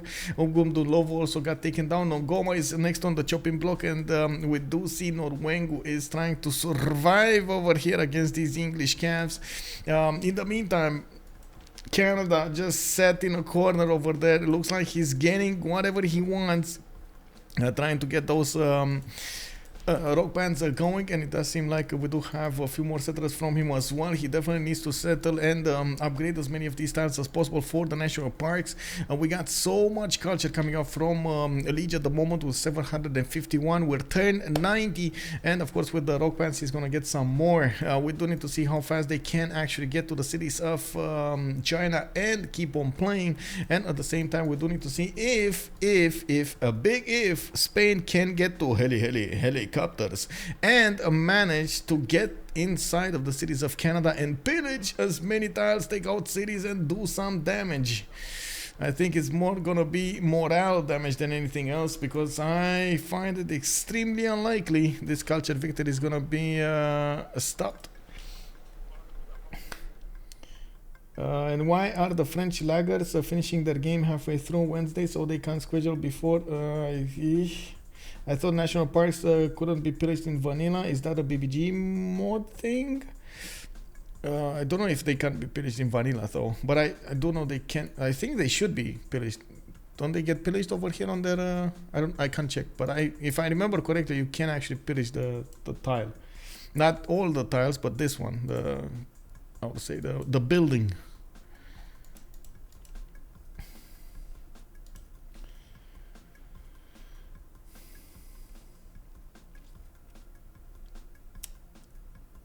Good game we had earlier. Yeah, we did. You did. Okay.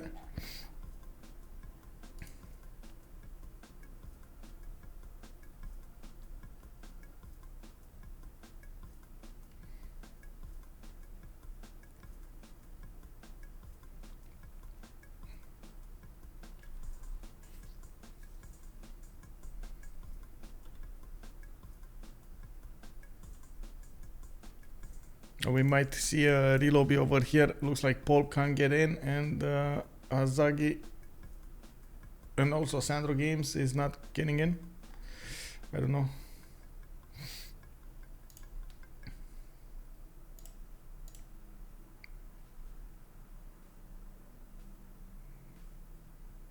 Let me see.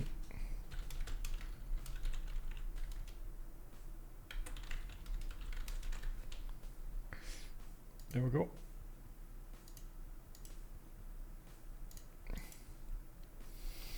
What is Gaul stats? Canada is closer for Gaul to push, isn't it? Yeah, Steam maintenance is making hard for Paul to rejoin. Yeah, I did go into Creator Voice 1 so I can stream for her. I can stream on CPL if she needs to. That's a 1080p stream.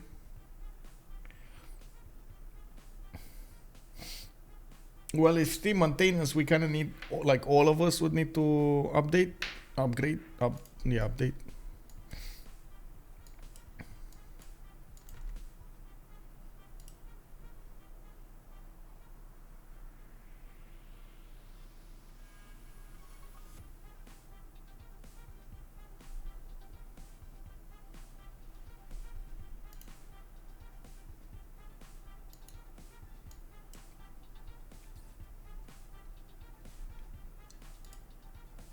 Oh, can you sort it out, by the way, CC Pyro, please? I understand there was a Steam update and somebody needs to communicate with how to say, with Pulp.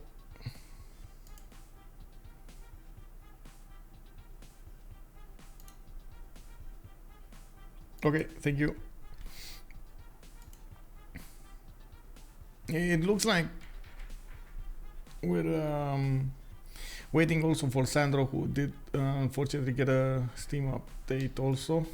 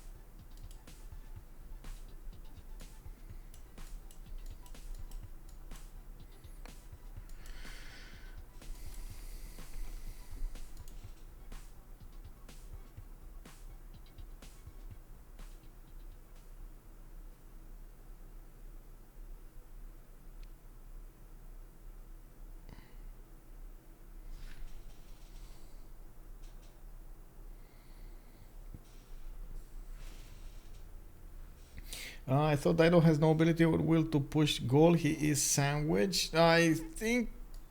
Oh. Oh. Hello, infantry. Well, that's not going to work. We do have a few infantry corps here, but they're not going to work against Phoenicia's cuirassier corps. We do have Governor Victor established in the city of Tyre, and we do have also steel walls right now in the city of Tyre. So unless we're going to see some artillery is coming off from Gaul to help him push, that's not going to happen. I'm pretty sure also Gaul should not focus Phoenicia that much anymore. Phoenicia is not that bad for his health here, and I'm pretty sure Gaul should actually try to get the helicopters to go against Canada also. He's probably not going to manage to take over cities with the helicopters, but he will need to do significant damage against his opponent over here. It doesn't look like he can rejoin, and I think we should. I mean, there is a risk if we all get out of the game that we might not actually finish the game because of the Steam update. It's a risk that I think the players will need to take. But there is also, I've seen it actually happen. I've seen lobbies that could successfully go through after a Steam update. Everybody just needs to get the Steam update.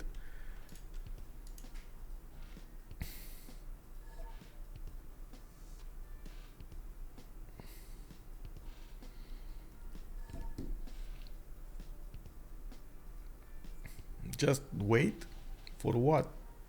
I mean, sure, we're waiting.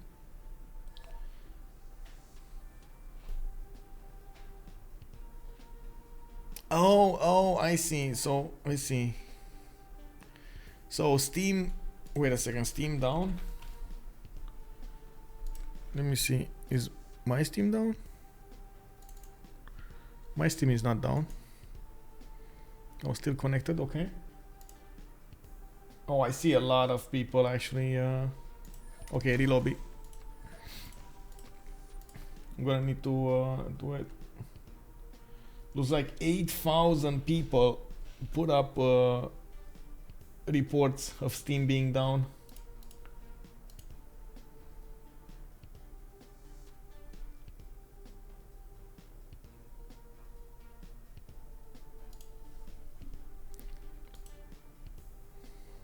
Okay, give me a second so I can restart Steam here.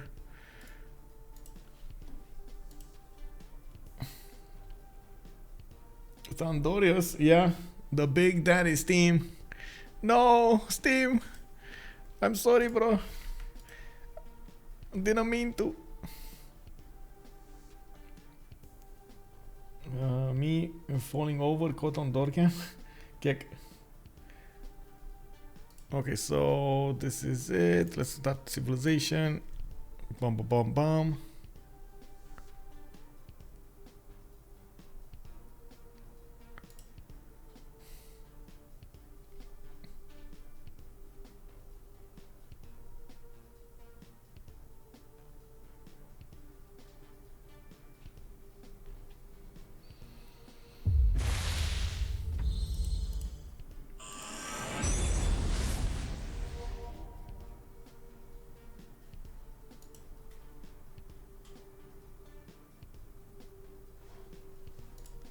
Okay. Can we join? Retrieving host information. Connecting to players. Oof. Yeah. Oh, sorry, Jen. You would need to send that in private, so I need to check it before on stream, because you know, bots and stuff like that were on a rampage at some point on the channel. Funny guy, why no game? That's a good question. We got a Steam update and 2 players, well, 1 caster and 1 player did get Phyrsos crash, so unfortunately we needed to reconnect. We needed to re-lobby here. Wow, so many 0 MSs. Oh, wow, okay. Network connection has been lost. What? A sec. Okay, I guess I need to make a lobby. Make a lobby. Private game. Confirm settings. Joining room. There we go. And now I click this. Okay, connecting to players. Boom, I'm in. 55, 56, 66. Okay.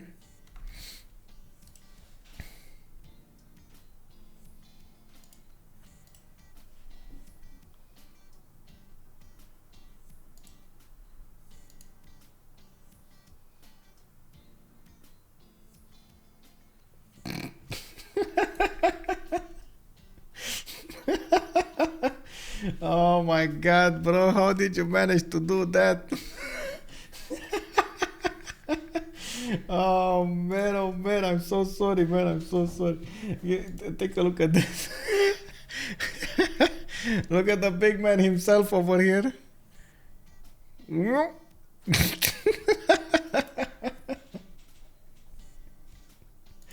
Oh man, bro, I'm so sorry.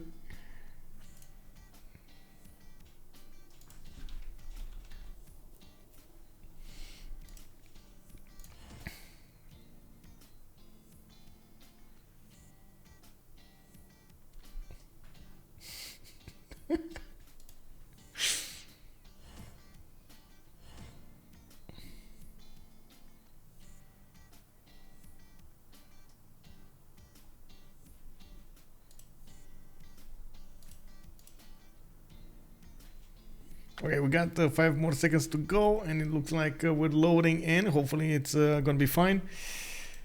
And it looks like even with the Steam update, we should be going forward. Steam detector over here is getting there. I don't know what Alexis was asking about Phyrsos. I really hope he was seeing Phyrsos. George Truman, also good evening, sir. Hello, hello.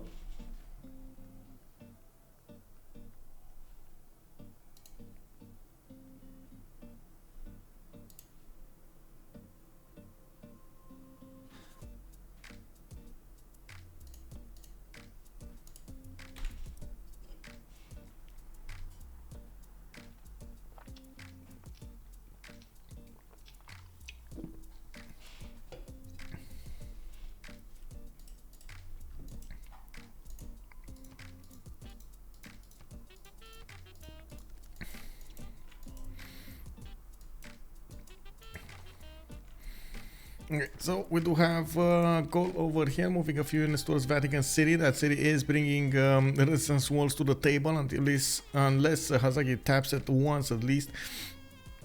It's gonna keep on building them, and unfortunately that's gonna be a bit too tough to go through. That's gonna be 225 fortification health, while it is already on 150. We do have Canada needing to get all of those rock bands promoted and sent to the west side here, so they can start playing those concert songs, and I'm pretty sure he's gonna be very, very happy to do so. He was about to reach that halfway mark. He's on 48 out of 99 tourists to go for the win here, and of course Lege would need 50 to actually go over the halfway mark. We do also have, on the demise of the Zulu Empire, only a few turns are actually separating Spain and Poland from actually taking over the city of Nongoma, one of the two last remaining strongholds of Zulu. Phyrsos is also trying to go to the south here with a few units, trying to keep back those cav corps of England away from his territory, while he's only defending with the coursers. It does seem like the English cav corps are actually managing to do quite a bit of damage here, and also Phyrsos is trying to delay this death as much as he can. He will probably settle another city over here to the south towards Mohenjo-Daro, or Mohenjo-Daro. We do have Spain getting a settler towards the west. Looks like he's preparing helicopters over here on the west side of Lednica, and I do see SandroGames will need to bring a lot more. He's also getting military engineers to get the infrastructure to the west side, so he immediately reinforces that front line and gets the roads towards Canada. This is on the clock right now, and we do need to see after the World Congress is going to finish in 4 turns what kind of Congress options we will have activated, and second, how fast they can actually get those amphitheaters and theater squares filled with those buildings. Vatican City, bro. Hazaggi, you need to attack it, bro. Like, look at those medieval walls getting. You see the pointing things over here? They're a little bit. Oh man, Vatican City just. Yeah. It is happening. It's happening. Wow. What's with the hate on Bryan Adams, bro? Nickelback. Oh, you mean the names on the rock bands? The Frightened Yaks. Yuck. We do have, well, a few unnamed ones for sure. The Super Party. This is it. The Super Party. This is what's gonna get the win over here. Actually, more rock bands are being bought here. I see 1, 2, 3, 4, 5, 6 able to play for Canada. Actually, quite surprising he didn't name all of them. And Huetokani is going to finish in 1. We do have Taiwan getting a great lighthouse. That's another one that he can play those rock bands in. And looking at the promotions, we do have Glam Rock Theater Squares. We do have Space Rock. Oh, that's going to be nice. Campuses. Album cover art. Not that many. And Popstar. Oh, the gold. The gold. He's going to get the gold. Album cover art again. And we don't know about this one. Okay, yeah. Guernarot, naughty, man. Oh wow, oh man, you found the chink in the armor of Automod over here. Thundorius, I hope I actually answered your question there. We do need to see them actually finishing the turn here. It will take some time. Nongoma getting attacked. Looks like Spain did not bring any siege units with him, but Poland does have this bombard corps that can definitely deal a lot of damage, and he still has some wing hussars over here to finish that city if it need be. Nodwengu got sniffed out. Nodwengu with a settler. Nodwengu with another settler. We do need to see if Phyrsos is gonna manage to survive over here. We did have a few units to the north coming, bearing down from China and Canada, and of course we do see England also trying to get to those helicopters. We do have Malm going for plastics in 2 turns, urbanization in 2 turns. SandroGames is 1 turn away from getting plastics. Alexis Krempp is in flight in 2, and Hazaggi is going for steam power in 2 as well. I guess Gaul is quite close to Canada, and oh, he did hit the city. Finally, okay, he did hit the city.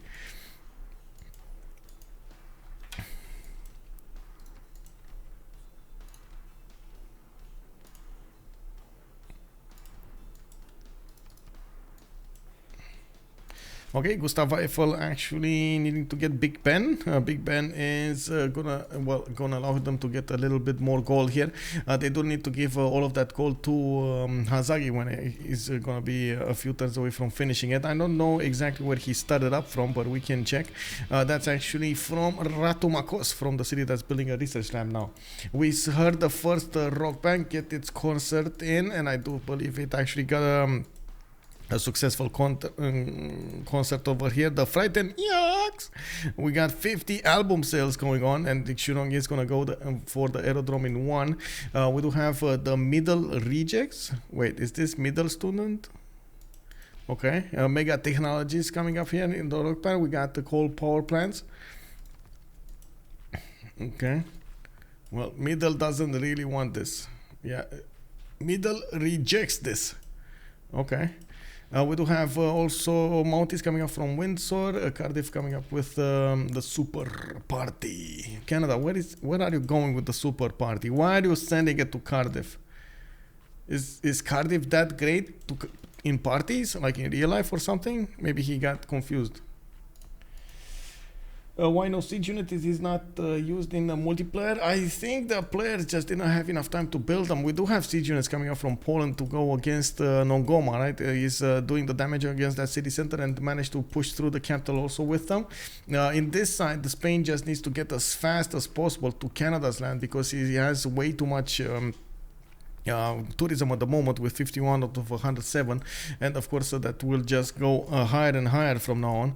We do need to see if Spain is going to manage to get the goal to upgrade all of these helicopters and retain his advantage, or I should say delay as much as possible Canada. Canada should also get a few more Mounties. At the moment the Mounties are 116 strength on the east of Halifax. I don't know why the Mounties definitely need to get here. I don't know what they're slacking over here in the middle of the land. Oh, he still has national park charges, that's why. Now, how's the tourism progression looking? Will they nuke Lege? I don't think they have enough production right now or time to nuke Lege. To actually get to nukes, you need Manhattan Project and you need nuclear fission. It's a problem. So you need combined arms to discover uranium, then you need nuclear fission over here for the Manhattan Project, and by the looks of it, Lege is already almost halfway there, 51 out of 107 points. With the rock bands, which I gotta say only one played and only got 50, with the rock bands that he's gonna start playing here, it's gonna be unbelievably fast. Now we do have Lege also going for combustion to get tanks out, rapid deployment in the south, in the bottom. Once he's gonna hit also environmentalism right after rapid deployment, it's gonna make it much more easier for him to get that culture victory. That's a lot of tourism. That's also in the next World Congress session, which will allow the opponents to actually start getting buildings, and we do need to see how fast can somebody stop him. We got Big Ben being built here in Ratumakos in 3 turns, and I gotta say I'm extremely curious what's gonna happen here. Who is the Holy Cars? Oh, okay. Mega Technologies. We got the Super Party finally coming here. Team K. Oh, what? What are these names? Yeah, helis for Vicky soon.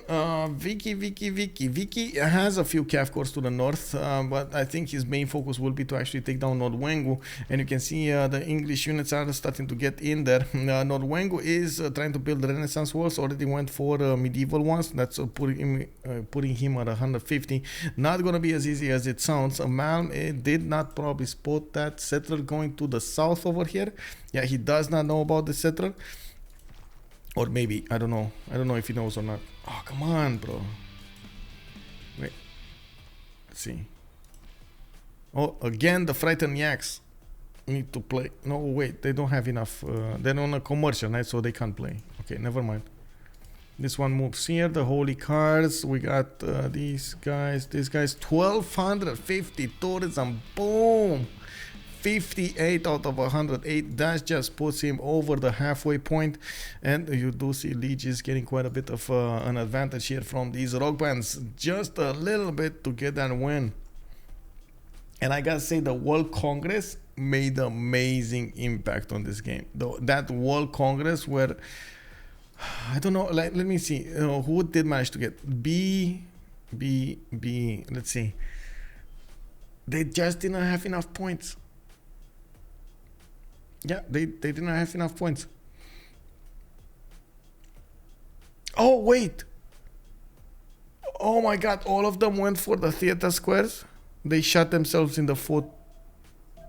No.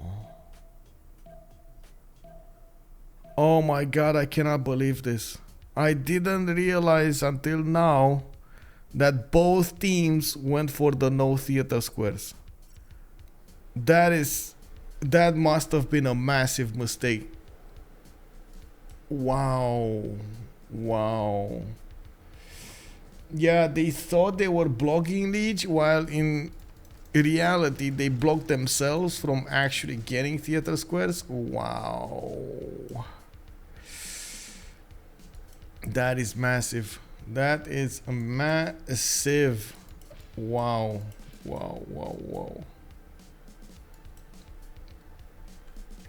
And the funny thing, they could have even won that.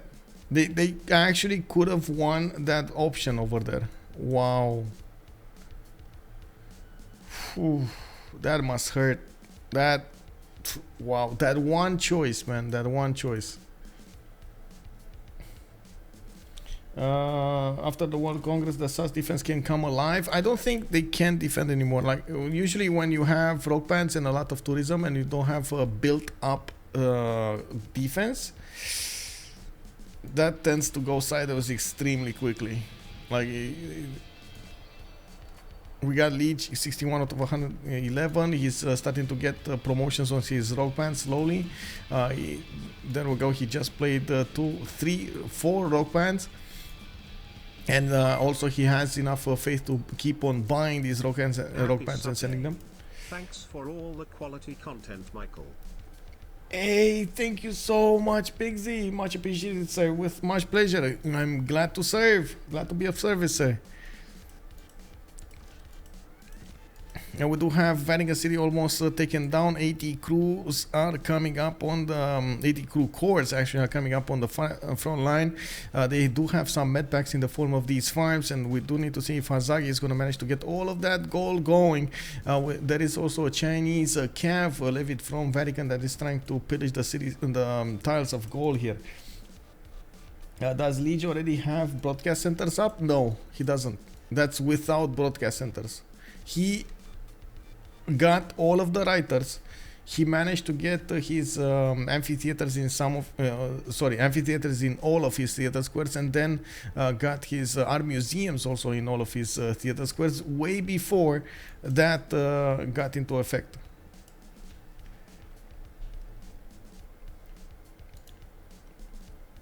Wow, Solid Gent not even following over here. Wow, bro. Wow.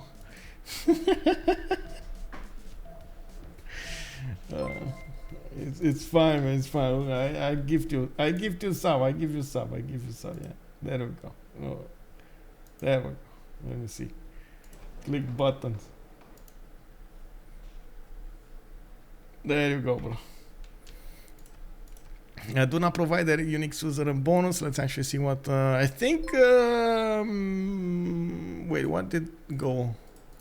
Did we have a military one? Mohenjo-Daro, Kent, Vez, Cardiff, Farringham. Oh, well, I guess.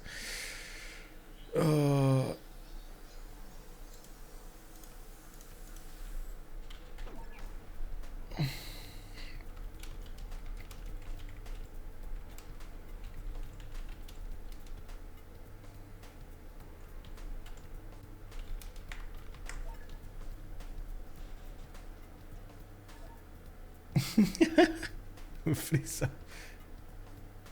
Yeah. I go B anyway. So let's go religious. I don't think anybody's actually gonna go religious. I go for Pope and Pope. Okay.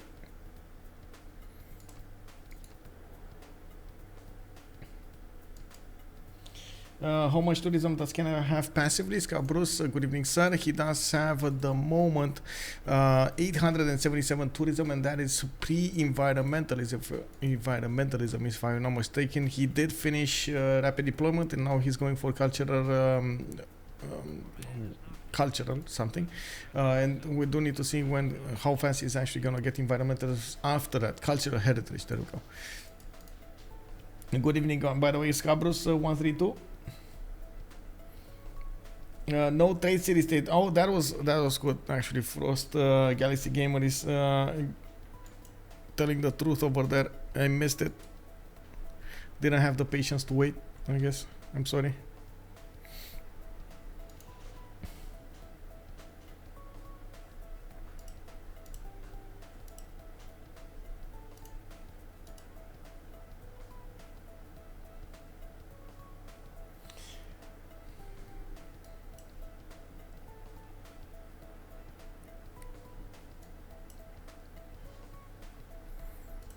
Okay, what did happen? Military strict do not provide a unique suzerain bonus. Okay. Welfare lawyer and 20% faster pop. Oh, there we go. Actually, look at that.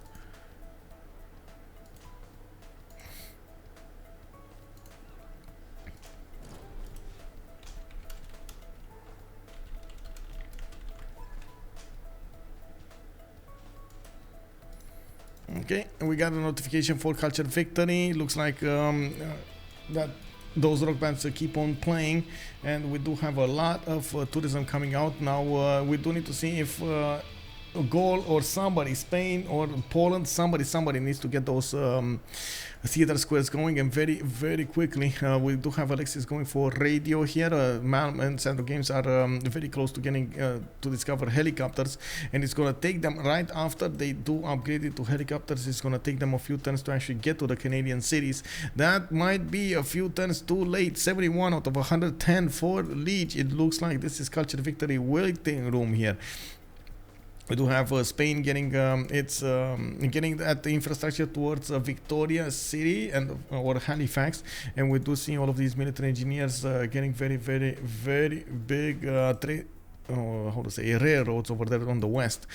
Do we have Poland started to get the great artists. We do have Alexander Pushkin, Titian actually Rembrandt region, and from what I can see, Poland is starting to get a few campus research projects. Theater Square festivals, there we go. He does need to get the amphitheaters going, and of course get those books in, but he also needs to recruit these guys so he can actually get the books in. We do have also who's the defender, by the way? Who's the defender? It is Alexis. Defending, so he needs to be as strong as possible right now for the team. Alexis needs to get as much gold to get these theater squares pumping.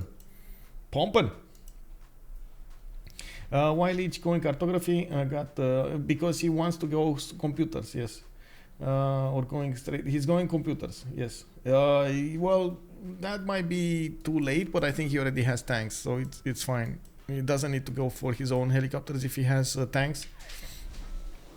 Yeah, it kinda, it smells like a culture victory, walks like a culture victory, talks like a culture victory. It must be a culture victory,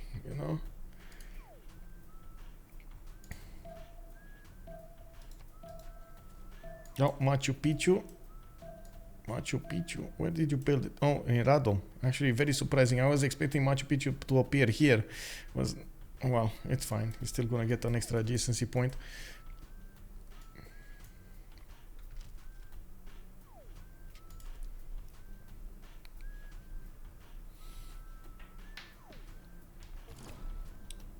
Prediction. We got a prediction going. It was from the beginning. I need to wait for it to actually stop here. Who will win? It's SAS team versus Ulyss, right? So SAS team has 67%, Ulyss has 33%, and it looks like Ulyss is going. Yeah. Oh, more of those rock bands playing. 1,000 tourism. This one probably got experience for the next level. Mega Technologies also should have gotten an experience for the next level. The Holy Cars that we go played as well. We do have a new one bought in Windsor, and we do see him actually going against Cardiff at the moment. Probably gonna take out that city state. I was thinking he's gonna take it out, but I was thinking much early. Lege is 81 out of 115, and it doesn't seem like Alexis at the moment is going high fast enough to actually stop this from happening. Even if he does manage to get Johann Sebastian Bach as a great musician, that also that also opened up these musicians to be taken over by his opponent over here by Canada. Yatsuhashi Kengyo got recruited here by Canada, and now we're probably gonna see him getting as many of these works as possible. I'm actually curious, why is he not going broadcast centers? Does he not care about the music? Let the music play. Let the music play. Oh my god. Okay, we got China fighters, China English helicopters. We do have some tanks coming up from China as well, and I'm pretty sure these fighters are going to be positioned to stop these units of England from pushing through. The fighters can definitely do significant damage against the helicopters, but they do need to be a lot of them if they want to actually be successful here. What's the gold like? That's a good question. What is the gold like? Not bad actually, but they do need all of the gold that they can muster so they can get the upgrades for the calves, right? Into the helicopters. That's 2, 4, 6, 8, 10 upgrades. Waiting room here. Ooh. SandroGames, bro.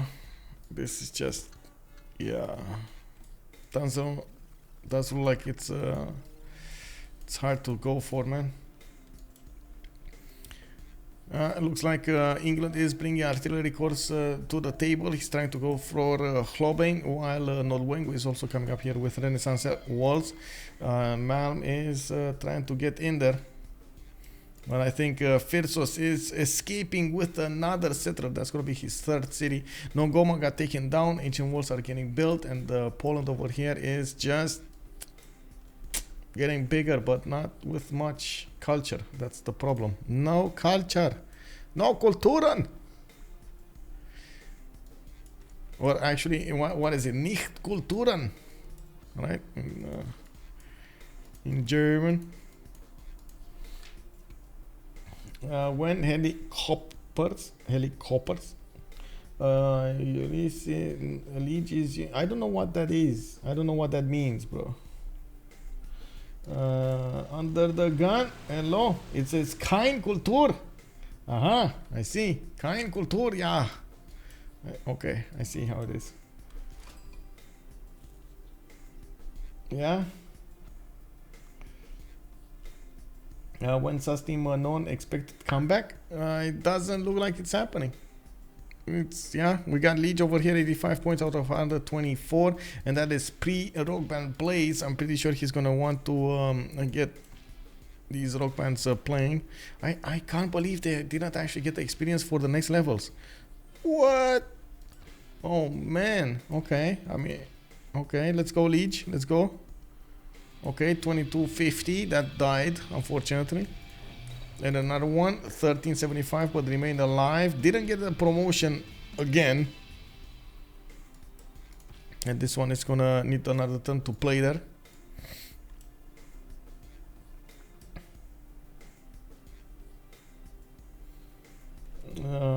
to insult them a little. Oh, I see. Okay. When sus team leads to strong 900 tourism without computers, that giga big, giga respect. Yeah, that is giga big. Yes.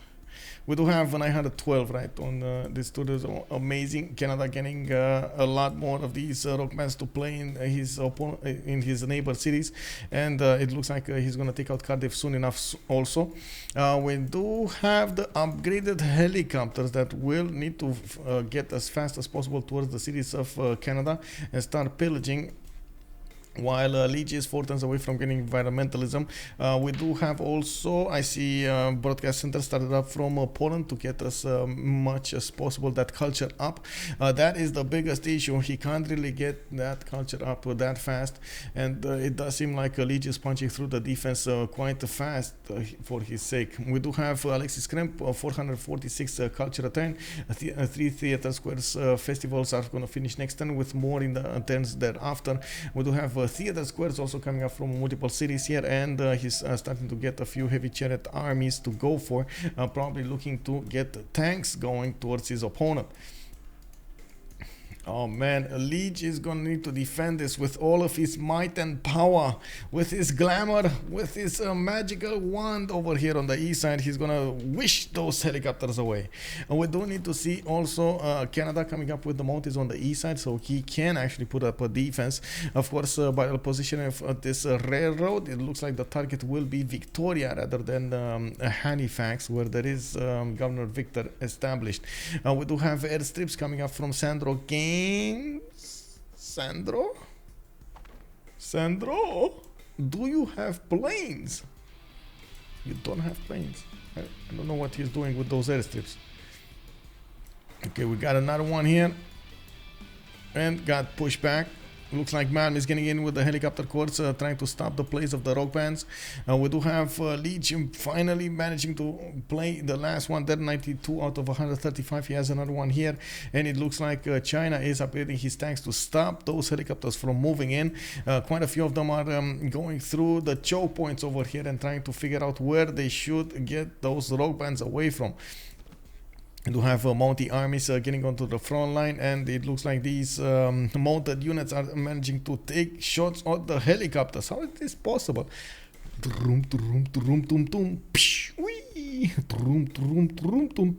How is this possible to actually run a helicopter down?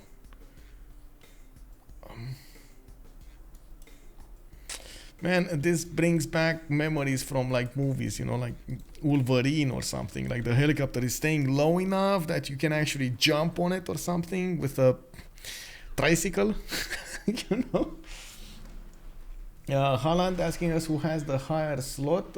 It is Hazaggi, Chuck, and then Lege. Why are you asking about the higher slot, by the way? Giga. Yes, toothpaste, Giga.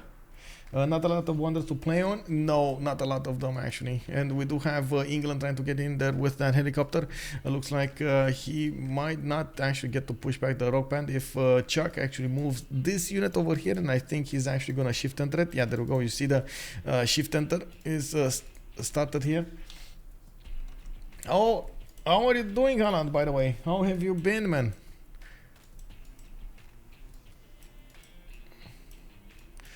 Cardiff also about to be taken down here, and it looks like Lege's Canadian artilleries are making quick work of those walls. We do need to see how fast Gaul can actually enter the fight here, and he does have 80 crew armies, and I do see fighters coming up on the stage here.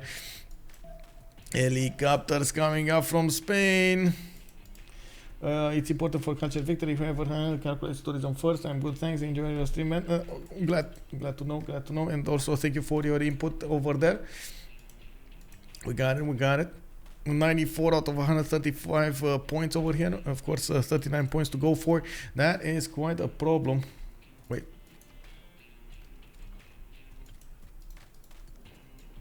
Actually, more than 39. It's fine. I don't know why I calculated 96 instead of 94, but it is what it is. We do have Alexis Krempp actually getting rock bands here. I don't think that's a good idea at this point. But anyway, he's trying to get musicians going and, of course, working those slots here. He did have Apadana from the beginning of the game, and it does seem like he's going to need as much culture as possible. Going for more broadcast centers, they definitely need to buy them out. They don't have the gold in their... banks right now, and I do see broadcast centers started up from multiple cities. Alexis Krempp is on 416 culture, and I'm pretty sure the Lege is going to get environmentalism really quickly. After environmentalism, this is going to go for quite fast, and it does seem like at the moment Gaul is going to need a lot more fighter planes if he wants to affect this war in some way, form or another. He has bombers coming out, 80 crew armies coming out of his cities, and he is kind of ignoring what Phoenicia is doing to his south here. He did manage to get another city away from Phoenicia, and that's about it. Also under the gun, did Alexis make a second entertainment for the boost? I think the rock band is for Nave boost as well. Should also get one naturalist. I believe Sustim has this. Wait, you still think Sustim has this? Okay. I mean, it's very close. It's coming down to the wire over here. Legion 2 turns environmentalism with those rock bands that keep on playing in his allies land. He has a level 2, the midnight production, and it does seem like England actually got away with the helicopter course. He pushed that shift enter faster than his opponent Chuck can actually stop it, and got that rock band away. Now we do have 2 new rock bands, 3 new rock bands needing to start up the plays here, and it does seem like also English helicopters are making their way towards the main cities of Canada. Canada is forced to defend the south, forced to defend the east. We do have a lot of units just creating chaos all over the place over here, and we do need to see how they're gonna try to finish this. Combustion also finishing up next turn for Lege. He's gonna need to get the tanks upgraded. Of course, the Mountie armies don't really upgrade into tanks. They are light cavs. That's a bit unfortunate, but you know, it is what I think. That even a unique unit. I know they're not upgrading from something, but I don't think they upgrade into anything, right? Yeah, they don't upgrade into anything either. They just have the promotion class as a light cav, and that's it. SandroGames showing up to the party. It's a party.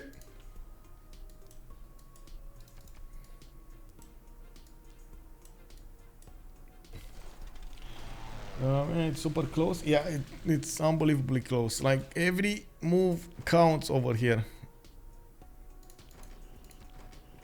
Of course, Canada did manage to build a wall of Mountie armies on the east side, making it quite hard even for the helicopters to push in. Their only way is through the water to the east of Victoria, and that's exactly where he's going. SandroGames does have Jose de San Martin in the water, and we do see him bringing all of those railroads towards there. He does have also strips to puddle jump his planes to the front line. That is a problem though. He doesn't have planes to work with, and he's going to need to hard build them at the moment he's actually getting those aerodromes going, and going to need to get the aluminium for them as well. Looks like without the planes fast enough, it might be a bit too slow to stop his opponent from getting that culture victory.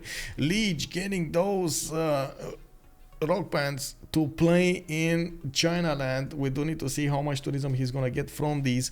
We got a new one coming up from Windsor, and by the looks of it, it is gonna be the Mega. Oh wait, the Mega Technologies was over here. Okay. Holy Cars also, Glam Rock. Okay, there we go. Boom, 875. Oh, that's a weak one. Ew. 98 out of 140. Man, I gotta say, oh, promotion. Okay, 2750. I gotta say, at the moment, it does seem like Alexis Krempp is starting to get a hold of that defense, putting down as many of those broadcast centers as possible, getting as much culture as he possibly can. Now he went up another 60 on 484. We do have multiple broadcast centers finishing up next turn. 1, 2, 3 of them from what I can see. With more than the bill queues, he's gonna start putting in the music slots, and of course, just gonna get bigger, stronger, faster. We got Poland recruiting another one one of these musicians, and it is Dimitri Cantemir, the one that actually gives you 3 slots worked over there. 3 music works. That is so valuable. Okay, is it enough, guys? Is it enough? Like, let's see. SandroGames just got a builder here.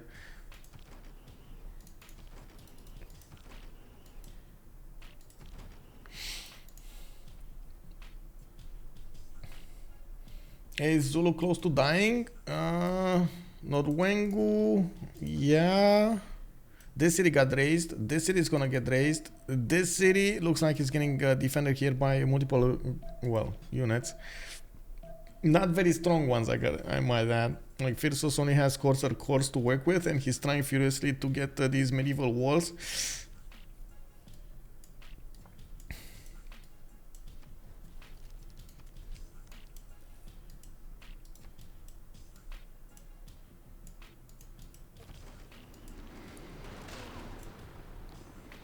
Wait, is actually Spain gonna manage to take over cities here? Whoa! Boom, boom, chicka boom, boom. Is that a... I think he needs to move this unit out of the way. Stacked unit here. Hello, hello, police. SandroGames. Okay, there we go. He noticed. Environmentalism kicking in, and now let's actually see it. 109 out of 145 for the Lege. He is on 1573 tourism a turn, but he's losing cities. Oh man, oh man.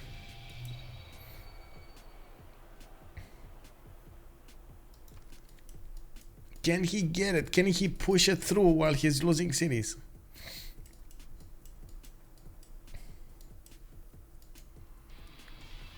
Okay, 2 more rock bands played over here. One died. And we got Mega Technologies needs to move on the west side. This was Rainbow Tiles with Arena Rock. Okay, this one Holy Cards with the Glam Rock on the theater squares. And it looks like the moment it didn't get upgraded here, updated. Canada, 84 strength cities, man. Definitely need stronger ones. Victoria was just not strong enough to handle this. Oh, no oil. Canada needs the oil. Do they have... They don't have oil? They do have some oil to give them, but not enough. If I... Oh my god, it's just so close, man. Like, if England manages to take out Nobamba, that's it.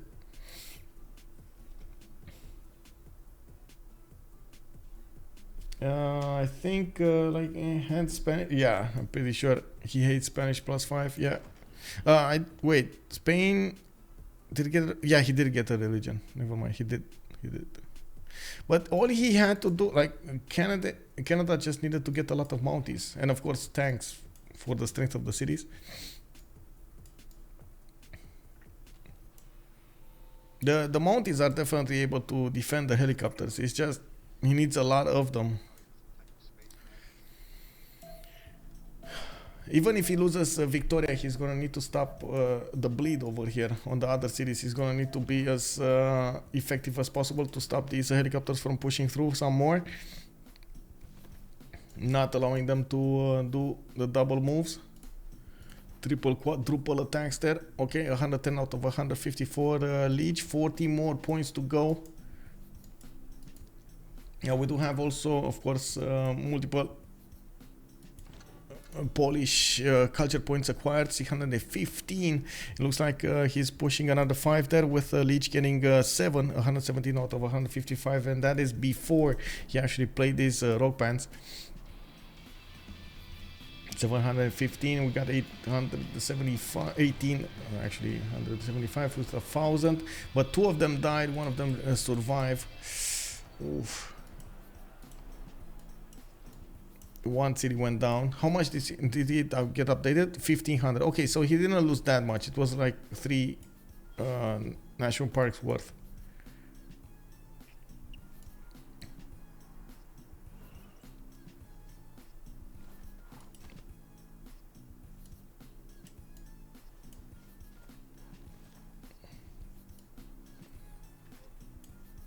It looks like he is kind of giving up on St. John in the north. And it does seem like Vancouver is going to get mega defended over here. We do have a Mountie coming up there. Ottawa is going to bring another Mountie here. He's starting to army up everything. And it is going to be much harder for the helicopter to push through.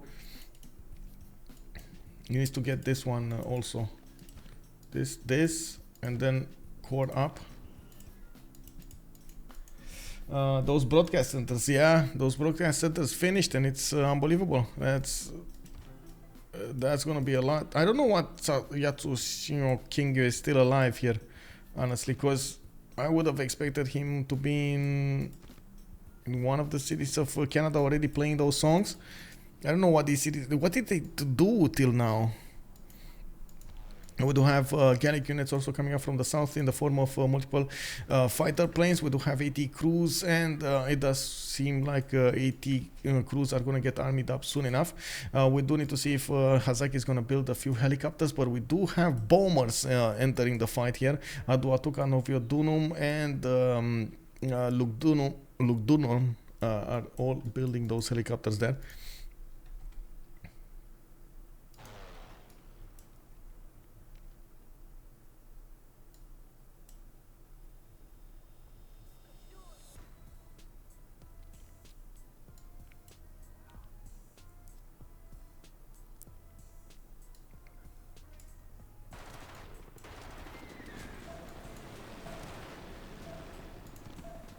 Oh man, that one Mountie, man, unbelievable. I don't know what this Mountie is sitting over here. I guess it's a matter of not actually having the moves for everything, or is it just for amenity's sake?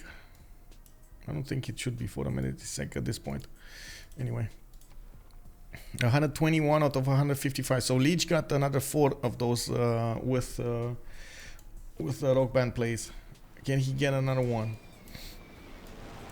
Oh, SandroGames with the fast moves going to Vancouver and trying to do the damage against the city center. Of course, you do see that south. Oh, Bomber goes in, takes down the city strength, and boom goes Vancouver. Bomber comes in from Hazaggi. He did get 2 of them over here, actually 1 of them over here with another fighter deployed. He's starting to bomb Halifax from afar from Lugdunum. Oh, this is a problem, massive problem. 125 out of 157. Even if Lege is getting more per turn, it looks like he's gonna need to somehow survive this. And he didn't find an answer to this question. He's trying to delay the takeover as much as possible. Of course, with bombers coming into the fight, it's going to be much harder to defend the cities. He does need to keep the Mounties as much as possible on the front line so they can withstand the damage of these helicopters, while the bombers, even if they do attack into the city center, they don't allow the helicopters to move in and take that city away. Malm getting in through the south here with a few units. Oh man.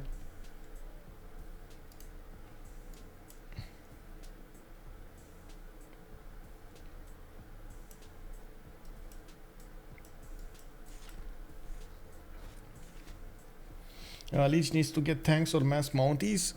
I think he has a tank, but I don't know, for some reason, I guess he doesn't have oil for the tanks. That's the problem. They just don't have enough oil.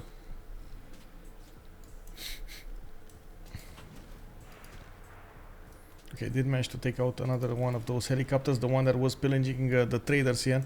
Very important to keep everything alive and kicking. Canada culture 125 out of 157. Of course, we do have Alexis Krempp getting to 733 culture, getting quite big to defend that culture victory. He's 2 turns away from getting National History Museum, which will allow him to get another 4 slots worked in his capital, where he does have Governor Moksha. So you know, the double, the triples, the quadruples over there are starting to kick in.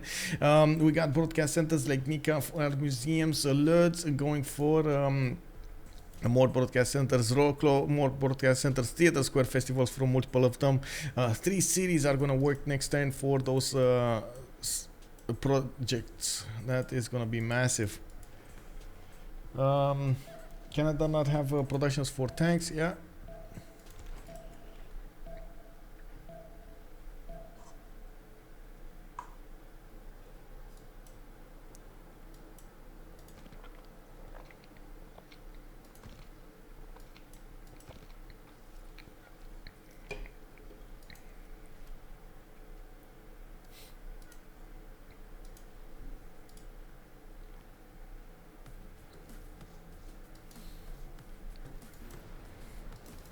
Okay, let's see. Halifax about to go down. Looks like Phoenicia is going to get in there. Spain does have helicopters right next to the door, and it does seem like Halifax is going to go down. Yeah, fast enough as SandroGames took out that city.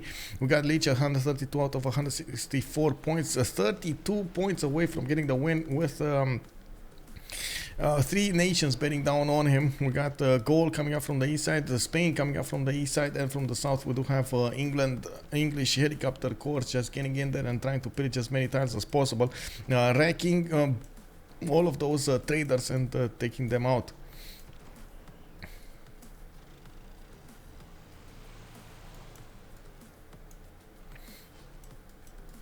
Oh, St. John is also going to be taken down in the north. Looks like Spain did reposition over there, so he doesn't need to go through the wall of units. And I do believe Nobamba is about to be taken down as well. Yeah, Aircon working overtime. Only one rock band left. Can you show Zulu? Yes, sir, I can. I was thinking about the same thing. Also, Salty Gabby Band. Guten Abend! How have you been? One rock band can be enough. I remember almost losing to an AI once because China had one rock band that just never died. Yeah. I mean, it can if it works. The problem is it needs to work, and your ally needs to actually have developed cities here. It looks like Malm is doing so much damage against China here. Is not actually letting him be.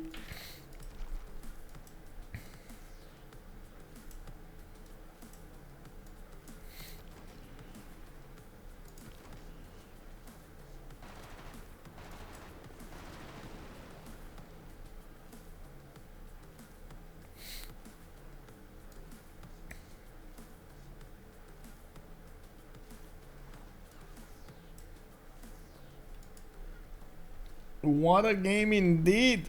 Bom dia, Felier. Hello there, sir.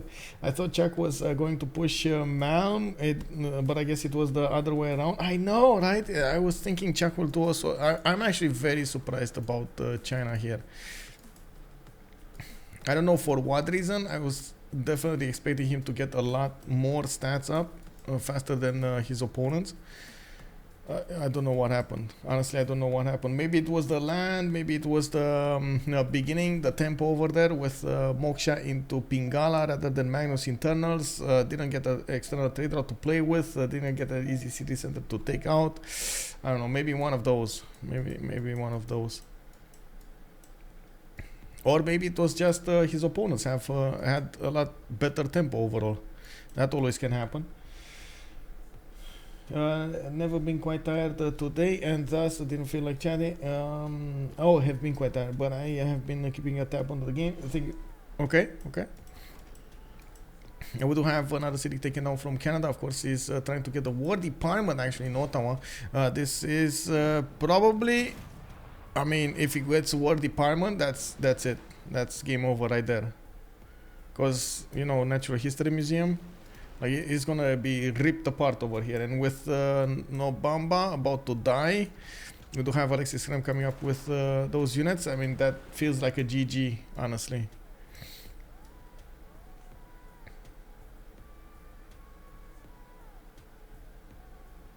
Wow. Under the gun, making that awesome comment over there. And of course, we did have also the stream chat predicting this with 67% more towards the Sustim than Ulyss on 33%.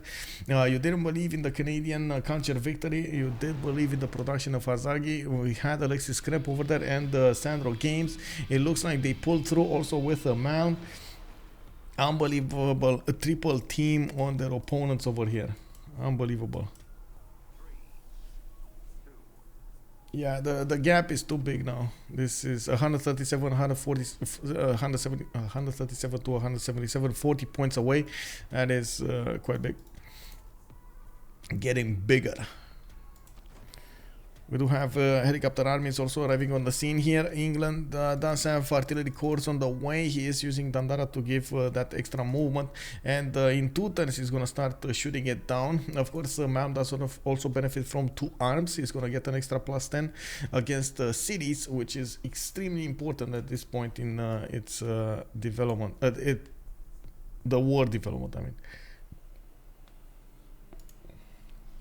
Linda, they should be able to win culture victory without Zulu if Canada is still strong enough. Yeah, but that's the problem. Going for war department doesn't really make you strong enough. Like, there are way too many things happening against them at the same time that they don't have enough defenses for.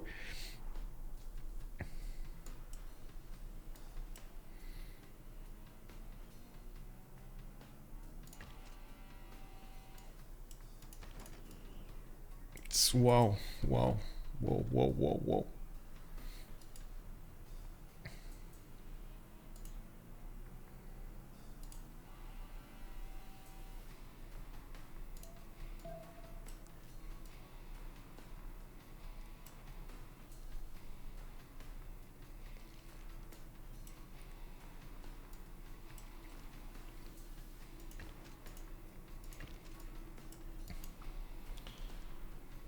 They even have strong enough to ignore Daido and China. Yeah, I don't know what Daido has been doing here, honestly. He's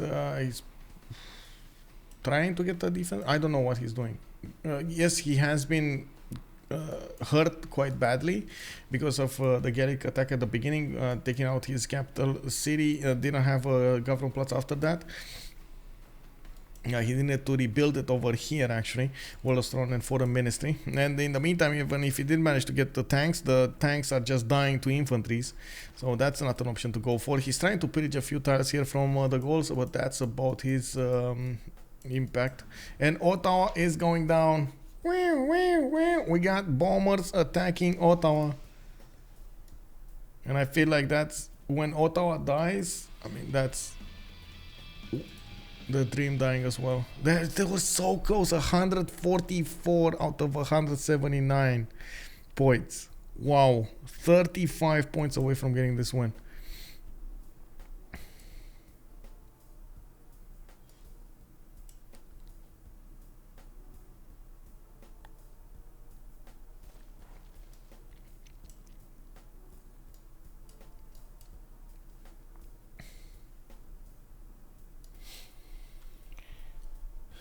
I predict SAS would win. I can now eat for a month. Yeah, there we go. Solid Gen getting that going. I've seen so many helicopter pushes that only get pillaged or damaged off.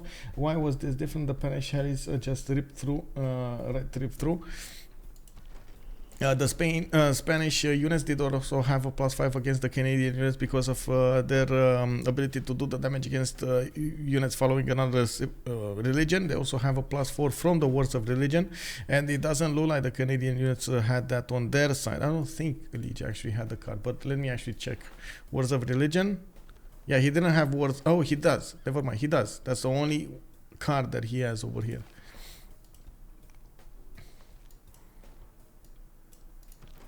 And the helicopters versus Mounties, they still can do a lot of damage. The city's centers are not strong enough with just the Mountie base strength.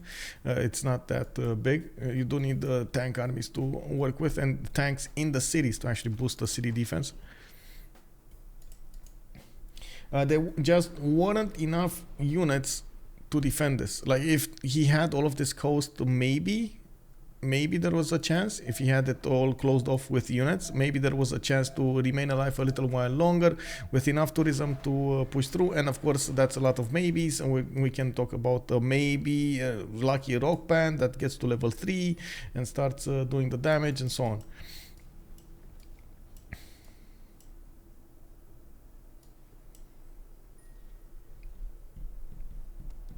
Is culture victory an option? I think they are. Yeah. Can we check how much intel Spain has on Canada? +3 intel on opponent's movements. He has a spy in, just a normal spy in. And I think that's Ottawa. Oh no, he couldn't get it down. Well, I guess, it's gonna get it anyway. Wait, what? Oh, okay. Well, that's the capital taking over. Ottawa lost so much tourism right now. About half his tourism is back on 943. And it looks like more cities are going down. We got even Chinese helicopters joining the fight over here. Whoa. Whoa.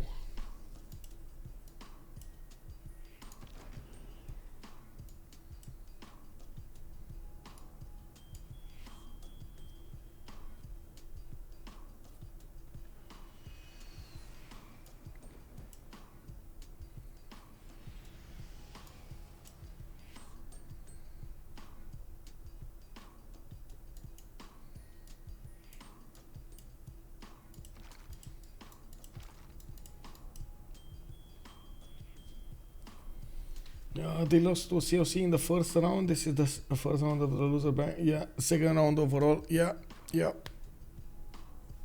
Oh man, I can't believe actually Ulyss is a few turns away from being taken out of the tournament here. They came in with such a strong team, but of course, so does SAS have such a strong team with Alexis, with Hazaggi, SandroGames, Malm. They're all very good players, so I can't really say anything about them. Whoa, whoa, whoa, whoa. Like no comment. It does feel like, yeah, it's gonna be COC versus wait, no, I don't know. COC, wait, aren't they going against Freritos?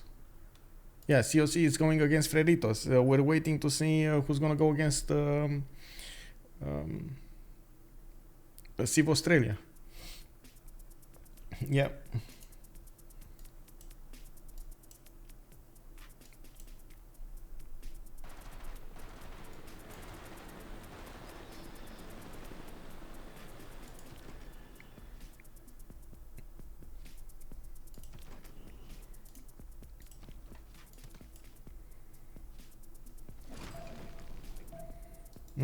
Okay, he got his capital back.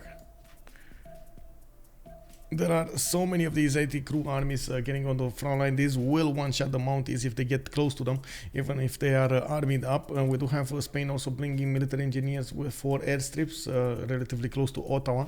Puddle jumping his planes there. Jet bombers starting to appear on the scene. We got 3 of them on the front line, and it looks like they're just gonna tear apart the units and the city's defenses.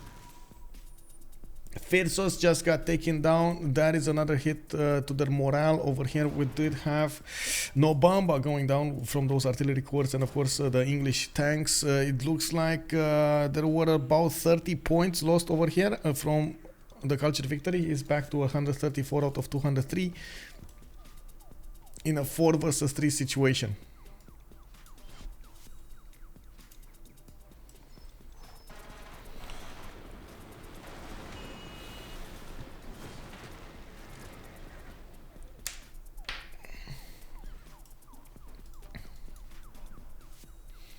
Can you show Zulu again? Well, I mean, Zulu is dead. Do you want to see the last city, Nobamba? Yes, it was here, not Wengo. That's the GG called out. Sprig is calling it out. Wow, what a game. What a comeback. Oh my god, they were so close to getting that culture victory. Like just like what, 20-30 points from getting the culture victory.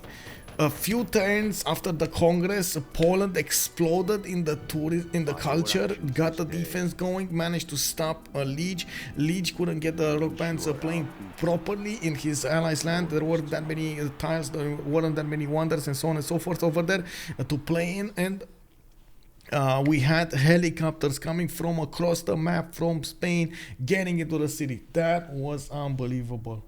That was unbelievable. Man, we gotta wait to see in the debrief what's gonna happen here, but oh my god.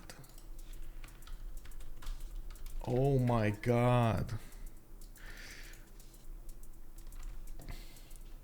What a game indeed. What a game. Oh my. Sustin, congratulations to Sustin for this 2-1 series. Penny Q, Ulyss is never gonna be the same. Yeah. Could you ask why the both teams went for Theaters District? Yes, definitely wanna see that. Want to ask that, I mean. And to answer your question, let me see the points. Choose outcome. SAS team. GG, well played.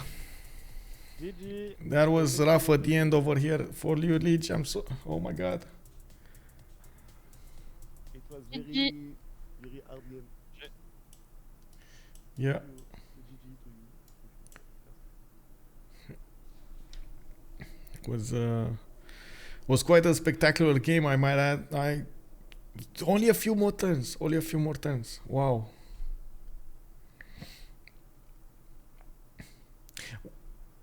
I do want to wait for SAS team to ask about theater square ban on the second one.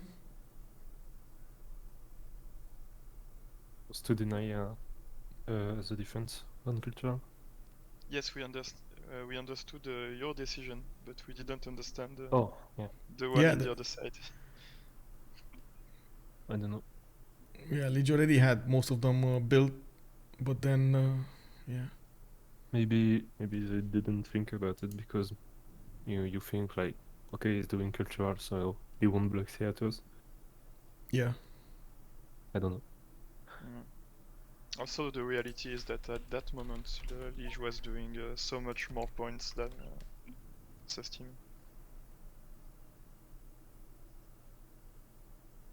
Yeah, there we go. We got the boys in. Congratulations. Pause, David, s'il te plaît, vite fait. Tu peux une pause? Ah, pardon. GG. GG. So, theater square ban. Lege. Yes. I lost $5 to Alexis. You what? I I found lost $5. I found a turn 2. I say you relic, and Strongdraw say okay, if it's relic, I send you €5 PayPal. I said okay. It was a really nice game for me. Actually, when I have 250 culture Congress fund and he have 800 tourism, I'm like it's finished. It's over. Yeah, I thought it was done too. I didn't think I was like, Yeah. I do the best, but it's over, guys. I was thinking that too, and you did very good job for the end game. You attacked a lot of chokes, and I couldn't defend. So well played. I thought Actually- Mounties are way stronger, but I think the Spain with Wars of Religion. I'm not sure if you had Wars of Religion, Leech, but I Actually, have what- +9. yeah. Sometime I had, but I wanted to do the best for produce some cavalry, some mounties. Yes. What carries us is a Big Ben because we stack gold with Congress. Yeah. We stack a lot of gold, and Big Ben carries us because it permits me to double my culture end of Congress by buying everything, Yeah.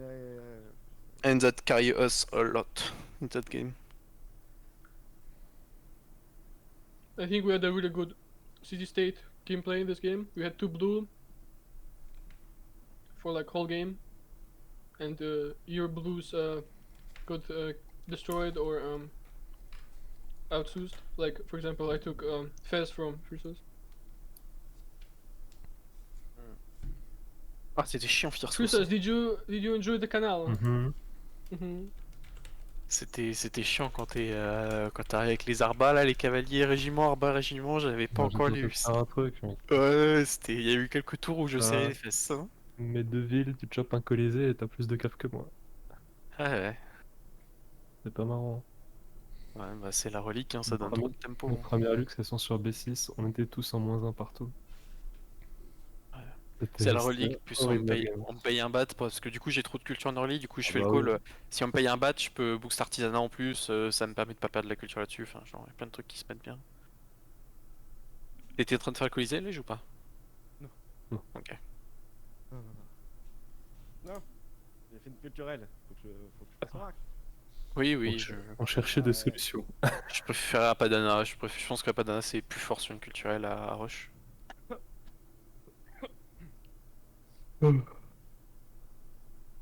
Okay, GG guys. GG. Next game for you is Civ Australia. Maybe I will catch you. And I say to you GG again. It was a really GG. nice game. So, Sorry, Sorry for the Lege chat. Sorry. Sorry for the late chat. No, it's fine. Don't send us MP with Phyrsos team or everything. No. Please, please let us live. No, don't worry about that. It's not in my channel. Don't worry. So yeah, I think- keep going for the bracket. Mhm. Yes, Phyrsos and then WCG without Jack. Okay, so easy game. Can be the CC really fast last game, so it looks like they have bit trouble in their team. Oh, I think it's still a very strong team. Yes. Good luck then, and have a good night. Have a good evening. Yeah, Bye. bye bye. Bonne nuit. Night. Bonne nuit. Good GG, good Yep. night. Any question, Michael Pulp? Maybe. Well, I was wondering why you settled the Mount Kilimanjaro so late, and I was also wondering, yeah, about that push you did on. It was just taking aggression for my Spain because we did not make the call that I had to defend cultural.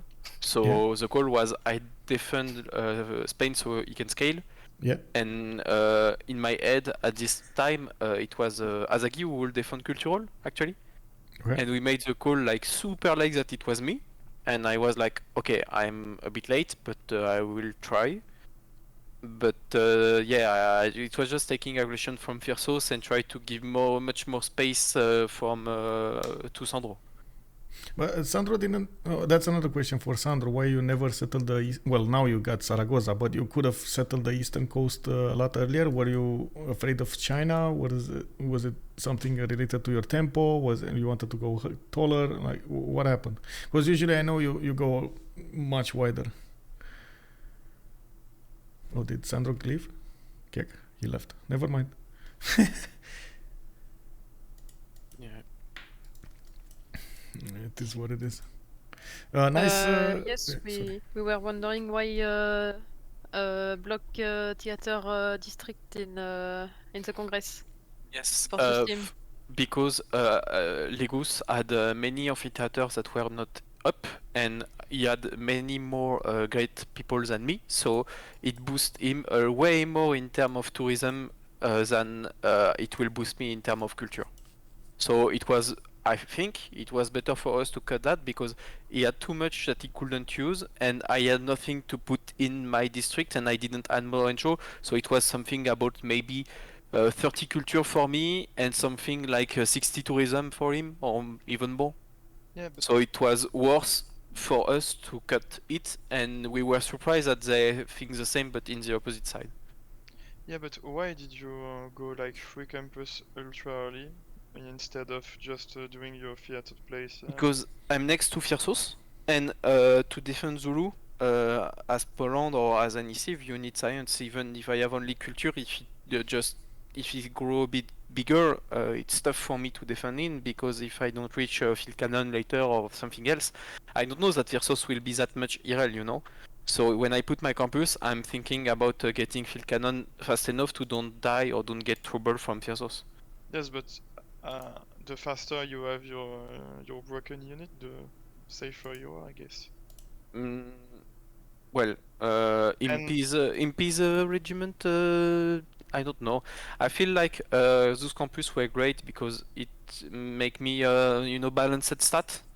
And at early, I wanted also to get apprenticeship because I improved a lot of hills, and I wanted to get apprenticeship fast as possible. So the 2 campus that I double give me maybe say 8 turn or 9 turn on apprenticeship. Yeah, but that means also that you leave the 5 first writers, please. Actually, as I said, I didn't thought it was my role to defend cultural, honestly. I thought it would have be Hazaggi who would have taken this role. And I was just thinking about how can I defeat Zulu and win my duel, or at least give Sandro time to get him for free or just for some goals. Yes, And but that was my game. in the end, Sandro went for the when you add your when you add your unit, he add his. Yeah, but it's all about. I know maybe I could have split my campus in one of campus into theater square, but as I told you, I value a lot science against Zulu, and you need science anyway to defend cultural. So I don't know. Maybe I should have tried to chop some projects, but I had Sonage in the same city as Coliseum, and my capital didn't have many chops. And I had to chop horses and encampment and projects. So the rest of my chops actually didn't went in theater and project. So it was hard for me to contest Canada, who rush Theater Square and rush 5 books. Okay. Maybe I could have denied one. Probably I could have denied, but I value more Apadana and how is it called, Stone Age, so I can get my 3 relics really fast and deny also Apadana for cultural. Denying Apadana was a really good call for. In this, I joined. Yes. True. I mean, you do Apadana only because you got the free relic. No? Not only, but it permits to get it way better, you know. I don't have to take temple fast. I don't have to get many things fast. I just can get feudality and every alliances and just get temple later to get my extra relics. But yeah, I may don't have do that if I didn't have the extra relics. Yeah, true. But I do Apanada a lot with Poland. You did have a lot of faith at the beginning of the game. When you entered your classical era, you were 450 plus. Yeah, actually, it's the same that you have when you have good. How is it called? Earth Goddess? Earth Goddess. It's the same you have when you have good Earth Goddess. So because I delay my region. You have a religious settlement on top of it. Like yes. It's, you can compare. Like you have like 1.5 cities more and more piles and more growth. Each so much stronger, and you also have early culture and early gods. I agree. Yes, but on the other hand, maybe Canada doesn't have the same game if he doesn't get Earth Goddess. The relic is insane, you know. The relic is just insane. I don't have a good Earth Goddess in my land. We saw it instantly. Like we saw the relics. The thing pop, and then we meet you and we see you at 45. 60. Yeah. It was absolutely insane, but you know, shit happens. It happens sometimes. I would prefer it happens not today. Sorry. Me again. I say to you good night. Good night. Good night. Good night. GG.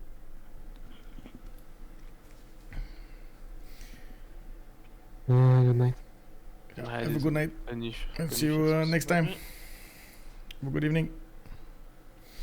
That was incredible, boys and girls. Wow, what a game between Sus Team and Ulyss over here. Unbelievable. Congratulations, big congratulations to Sus Team. SandroGames to pull that off. Alexis Krempp to get the defense going. Hazaggi to get that those airplanes in the air, and also the AT crews. Wow, just all of the things and the cooperation between them showed they do have a very strong team still going on. They did manage to triple team their opponents over there, or especially Lege with helicopters coming up from Malm, from everywhere. That was quite something. Big congratulations. I'm gonna open up the channels for Civ Australia and of course the next one. Let's see each other in the next stream. I believe we're gonna have actually I don't know if there's gonna be one tomorrow. I do need to check out the schedule and see what kind of games we're gonna have tomorrow, but I do hope we're gonna have one to stream. So in the meantime, thank you so much for being here, and I do hope you're also gonna have a wonderful time from now on. I am gonna rate somebody, just need to find out exactly whom, and I do hope we're also gonna see each other in the next stream. Have a good evening, everybody. Thank you so much, by the way, for the follows, for the subs, for everything, for your donations, for every good talk you send towards me. It does help me out quite a bit. Also, I do hope you also, if you want to if you are coming up from YouTube, you're gonna throw this video a thumbs up for the content because you like the content, and I do hope you're gonna leave a comment down below. Helps me out to punch that YouTube algorithm, and I do hope if you are interested to take a look at my schedule. You can always join my Discord using exclamation my Discord in the Twitch chat, or taking a look at the description down below in the video from YouTube. Thank you for everything. Have a great evening, and have a good time. Bye bye bye.